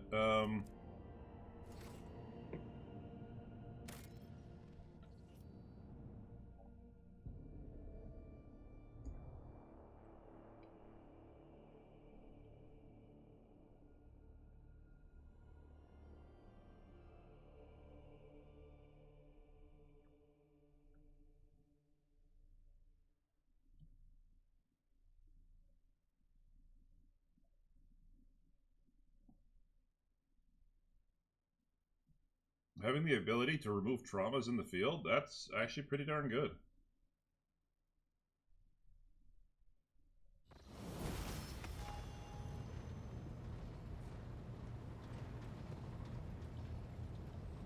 Damn it.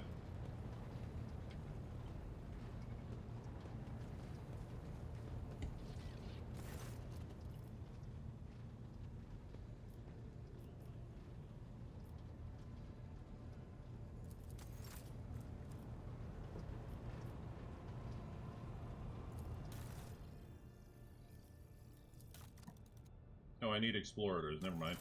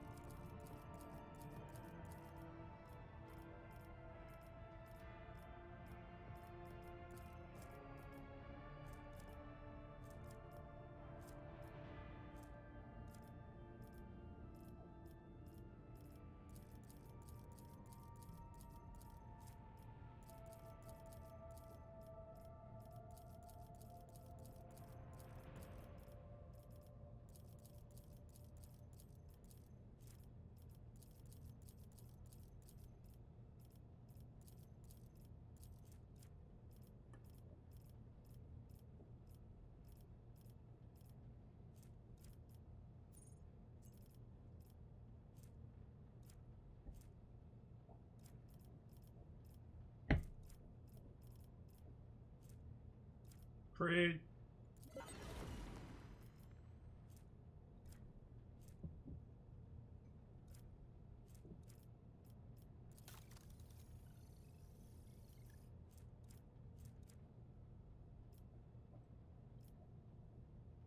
Wow. That did not earn me a lot.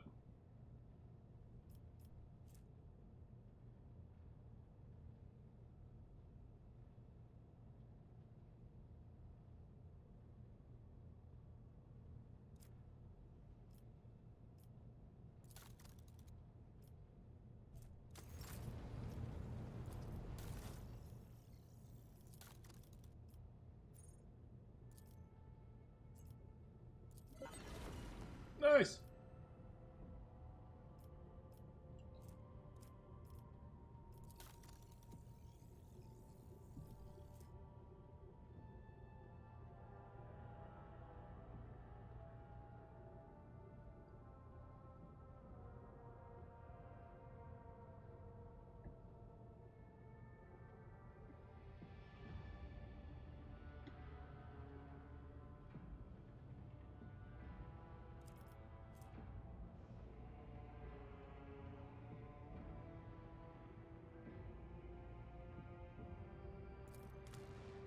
I'll take that.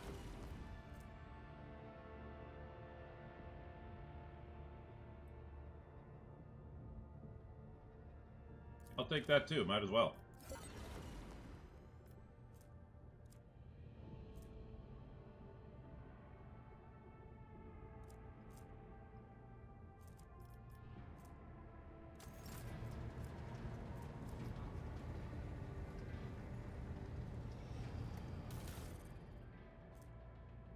So for right now, we'll just do that.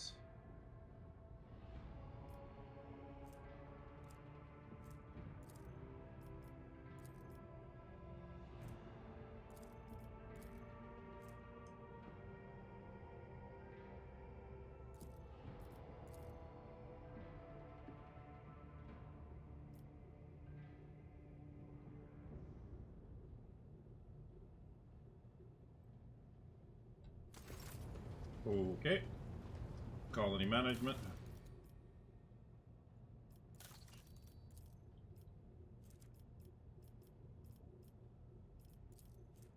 Yes. And hopefully I'll just, you know, get that mechanism there. Um,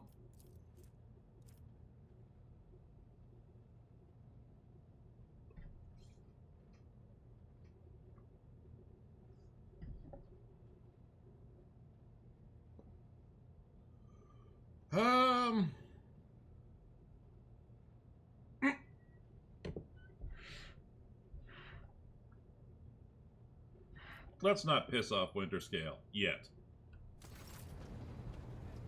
All right.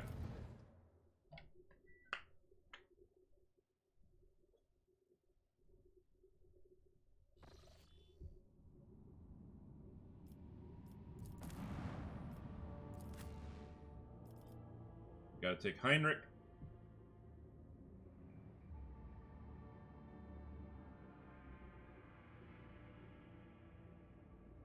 I'm gonna pop out Idira. I'm gonna bring in Erlit. Because Heinrich has many of the same skills Idira does, so he can do that. I need Pascal, because he's my skill monkey.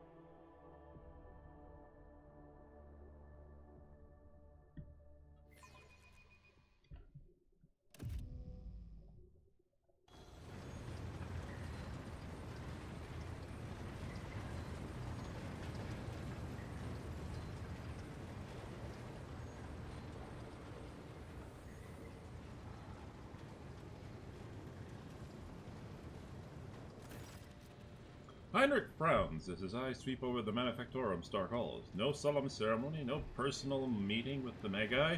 I fear we are too late, and we won't be dealing with clandestine heretics after all. We'll be dealing with...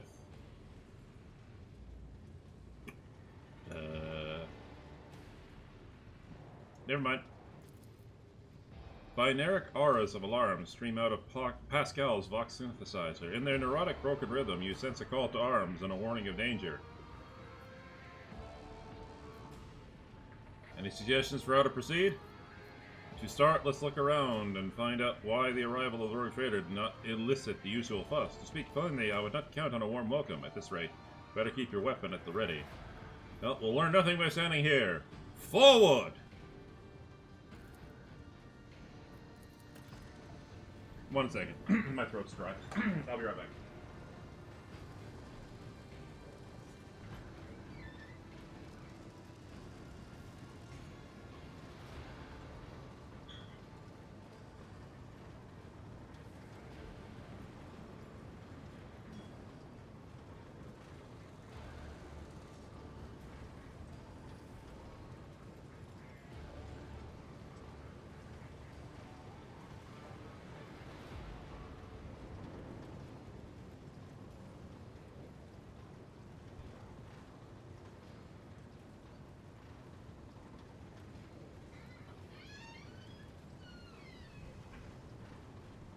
Oh yeah, I have leveling up to do, don't I? Crap.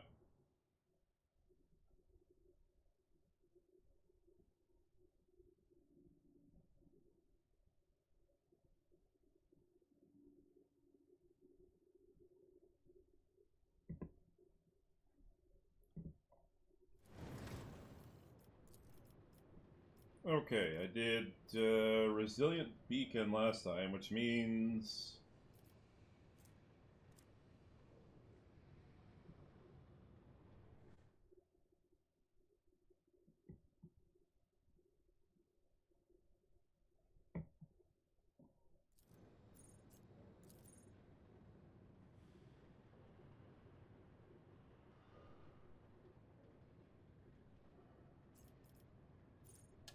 Hang on. Fellowship, Swift Movements, Resilient Beacon.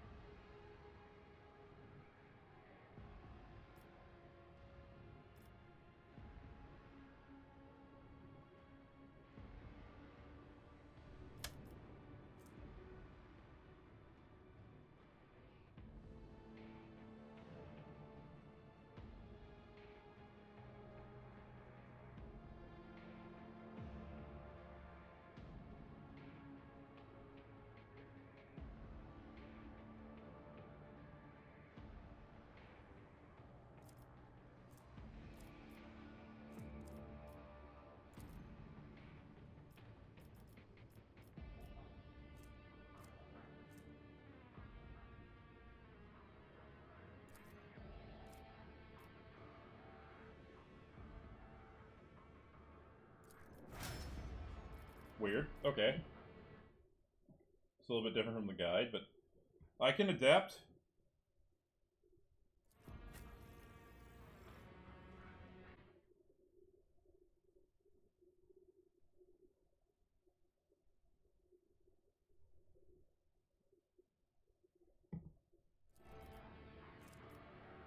Alright, the last one was Heavy Gunner, which means awareness and perception.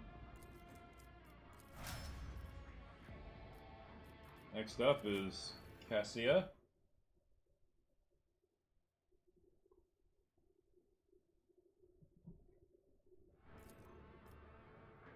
who got Blood Augury, who will get Perception.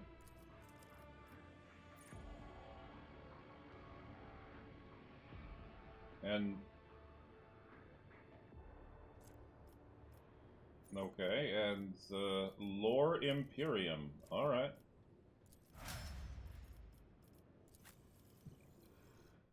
Pascal.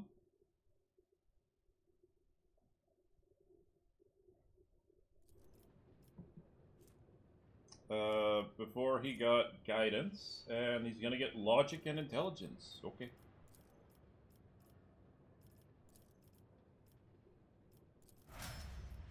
Oh, Pascal, you lovely skill monkey, you.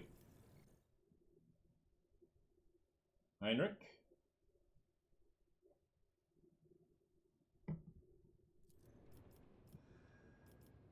So, weapon skill and adrenaline surge. So this time around he gets dependable.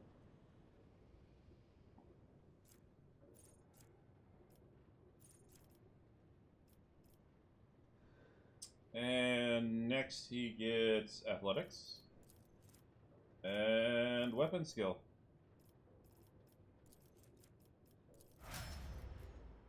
And of course the lady sniper. Erlet.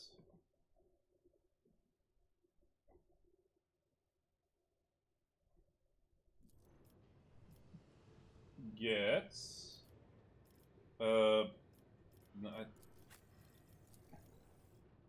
she got mortally effective, so she gets perception. Excellent. And awareness. Excellent.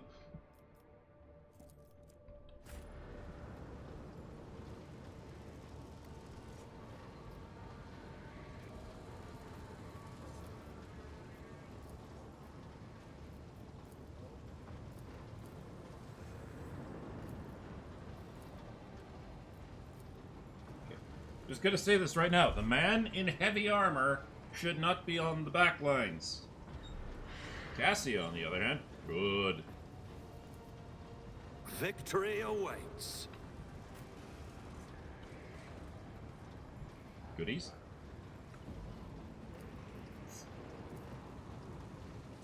Operation successful. Why do you always sound surprised when you say that?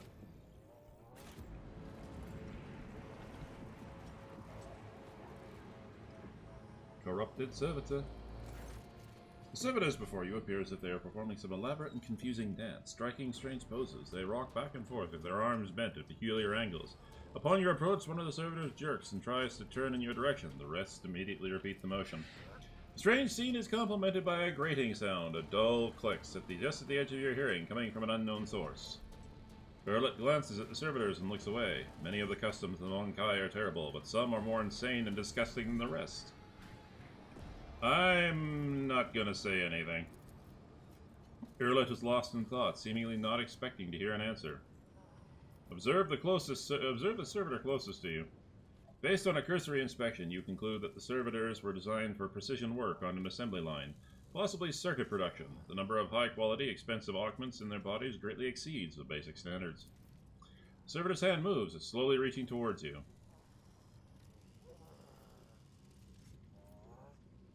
Avoid its touch. Gently and swiftly you step away from the servitor, stretches out his hand as if trying to blindly touch you in the space that you have already left, and stills once more. It seems its brain is incapable of quickly processing changes in its surroundings. Find the source of the repeating clicks. Soon enough you locate the source of the clicking. On the back of one of the servitors, a tumor oozing with murky ichor is growing straight through the augments. The relays coated in inflamed tissue are blocked, hence the reason for the persistent clicking.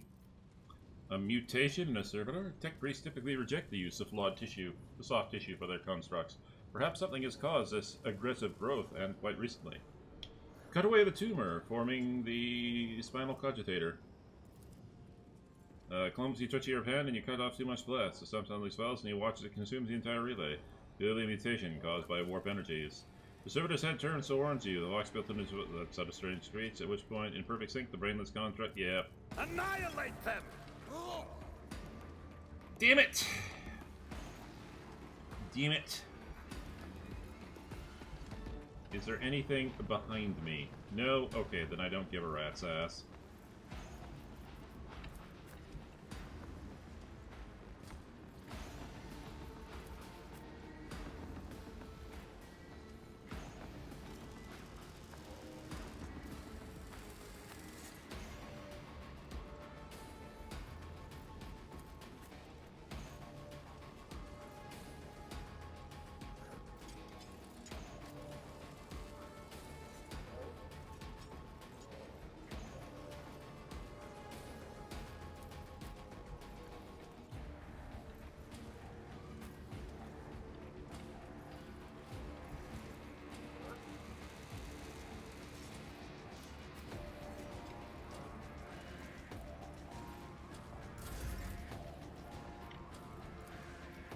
I am a navigator, not a servitor.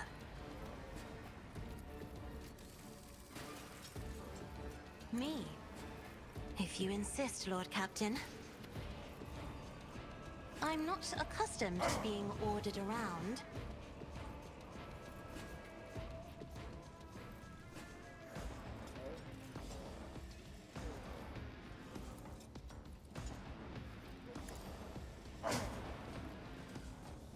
Well, that was unintended, but hey, I'll take it.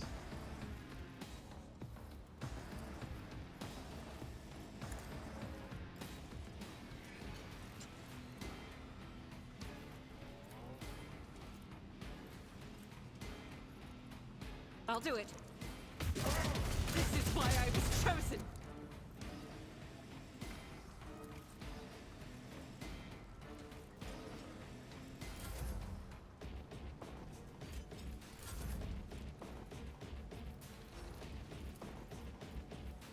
But of course, Lord Captain. I won't object to it.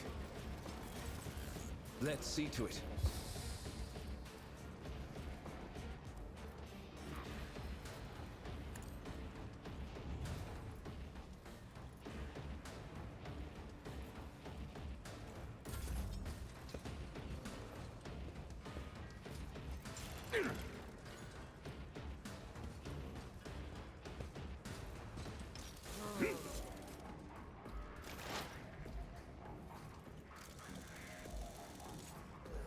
I understand your intent. If it serves your cause. This tedium is beneath me.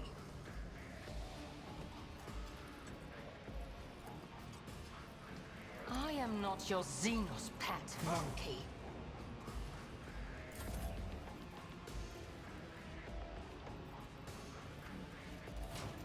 As the Emperor commands, I act.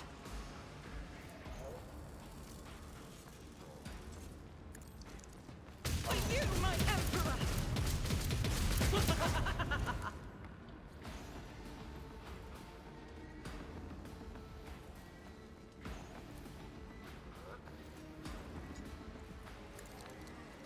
Are you my Emperor?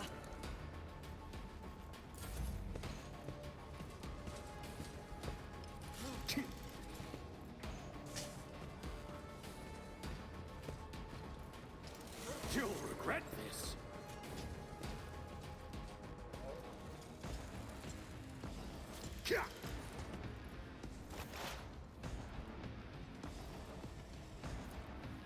Running binaric override.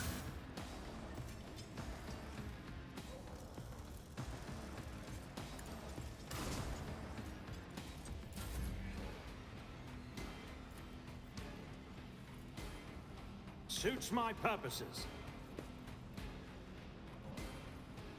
Not a problem for me.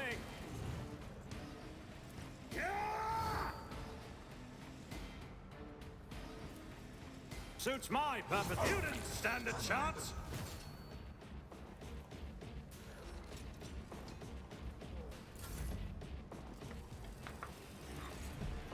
Everybody walk away.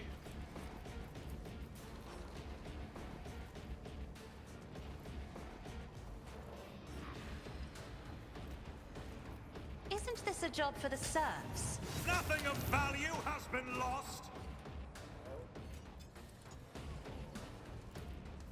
I am a navigator, not a servitor. I'll do it. Eradicate it.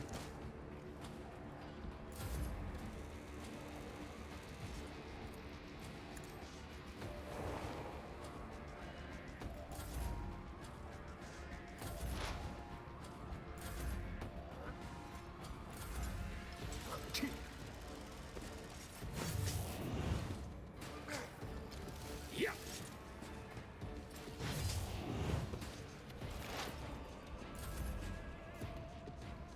Nothing opposing me was your biggest mistake.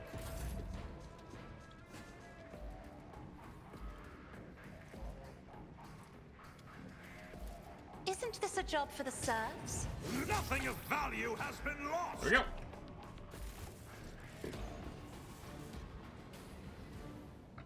Well, I tried.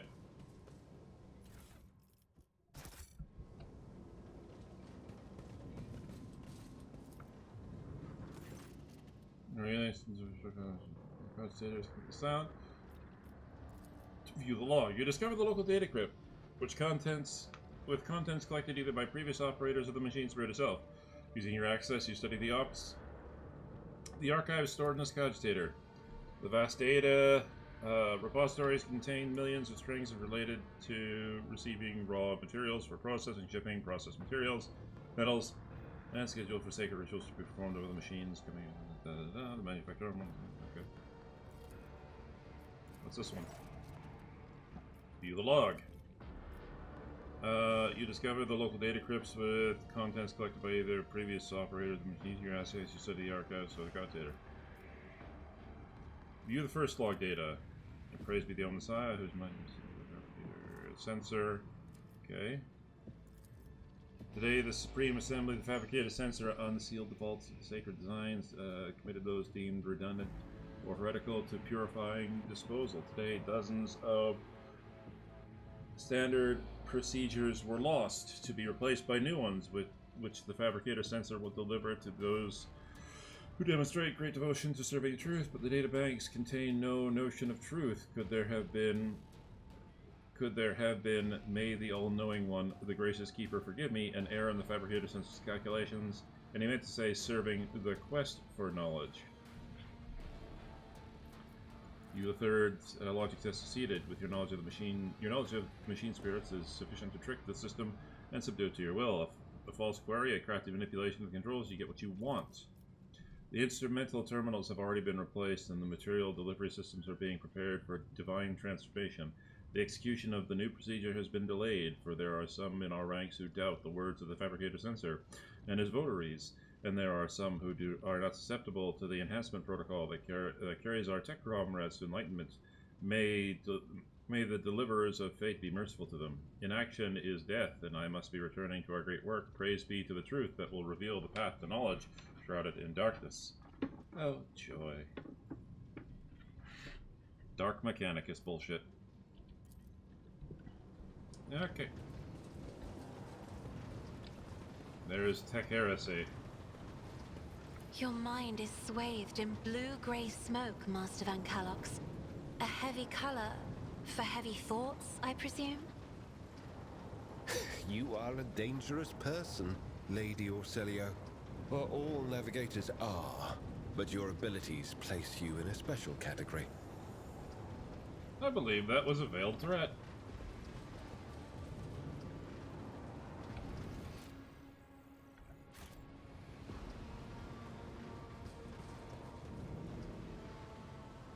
It's about time.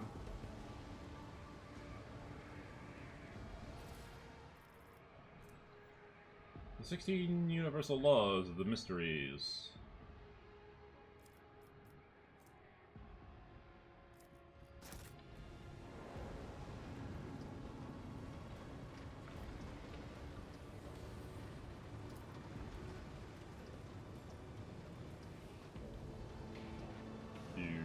Okay.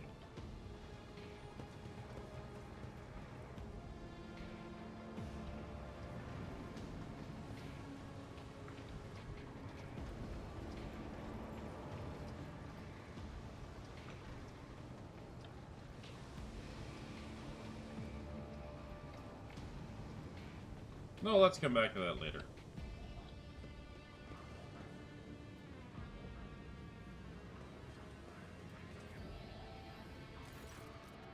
The lumps protruding out of the tech priest's bedraggled red robe hint at the mechanisms implanted in his body. You see a haggard and sickly face under the archaic respirator augmetic. I... A click, a clank, a barely audible hiss, and only then the tech priest Vox finishes the word. Identification. Request denied. Pascal turns to you, his visor gleaming crimson, registering anomalous behavior within the servant's organics and an invalid noosphere response. This unit is compromised. Alright, examine the tech priest. You carefully study the robe-clad figure. A black border of necrosis spreads out from the tech priest's implants. For some reason, his body is rejecting the true flesh. A moment later, you recognize the dominant smell in the bouquet of scents permeating the air around the tech priest. The stench of rotten meat. Who are you? Megos Custos of the Machine Sanctum, Tier 2-0, Identification.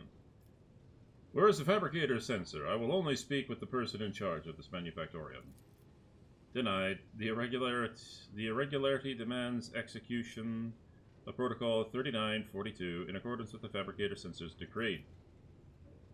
No,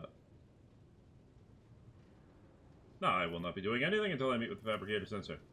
Anticipated process disrupted. Execution of disposal protocol recommended.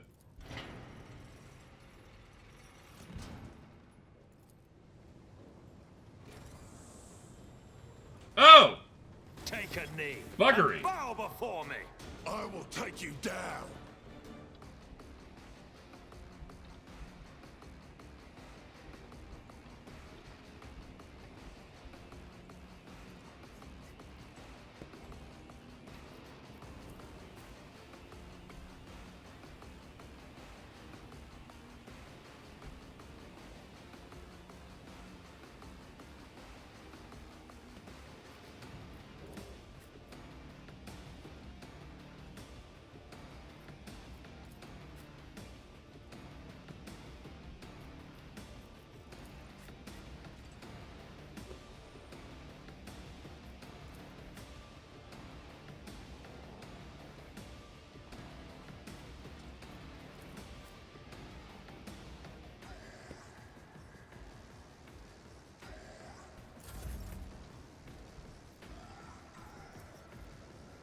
I'm not accustomed to being ordered around.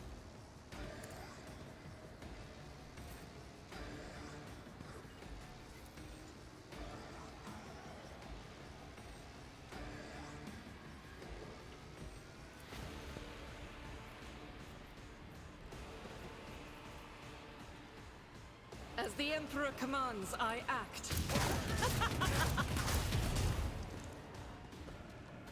Sounds about right.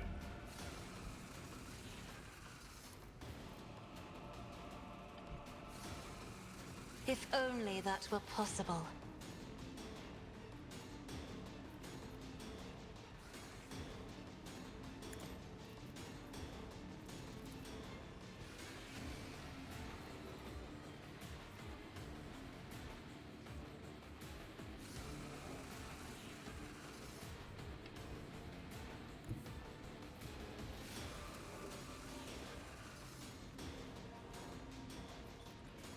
Battlefields are always drowned in scarlet.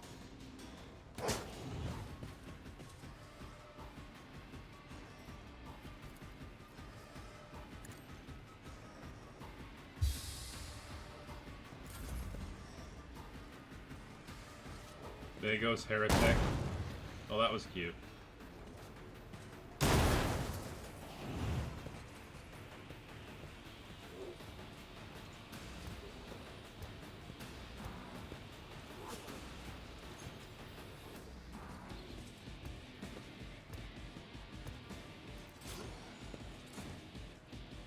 Let's make it quick!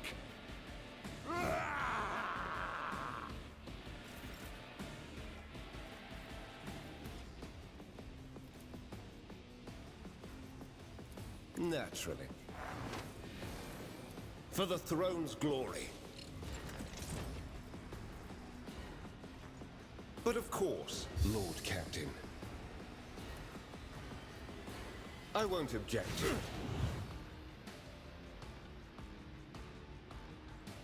Naturally.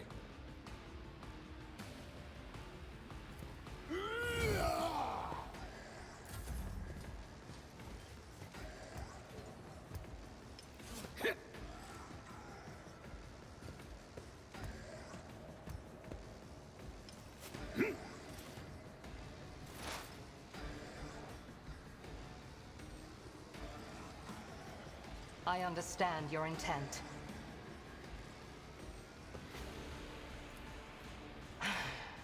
If I must. I am not your Xenos pet monkey. You know, I never said you were. Why do you assume that I... This tedium is beneath me.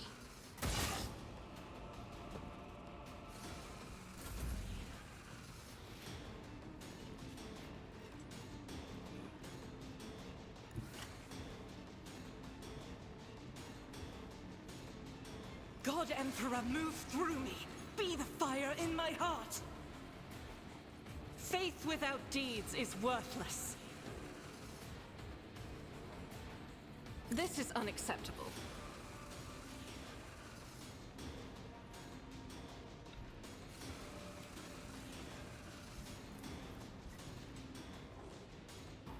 Doubt is for the weak. I'll do it. As the Emperor commands, I act.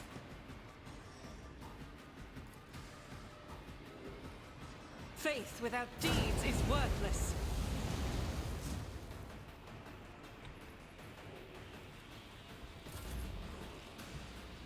Already done. Not a problem for me. I'll pass. Nothing I can't do.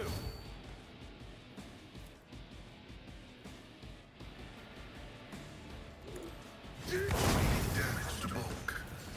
Sorry.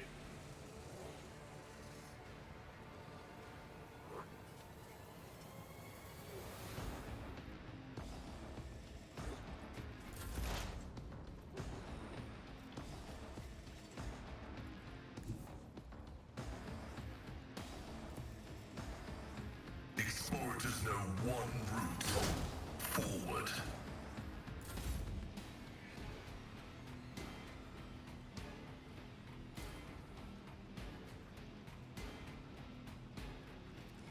In the name of House Orselio, I shall prevail. I will bathe this battlefield in righteous fury. Damn it.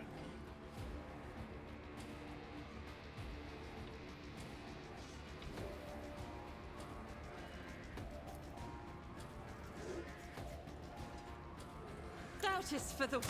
None can escape the Emperor's judgment. Me. Oh, people blow up when they... Oh. Oh. Well, that's As what the I get Emperor for not reading commands, status. I act. Cassia, get way back, please.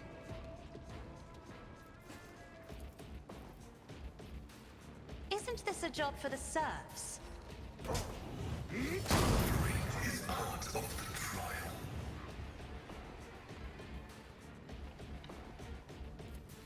Me? If you insist, Lord Captain.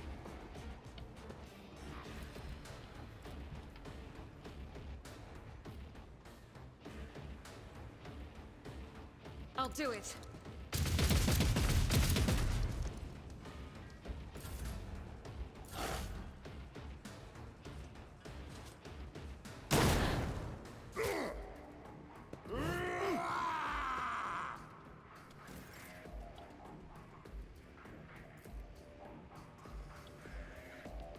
I feel the power surging. I won't object to it.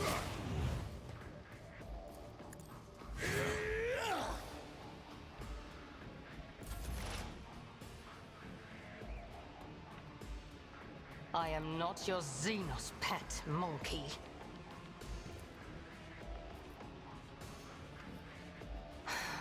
If I must.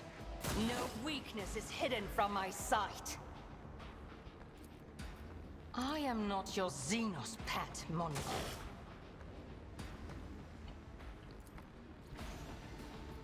I understand your intent.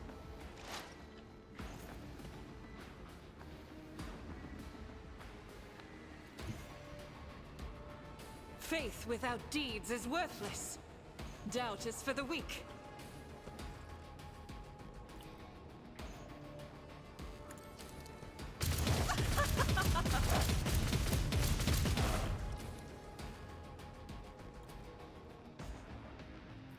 As the Emperor commands. For you, my Emperor!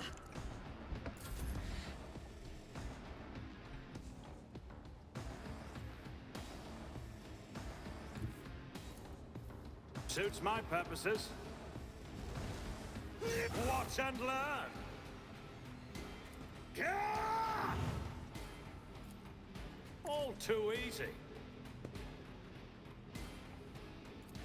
Suits my purpose. Nowhere to hide. Request approved. The scriptural prognosis is favorable.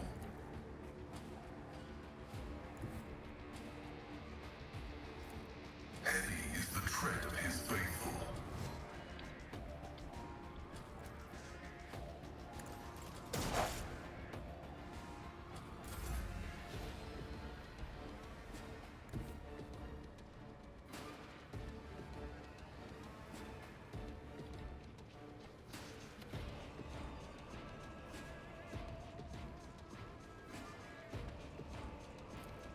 Step aside. The navigator is coming.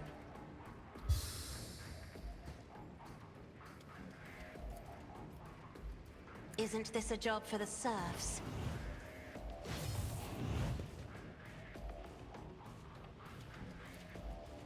If I may.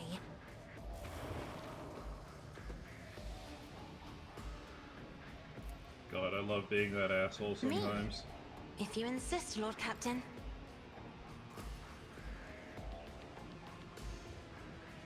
I'll do it.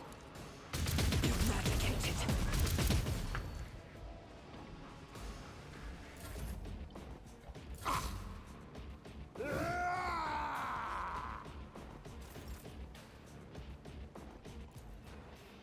For the throne's glory. Your reckoning is due.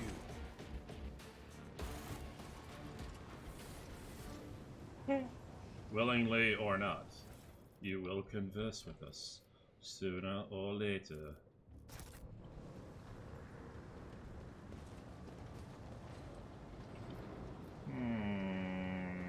Going up.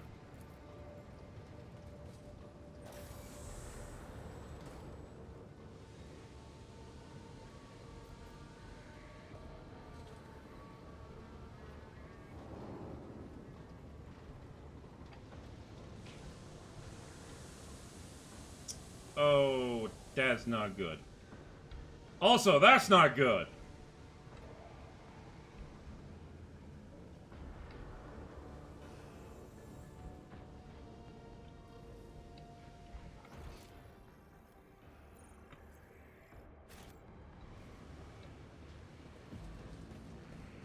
I'll lay claim to the Intriguing. stars.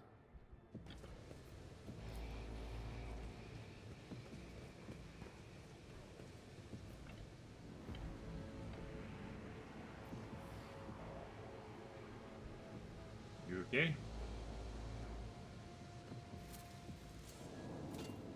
I better myself through my service.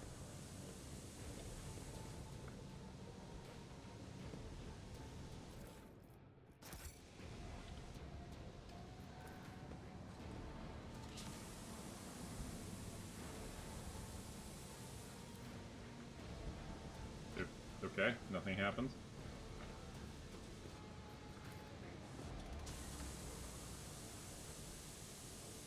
I won't tolerate weakness. Oh, yeah, that's just fucking great.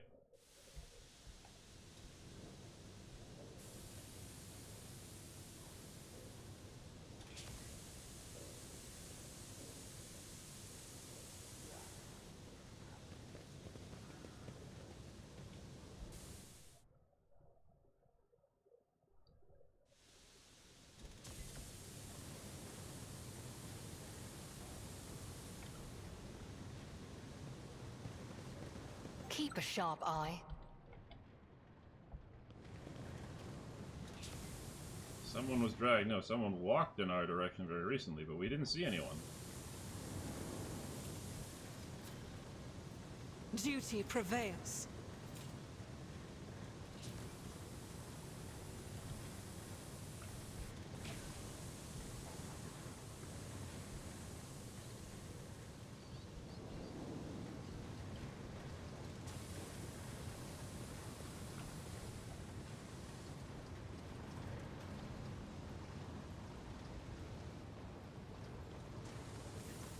A small, heavily augmented man in filthy tattered robes stands before you. As you approach, he hesitantly looks at you, his eyes filled with horror.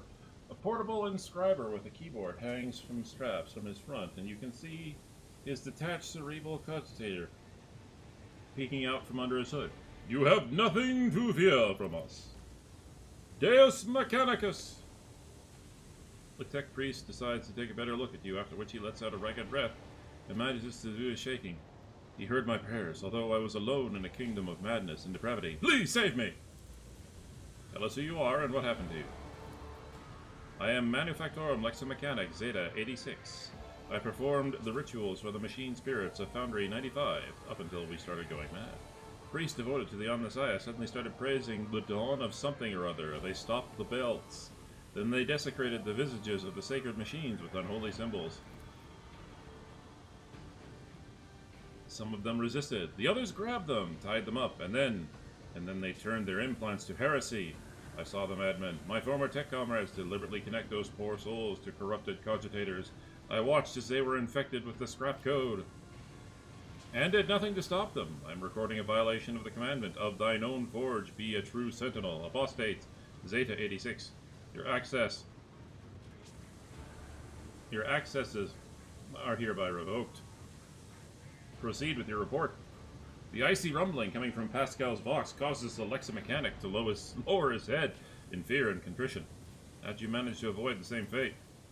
I didn't avoid it. They performed the same procedure on me. I felt the touch of unholy code. I allowed it to control me. I abandoned my sacred post and followed one of the traitors, serving his will and gathering all the data for his blasphemous experiments. I was driven by an unholy impulse coming from the depths of my auxiliary cogitator, where the code had lodged itself. Before I found a way to throw off the compulsion, I witnessed horrifying heresy, the extraction of true flesh, and its decomposition on altars, perverse procedures that resulted in heretical abominations. I even accompanied a fallen Magos to the fabricator censor himself and attended the unholy mass he led personally. It was a wicked ritual, full of willful deviation and blatant inaccuracies, all to create an ungodly monster in the name of the final dawn. Well, you don't seem like the other priests. The Leximechanic gestures at the wires and cogitator connectors spilling out from under his hood. Praise the gifts of the Omnissiah. I managed to disconnect my external cogitator, which I used for primary data processing. The machine is corrupted. The strap code is locked inside it, like a beast in a cage, but anyone who tries to look inside will fall victim to the heretical program. My primitive brain has been marked by corruption. I still see their silhouettes, hear their interference. I sense the malfunctions in my augmetics. But I was still saved from the great sacrifice. Oh, blessed are the workings of the Omnissiah and his benediction that shelters the weak from evil.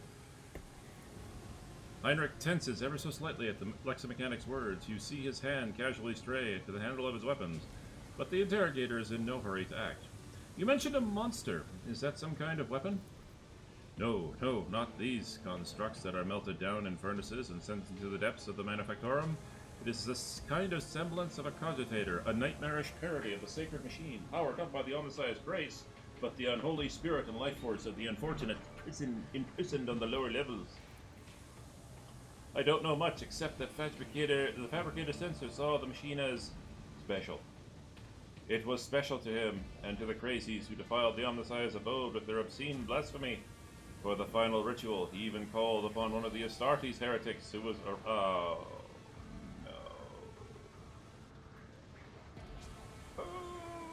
I gotta fight another word bearer. Or maybe it's a word bearer, who knows. I don't want to fight another Chaos Space Marine. They hurt.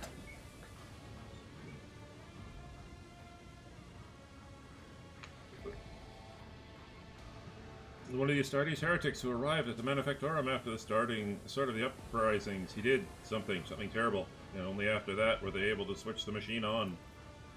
It's a true abomination.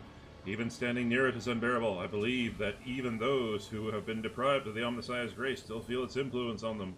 Its monstrous power utilized for unholy computations and chaotic calculations. Whatever that cogitator might spew out at the end of its cycle, no righteous soul should accept its heinous offerings. How did your crazed comrades behave? Like the grace of the Omnissiah had left them entirely, replacing free thought and progress with blackest corruption. I witnessed them desecrating structures blessed by the fabricator censor himself. So what do the blessings of that rotten traitor count for now? Like men possessed, they set upon the sacred instruments and assembled shells and nodes that didn't match any diagram or blueprint I'd ever seen. Sacrilege. You mentioned someone imprisoned in the lower levels. The lay servants of the main units. They live in isolated segments under the sacred machine halls. I heard they were locked in there after the takeover, and my crazed brethren changed the system for disposing of slag waste and covered the machines in cursed symbols. The Lexomechanic hesitates. After they started the cogitator, they dragged the survivors out of the segments under the machine halls. Well, what the survivors had turned into. You demonstrate exceptional power of observation and recall for someone who just happened to survive. I'm a Lexomechanic. Gathering data is the purpose of my existence. That's even what they use me for. He trails off, belatedly understanding the subtext of the interrogator's words. They used me against my will. The scrap code turns everyone into their slave. Before I rid myself of the cogitator, I was forced to serve alongside those who perpetrated these atrocities and witnessed the obscenities. What do you make of it? The interrogator tilts his head. Servant of the Omnissiah, I must know more about the final dawn, the fabricator sensor, his mass, and about his machine as well. I could give you the coordinates, but the Lexomechanic drops his head. Even though I was present for many blasphemies committed by those heretics, the details were captured and processed by my true flesh. Oh, the details that are captured and processed by my true flesh are in the augmetic that was corrupted by scrap code. I'm convinced that if I hadn't fought off the foreign compulsion in time, I would have been doomed. The corruption would have spread to my biological cogitator as well. The Lexomechanic taps his finger on the device hanging from his ear on several wires. I swear that no devout tech priest should come in contact with what's hidden in that once sacred device. Heinrich's expression shifts as he stares intently at the disconnected implant, and at the still intact connectors protruding from the Lexomechanic's corner. Can the cogitator be disconnected and reconnected to another machine? The Lexomechanic shakes his head in reproach. Even if the very idea of exposing a holy machine to its scrap code wasn't profane in itself, my augmetics are not universally compatible. They cannot be connected to another machine spirit. They were created to interact within the system of my true flesh, to innervate my compulsory unit, and output the data via the inscriber. Once I am safe, I swear I will immediately perform the cleansing rite and destroy. In other words, there is only one way to extract the data stored in your cogitator. Heinrich, don't do it. Heinrich's voice turns dry. The Lexomechanic could have been privy to the conversations that are vital to investigating the cult. We need the contents of that cogitator. No! Anything with that. I'll die. No! It'll be worse than that. I'll succumb to the corruption. I'm begging you. Please, I'd rather be burned as a heretic than have the scrap code in my biological cogitator. At these words, Heinrich pauses for a fraction of a second, almost as if he is reconsidering. In failing to offer any resistance against the enemies of the Omnissiah, Unit Zetas 86 lost the grace of his machine rank and was recategorized as a resource of the Manufactorum. The defilement and torment of said resource, if committed to advance the struggle against heresy, will not be deemed as apostasy or malfaction against a living soul. Upon expiry of the unit's utility, disposal is recommended. Erlet watches the scene unfold with something that can be described as fascination, practically spellbound. How easily you can commit your kin to a demise worse than death. She glances at Pascal, and how swift you are to dismiss them as an object.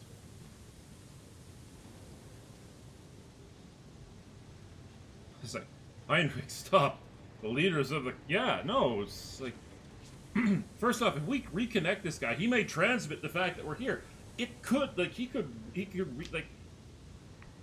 give us away. This is a serious tactical oversight.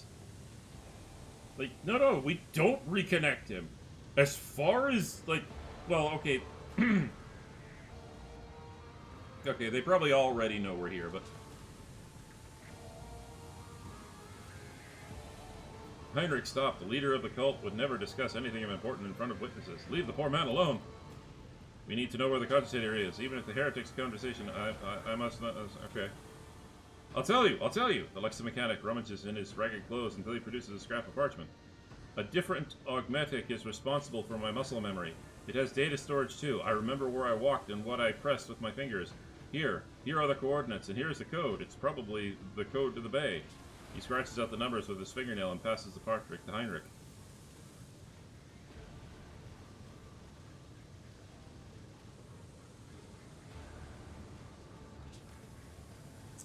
He's the subject of your world, Seth. I've been losing people left, right, and center. I need more people. People have been dying on my ship left, right, and center. You'll be taken to my ship after the cleansing rites. Place will be found from there, because we've got to replace people.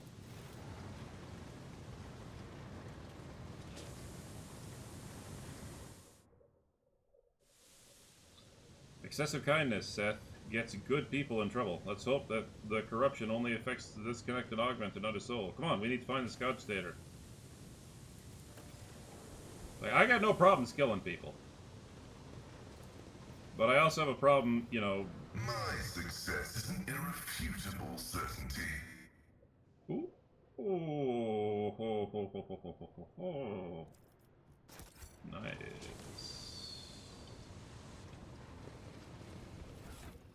Oh. Earlet. Oh. Can you wear that?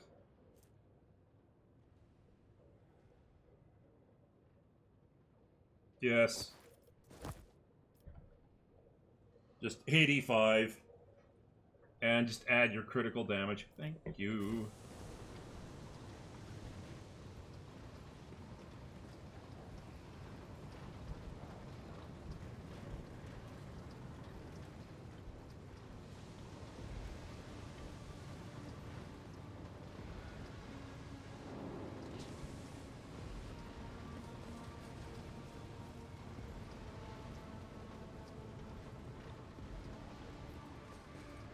Done.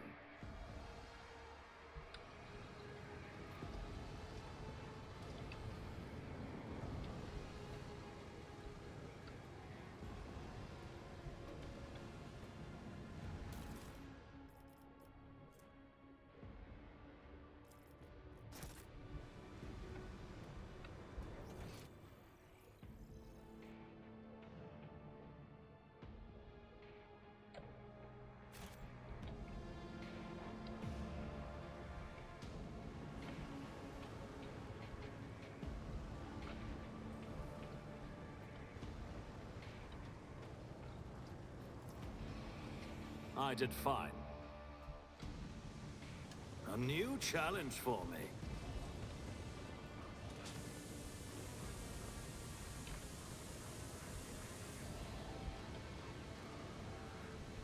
From out there, I thought I saw a sign of Slanesh, but we've already encountered her.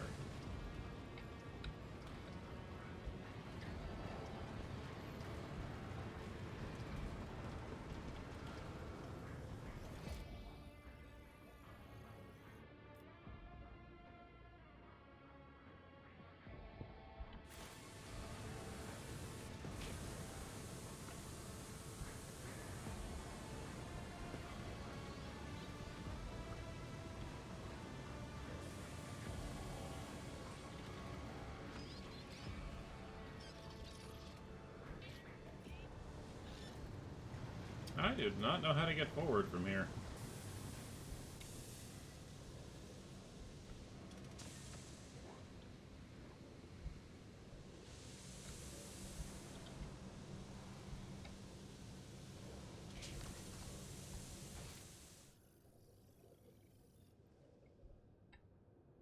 Victory!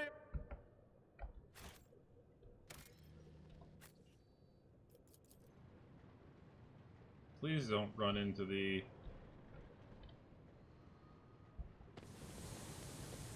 hot steam vents, please.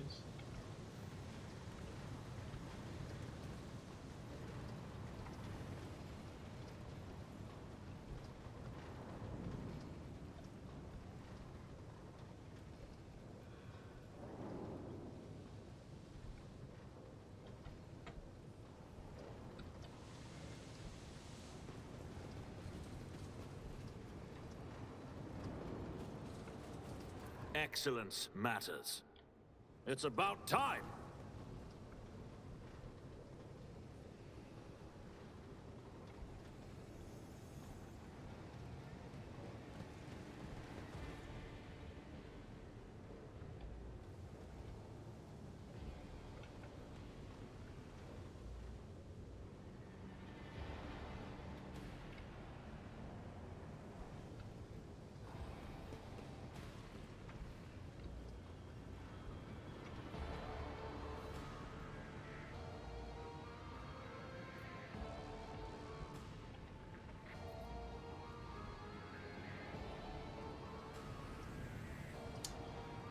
You know what? I've been going for about 5 hours. I think it's time to call it night. So, ladies and gentlemen, I hope you enjoyed the stream. I'll be back again soon. And I'll be back again next week. Yeah. I hope you guys enjoy your weekend. Take it easy. Have a good one. Good night.